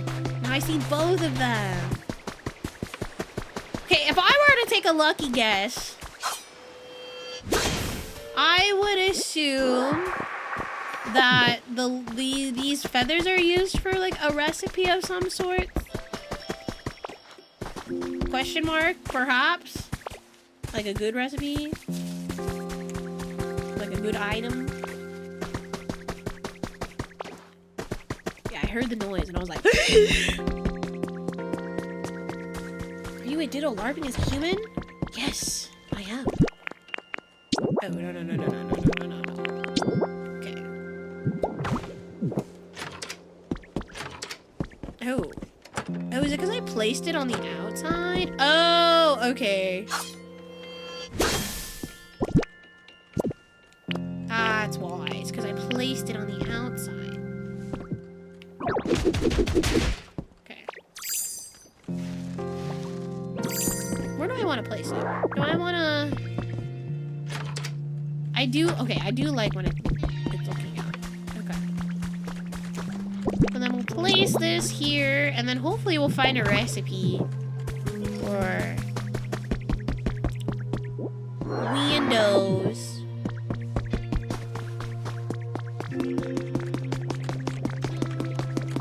I want a roof. That abandoned house had a roof.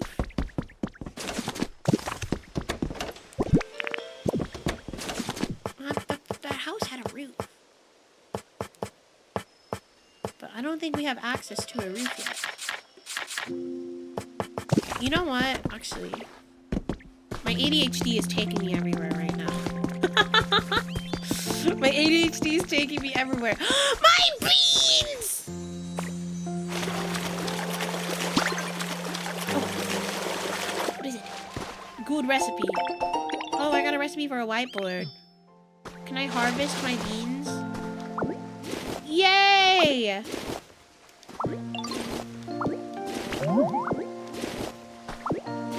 Oh, no.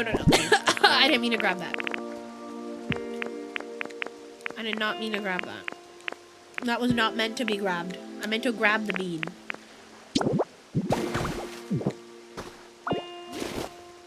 I meant to grab the bean. Oh my god. How many beans are in this plant?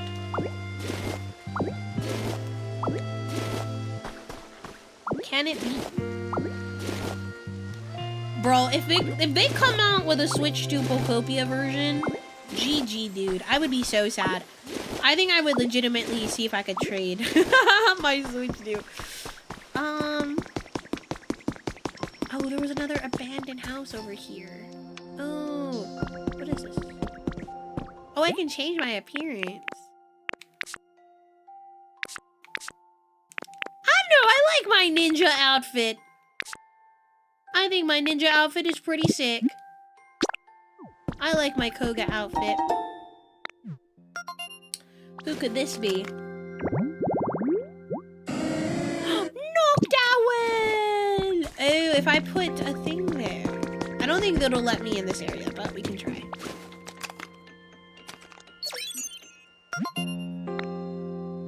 Oh, it will let me. I wonder what this area is then. What could this area possibly be? Oh, should I cut the beans instead of just gathering it? Oh my god. Area gate unlocked. You may now pass through. Yippee!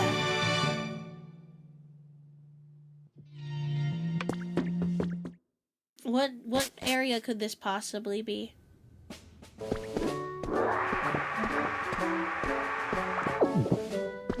Let it be a cool area.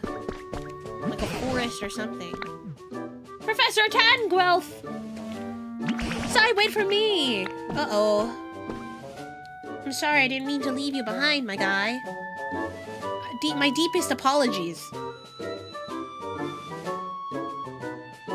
Guys, this game is so addicting! Get this game away from me! Guys, we have 46 minutes left on the timer. Should we try to finish SUBATHON tonight? I think it's a good idea to finish SUBATHON tonight. Oh, what is this? This is like a break area. A breaked up area. I wonder if there are any Pokemon or humans still around in this place. It's still exciting. It's exciting to think of the possibilities. Right then, Sai. Would you mind going ahead and scouting out the area first? Okie dokie. It's like a bricked up area. What is this place? Oh my god, what is this?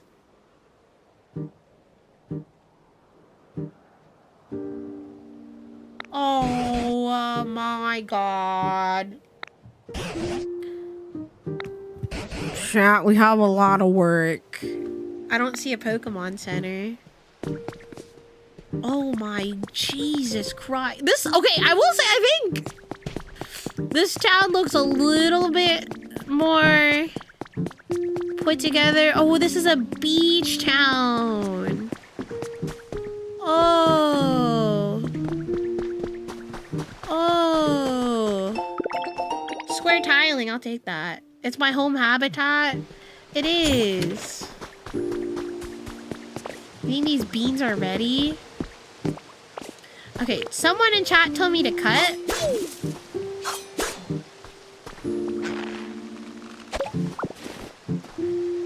Oh, I guess it doesn't work that way. Oh my god. We're gonna be here forever. I can't let that happen. Midnight Capsule, I can't let you sub if you said that you're for Prokies. Be fresh, thank you so much for 34. Happy 2 years. God, the oceans haven't been by in a while. No, you're good. You're fine. You're okay. What's this? Looks like the bridge is broken. I can't make it across that gap. Do you think you can fix the bridge? Yes, I can. Was that square tiling something I can make? Like, parts of the bridge of? Oh, I need stone. Good thing there's stone all around us. There's good thing there's stone all around us. Cut, then inhale. Oh! Okay. We can make some stone tiling. I like that pattern. This pattern's really cute. Oh my god, my inventory is like almost full. Alright, Mr. Tangrowth. Excuse me. Excusez-moi. I'm repairing the bridge. I'm trying not to fall in. Now that's a sigh I've come to know and appreciate. Alright, time to cross the bridge. What could possibly be over here? Everything just looks sad. Oh! Oh? Wait, hold up. Let me grab this. Wow! Recipe for plain table. A recycling slogan contest. Garbage. It says Garboder. Want to see something cool, Sai? I swear to God. I swear to fucking God. I swear to God. No! No! No! No! Garbage and recycling belong out of sight. Dispose of refuse. Hello, hello.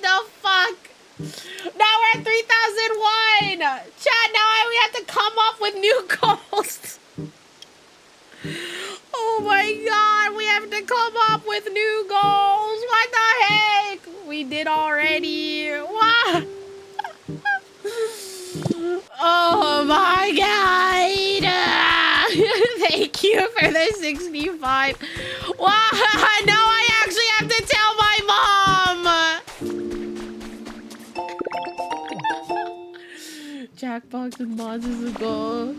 I'll consider. You ever expect to reach this goal? No! Can you tell I purposefully made that, like, the mom goal super high? Oh my god! Community train!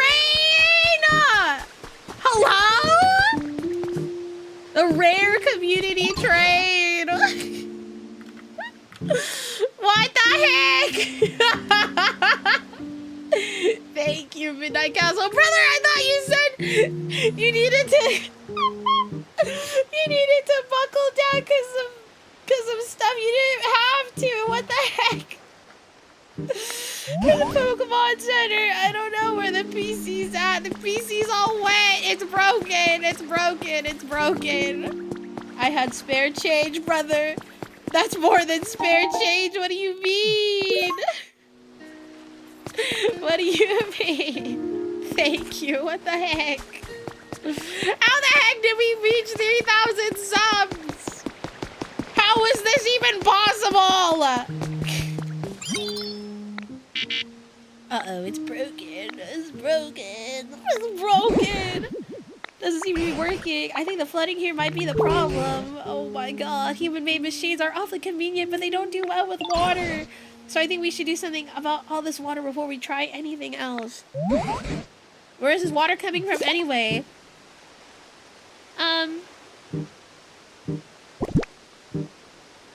broken like the milestones. We have to think of new goals now, chat.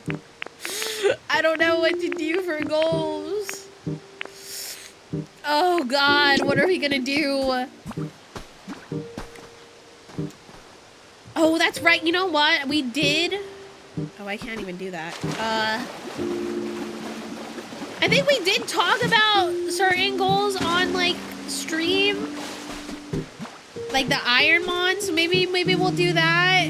Oh my God, Trey is gonna laugh at me. Cause I was talking with him the other day and I was just like, Trey, if I had to do a YouTube video with my mom, what am I gonna do? And he was just laughing at me the whole time. More Yu-Gi-Oh! Yu-Gi-Oh! With viewers? Question mark? Oh yeah, maybe it'll work now. Yeah, like things like too many times for inviting my sister on stream. Oh, that would be fun. More challenges. Oh my God. Life coins you get from completing challenges can be used at any Pokemon Center. Okay, but is like different Pokemon Centers get like... Oh, crap. Yes, we need to find more friends. 40 emotes for chat? What the fuck? Wait, what? 40 emotes? 40 emotes? What is this community trade? What is the 40 emotes supposed to do? What? Wait, 12-hour Pokopia stream. See, I'd be down for that. Wait, that's not even a subathon goal. That's just the regular stream. All work together to rebuild this Pokemon Center. Oh my God. It's you, Sai. Oh my God. We have to invite more friends. We have so many things to do. You can still finish subathon tonight. I do have to go pretty in like the next... I have to end stream in like the next 40 minutes. That's for sure. But I do want to hang out and play more. Because unfortunately, I have brain worms. Is there anything else I need? Oh, these are all hints? What the... Should I just buy all of this?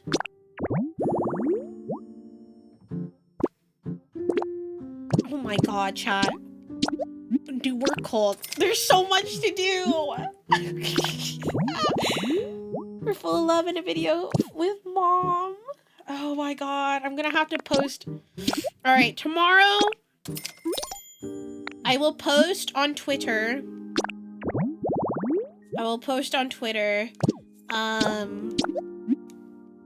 What do you call it?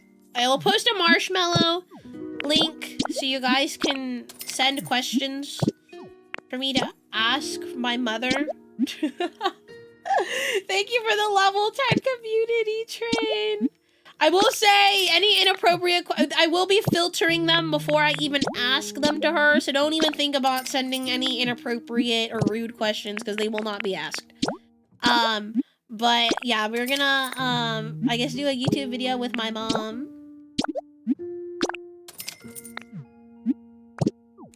I hope you guys are excited. I sure am.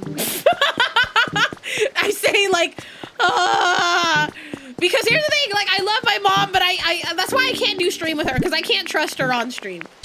I love her so much. I love Mother Rhea, but I cannot at this moment in time trust her to get on stream.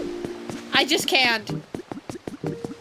It's funny because I told my sibling about it, about like putting my mom in a YouTube video, and she was just like, Sai, are you sure this is a good idea? Are you sure it's a good idea to put mom in a YouTube video? Because she was like, you better not be putting mom on stream, because my sister even knows too that putting my mother on stream is probably not the smartest idea. What the fuck? That's Smeargle? What is he doing? Oh my goodness. Yes. Yes. He's covered in paint. What is he doing?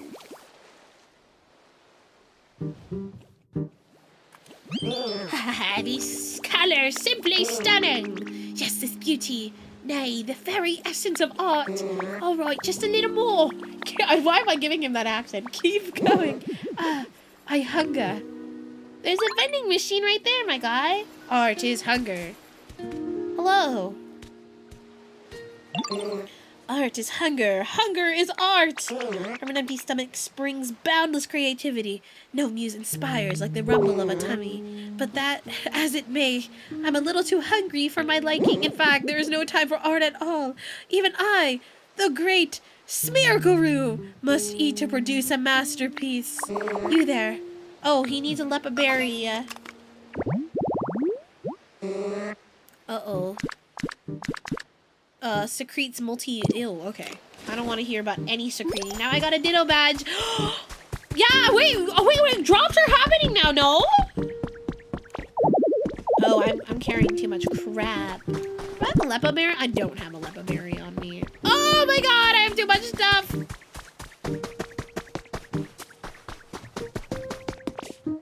Oh, jeez. This area is cooked. This area is so cooked. Azumarill! Azumarill! Side beach resort. Nice! I really like that recipe. Okay, cool. The walkway will be so useful. I might need to go back, chat. I might need to go back. How do I get back? Ew, what is it making that sound?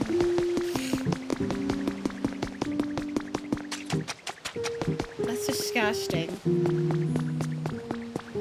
Thank you again, Midnight Castle. What the fuck? 65 subs. What the hell? Is that a Meowth? I did not see a Meowth. Oh, what the fuck? Got a sec. Oh, you're Meowth, aren't you? Hello, meme. Appears to be more active at night. Oh, he trades stuff. Are there any other Pokemon here apart from you? How about humans? I don't have a clue. All I know is I went to sleep and by the time I woke up, everyone had moved away. I'm telling you! I had a feeling maybe there's an apocalypse. I wonder, would a whole town full of humans and Pokemon really pull up roots and move all at once? As for you, though, aren't you lonely here? I wouldn't say I'm not lonely, but I'm kind of Meowth. I'm the kind of Meowth who likes doing their own thing. No home, no boring rules, all play for this stray. That said, I've always thought human houses are cool, so now that no one's around, I moved into a little shack nearby. Is it comfy? About that, it was a pretty sweet spot to live, but let me show you. Follow me. Oh, we're gonna go see his casa. Uh-oh. I might need to just go back. Please give me a roof recipe. Hold up. Oh no, we have to go, don't we? Gonna walk and suck. Is this your casa? It's all wet. Over here. Blub, blub, blub. Oh my god. Are you alright? I'm gonna work on side ditto art once I eat. You're good. That was a bad call. I nearly drowned. Anyway, you can see the problem. At some point, my little shack got flooded. Can you do something to clean up this watering mess? You certainly seem to be in trouble with your home like that. If we can stop the flow of water like we did with the Pokemon Center, I'm sure it would help immensely. All right, let's cover this place up. Let's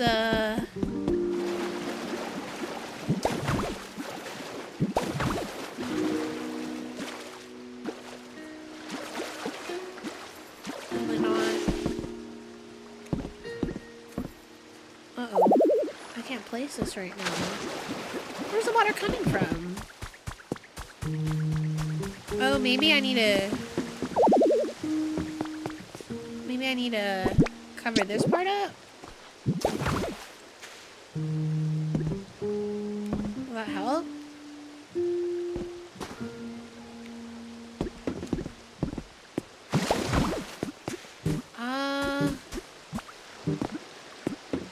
No, where is this water coming from?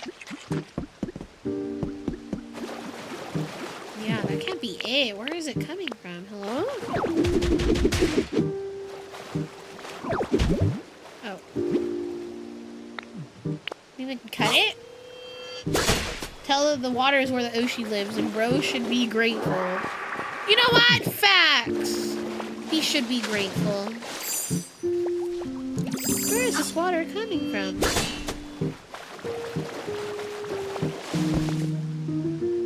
Because I thought I plugged it up.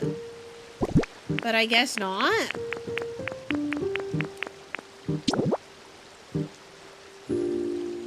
Oh, there's a storage box next to the workshop. Trying to trace a Pokemon. Oh, Minchino! Okay. Where is the storage box? Oh, there's like a little area here too. Let's grab this really quick. Solo nighttime strollers, beware! Recently, there's been many reports of people going missing and walking alone after night. We spoke with a person we'll call M who managed to escape. What? Someone was waving their hands at me from down the street. I ran immediately. I think that's what saved me. Several survivors have speculated these ghost Pokemon. Were people disappearing because of ghosts? I learned the goodbye emote. Yeah, I need to put some stuff away. Oh. No storage box. Oh, there's a... Right there. Could probably put these away for now.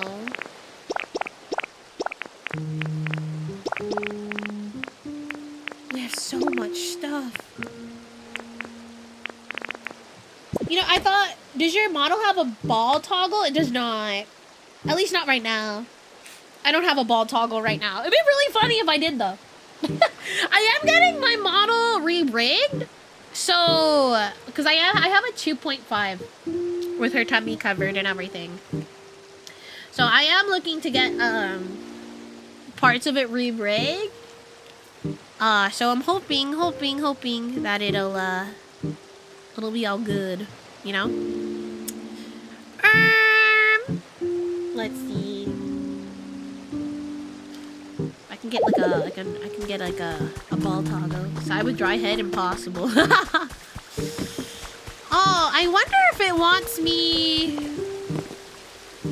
to plug this up? Oh, you know what? I put away all my... Okay. Oh, 30 blocks of brick wall. Perfect. I wonder if it wants me to plug this up or use this to plug it up. Oh, it wanted me to use the bricks. Oh, wonderful. Amazing. I restored a rested spot habitat. Empty cardboard. Oh, cool. Okay. Okay, I'm gonna fix this. Whoa, the water's all gone. My spot looks spotless. Did you do this? Thanks a bunch. I bet other places around town got flooded too, huh? I wonder when it got like this. The whole area would be way nicer to live in if all that water got cleaned up. I certainly see the waterways overflowing in other spots as well. And there's not much tall grass at all here, which is a shame. It makes such good homes for Pokemon. Well, Sai, I think the best course of action is to first get rid of all this water and then start making homes for Pokemon. If you do, you're sure to make new friends in this area as well. I have every confidence in you. Ahem. Oh. Hold up. Alright, let's get this out of here. Oh nice, the environment level increased. Alright, so now he's chilling.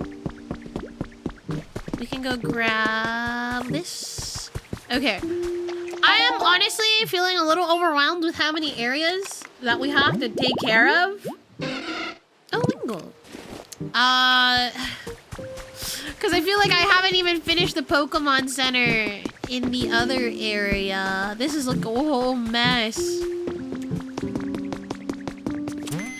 Check. Ba-ba-da-bum. New challenges are available. Ooh. Okay, so I feel like the challenges, are they area specific? Like if I get these done in this area specifically? Oh, nice beach chair. Gonna be a I think this is gonna be more than a 300-hour game. Holy moly. We're gonna be here forever. That's cool though. We will buy all the habitats. We'll buy all of them.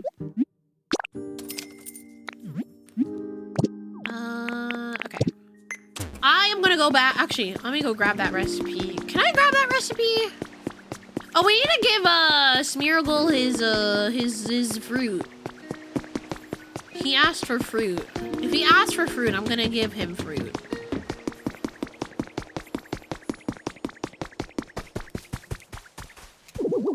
Pop. I also low-key want the fruit. Oh, and inspect. That's a lot of honey. Do these vending machines work? If only there was electricity. Oh, it needs electricity. Okay. Alright, let's go get him his fruit. 2 jars of honey. What? Again? Lugia! Oh wait, there's like a little area up here. Lugia! Lugia! Lugia! Lugia! Again! Twice on today's stream! He's so majestic.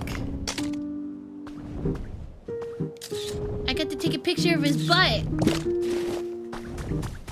Come back! Come back! Come back! Come back! Come back! Come back! Come back! Come back! He's gonna poop it out. Whoa! Oh crap.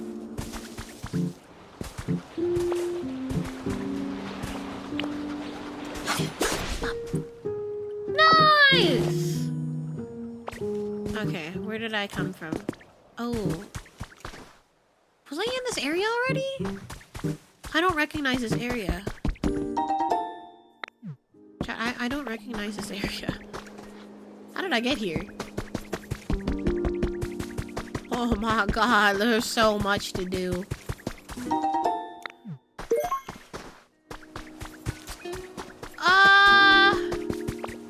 Shows up, poops, feather, leaves. Lugia, just doing Lugia thing. Oop. Lugia, my goat. I'm more of a ho-oh girly, but Lugia is pretty cool too. Lugia is pretty sick. Dun-dun, thank you so much for the 9 months. Thank you, thank you.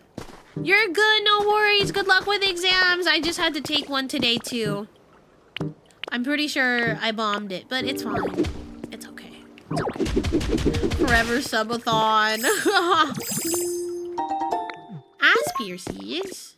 Oh, it's for a new tree for the Aspire berries. Okay. Let's maybe if I cut through here. Screw Monday exams. Nah, you're so real. Just screw exams in general. Here's the thing, I'm not even like a bad test taker either.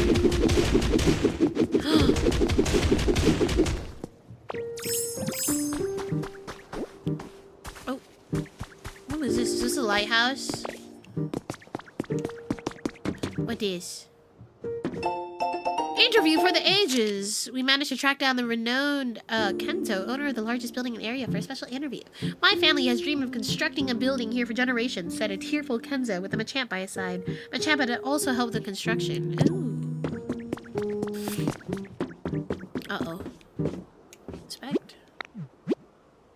that's right. I can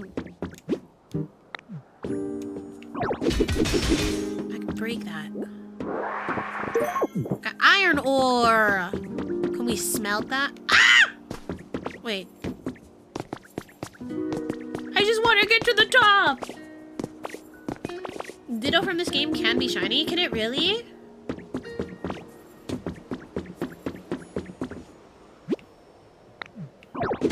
Can it really? Like, there's a chance that you could be a shiny Ditto? Ooh, spotlight. I want to go in that building, but I don't think we can right now. Time to... We have the, like, shiny reset. No, not the shiny resetting in Pokopia.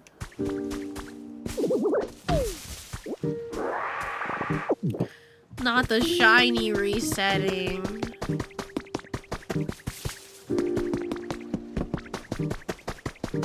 Alright, let's go feed this guy. I think we still have some berries on us. Chesto seeds!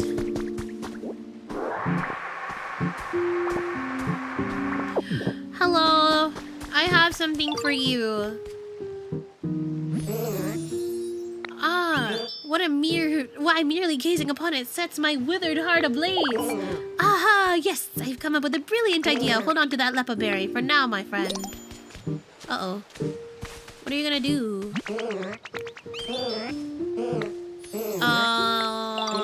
Bring me a smashed up. Oh, I don't know who can do that. Who could smash up berries for us? Palmont. Okay. This is something okay, I really should get back to the other city.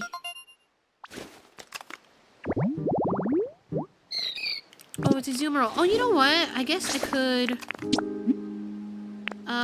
here. Oh, wait, hold on.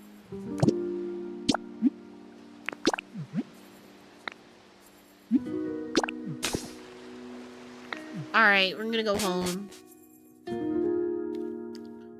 Yeah, Bleak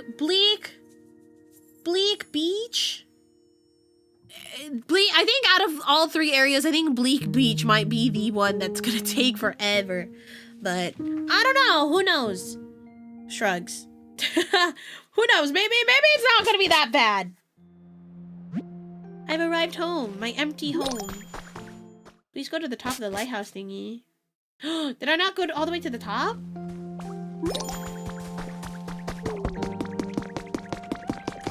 They're still going at it.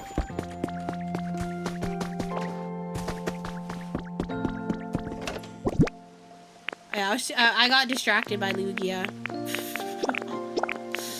Lugia distracted me. Okay, we can probably put these away. Bye, Rebellion! Thanks for hanging out.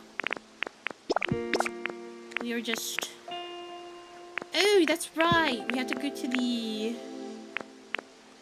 thing. We have to go... Let's see. Let's put this away, this away, this away, this away. We could probably put the feathers in here as well, for now. Putting all my plant stuff away.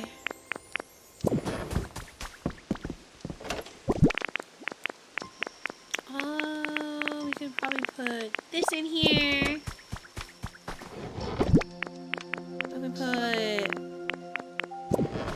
We need to find Drifloon.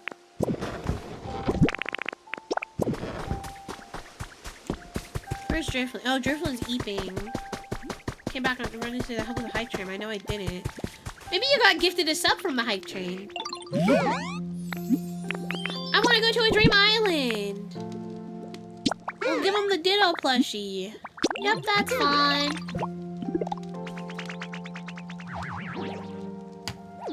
Let's go!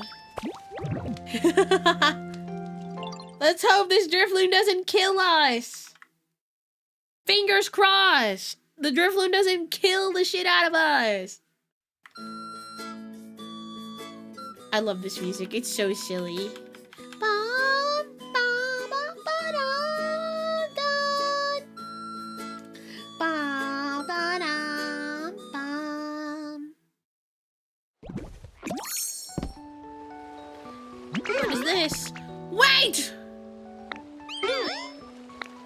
Oh my god. It's time to commit theft. I'm destroying the shit out of this house. Wait, maybe someone lives here. Maybe I don't want to do that. Bring them to Hoppip. Wait, this is such a cute house. Please tell me no one lives here. Let's go. Wait, I low-key kind of love this house. I might steal this design. Maybe I can break this house. Chat! Should we break this house? Wait, can one of my mods do a poll?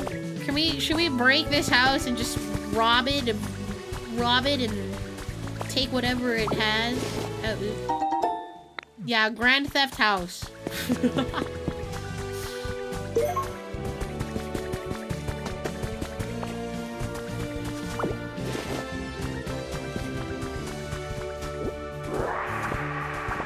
Sorry, teaching the youth that burglary is cool and justified. Only in Pokopia, not in real life. Do not commit crimes. I don't endorse committing crimes. I will say I've never stolen anything. I've never shoplifted in my whole life. I would like to think I'm a very good law-abiding citizen.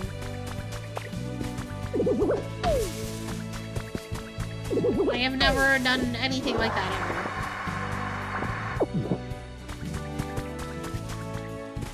Sai is very say-so. Exactly. It's but like my name is in there, right? Say-so, Sai-so. Look at that. I would never commit a crime. Me committing crimes, that's so funny. I would never do something like that.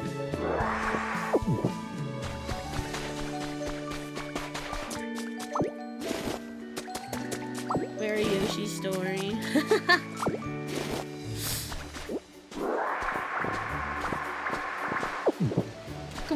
Committing crimes in games, oh, see, that's different. Committing crimes in games, that's different.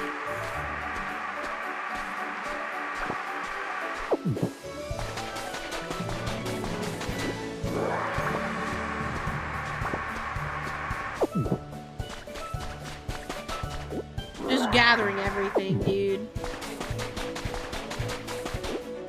I'm gonna clean this island. Should I eat this 5-pound gummy worm? Do you want your tummy to hurt? Pillage and plunder? So you guys are saying I should take that house right there and like break it and then take all the parts? Is that what you're saying?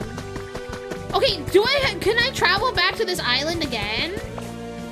And will it be like a new island or would it be like the same island I broke apart?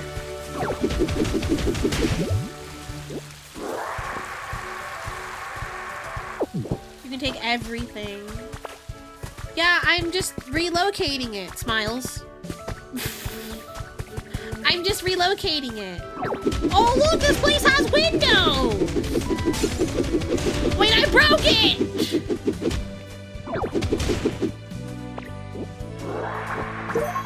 Chad, I don't mean to commit crime.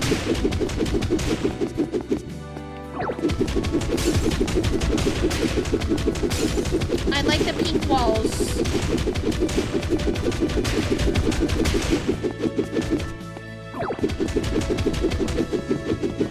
I'm gonna take these pink walls and make that one house. I'm gonna replace it.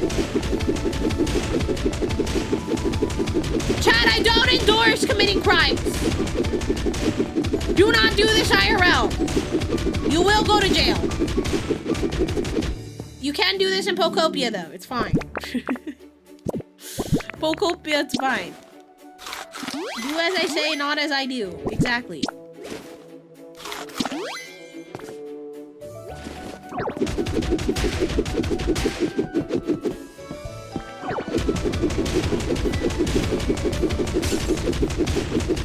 Oh my goodness. I wish there was a way I could like in Stardew Valley, I could put like a bomb down and it like destroys everything and I can pick it all up. Oh, there's like another recipe out there. Yeah, if you do commit a crime, I did not endorse it. That's on you. You're on your own. Oh my god, this has a nice roof too. Okay. Maybe. You know, I probably should have been destroying from the top down. That was probably the smarter thing to do. I think I should have destroyed from the top down. Hold up. Let me go grab this recipe before I forget. Yeah, exactly. I'm just cleaning this person's house. I'm just cleaning their house. How to get to the top? I gotta build a ladder or something. Habitat information. What could possibly be here? Elevated tall red grass.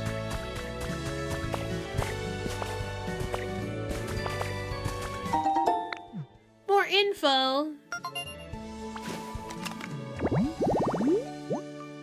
Mini game corner. Wait, that's sick. Wait, what kind of Pokemon would spawn there? I would think like Rotom, maybe? Yeah, I'm doing grab, windows and doors, jump break. Oop.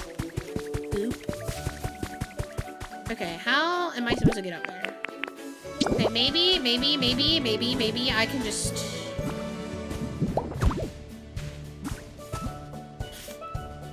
I can destroy this later, right?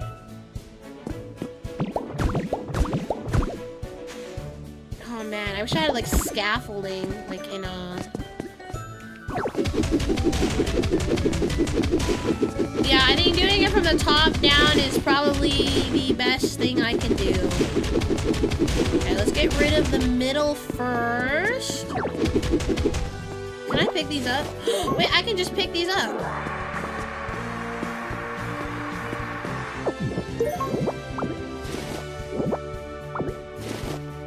GG Hack, thank you for the 5 months. Okay, after this Dream Island, I'm gonna wrap up stream because it's almost 10 p.m. where I'm at. And I've been streaming now for almost 5 hours, which is a little longer than I usually stream. But it's okay because we're gonna do the same thing tomorrow. We're going to play more react to videos and play Pokopia. 12:49 here. Yeah, it's I haven't even eaten dinner yet. Oh my gosh. Isn't it easier for me to just rock smash?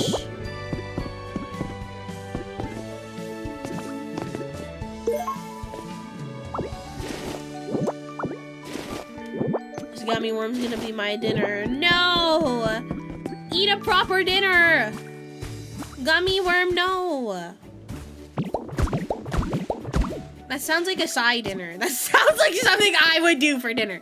Sometimes I'm like, let me just eat this one boiled egg for dinner, and then it's fine. It's not fine. And I'm broke now. Oh. Wait, then why didn't you didn't need to give subs, my guy? I feel so bad. Food money went aside. No, don't say that!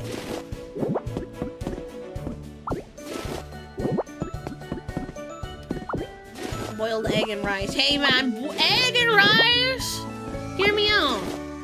One of my favorite struggle meals is butter rice. So it's like...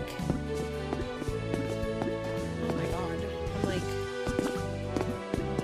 One of my favorite struggle meals is butter rice. So it's just rice, butter, and soy sauce. And like, I sometimes top it with an egg, and holy shit, that's peak. It's so good. I feel so... Ah! I feel bad for committing this crime.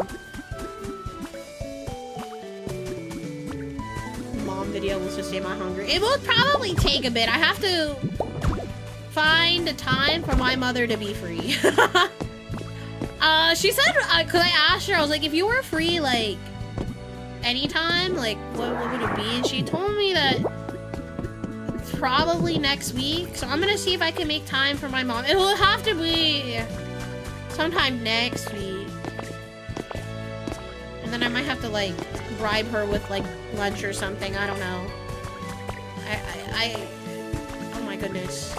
This roof is a pain in the ass to try to... Ah! Milo powdered rice. I've never had that.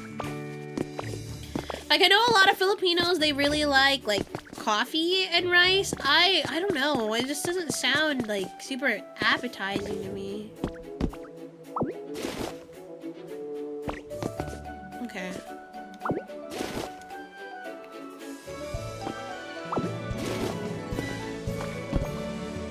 Okay, I'm gonna have to see how I can get that thing. Oh no! The gummy worms kind of buns, not gonna lie. Okay, I love like the Haribo gummy worms. I know they're like low-key kind of hard, but they taste good to me.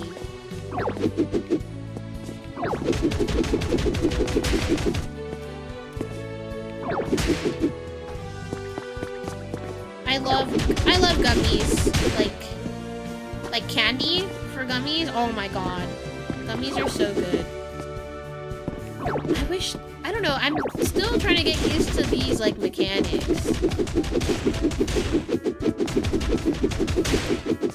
I need to get the rest of this roof.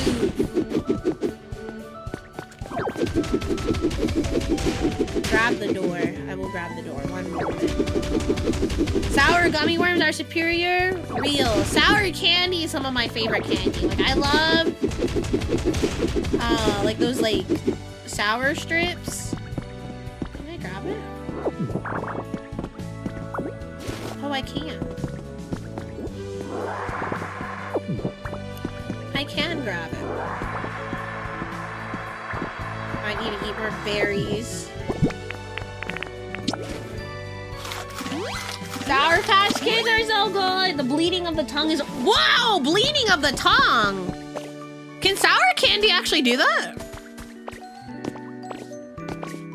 I personally have not eaten enough sour candy to, like, make my tongue bleed. Okay. You know what? It's a good idea. It's a good idea I did that. It depends? It depends? What do you mean by that? Okay, I'll have to grab these last.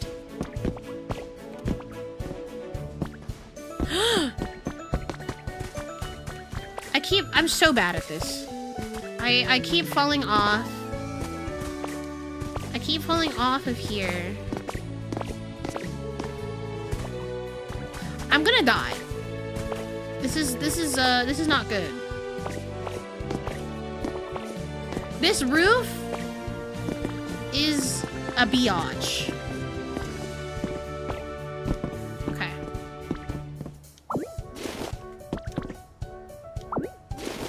Iris and mouse controls are actually good for this game.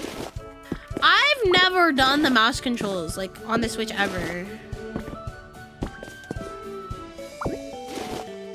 How does the game have fall damage? It does have fall damage, 'cause I'm pretty sure. I remember when I fell, like, on something, it, like, my character became, like, turned, like, a red for a second. Mouse, how do you use mouse controls?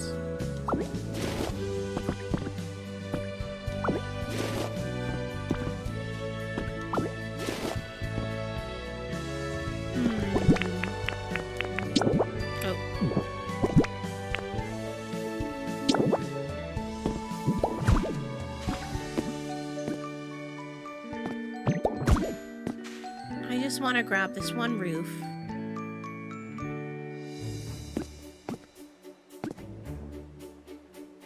You have to disconnect your controllers and place them sideways. What?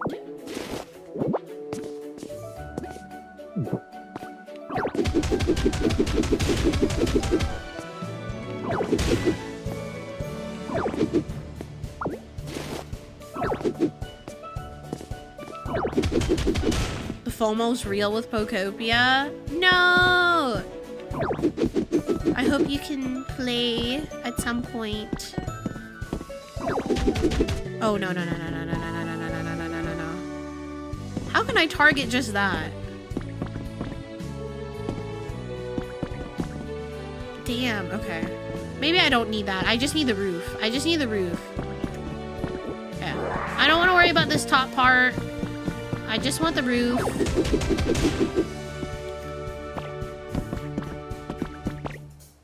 Ah! Okay. I'm just gonna get the roof and this bottom part, and then I'm gonna head out of here.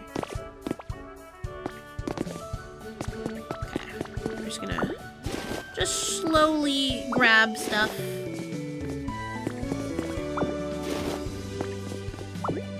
I'm sorry to whoever lived here. I just really need this. Size roofing company.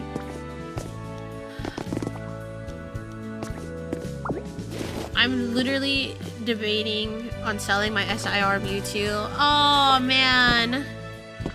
I will say, I said this earlier, but I think getting a Switch 2 right now is not that bad of an idea, considering that I think most games moving forward are gonna be running on Switch 2. So I don't think it's a bad idea.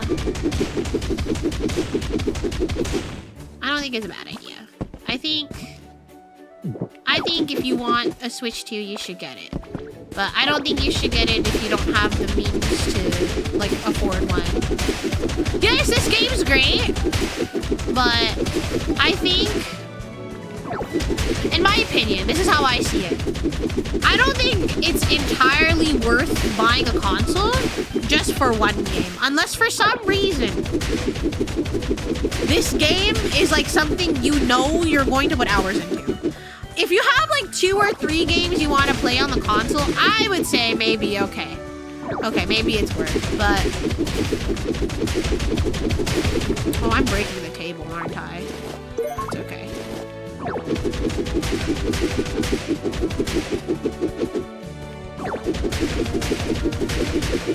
Yeah, I think, yeah, after the Winds and Waves announcement, I think a lot of people will start getting Switch 2, because the new Pokemon game is going to be a Switch 2, Switch 2 only. Yeah, I think they're gonna slowly start phasing out. I think they already started with Pokopia and like a few other games, but they're slowly starting to phase out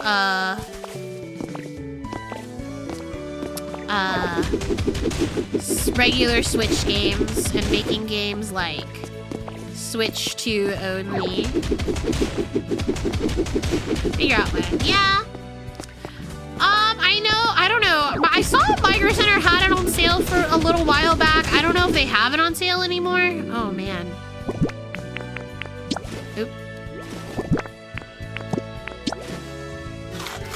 Yeah, the developers are now using Switch 2 tools, so maybe it might be worth, but I think you should save for it. I think Pokopia will always be here. Like, Pokopia will always be here.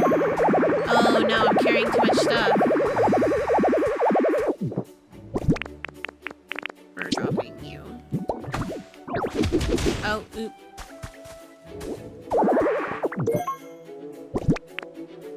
Oh, what do I want to drop? I don't want to drop the slab. I think I can drop the workbench.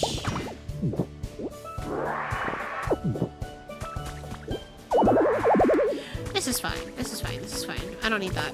Whatever that white block is, I don't need it. Alright. I robbed this place. I'm leaving now. I robbed it. It's gone. Yes. I want to head back. Anyone, yeah, you can look at Dragon Quest 1 too. It's like a very similar game. So if you want to have a similar Pokopia feel, then I think you should go get that game. But I also understand. Pokemon is Pokemon. Pokemon is so cool. I fucking love Pokemon. Pokemon's my life. I love this game. This game, this franchise is fucking awesome. Alright, chat. you enjoyed your flight, just let me know you want to head over to Dream Island again. Yippee! Okay. Let's go grab our challenge points. Or challenge?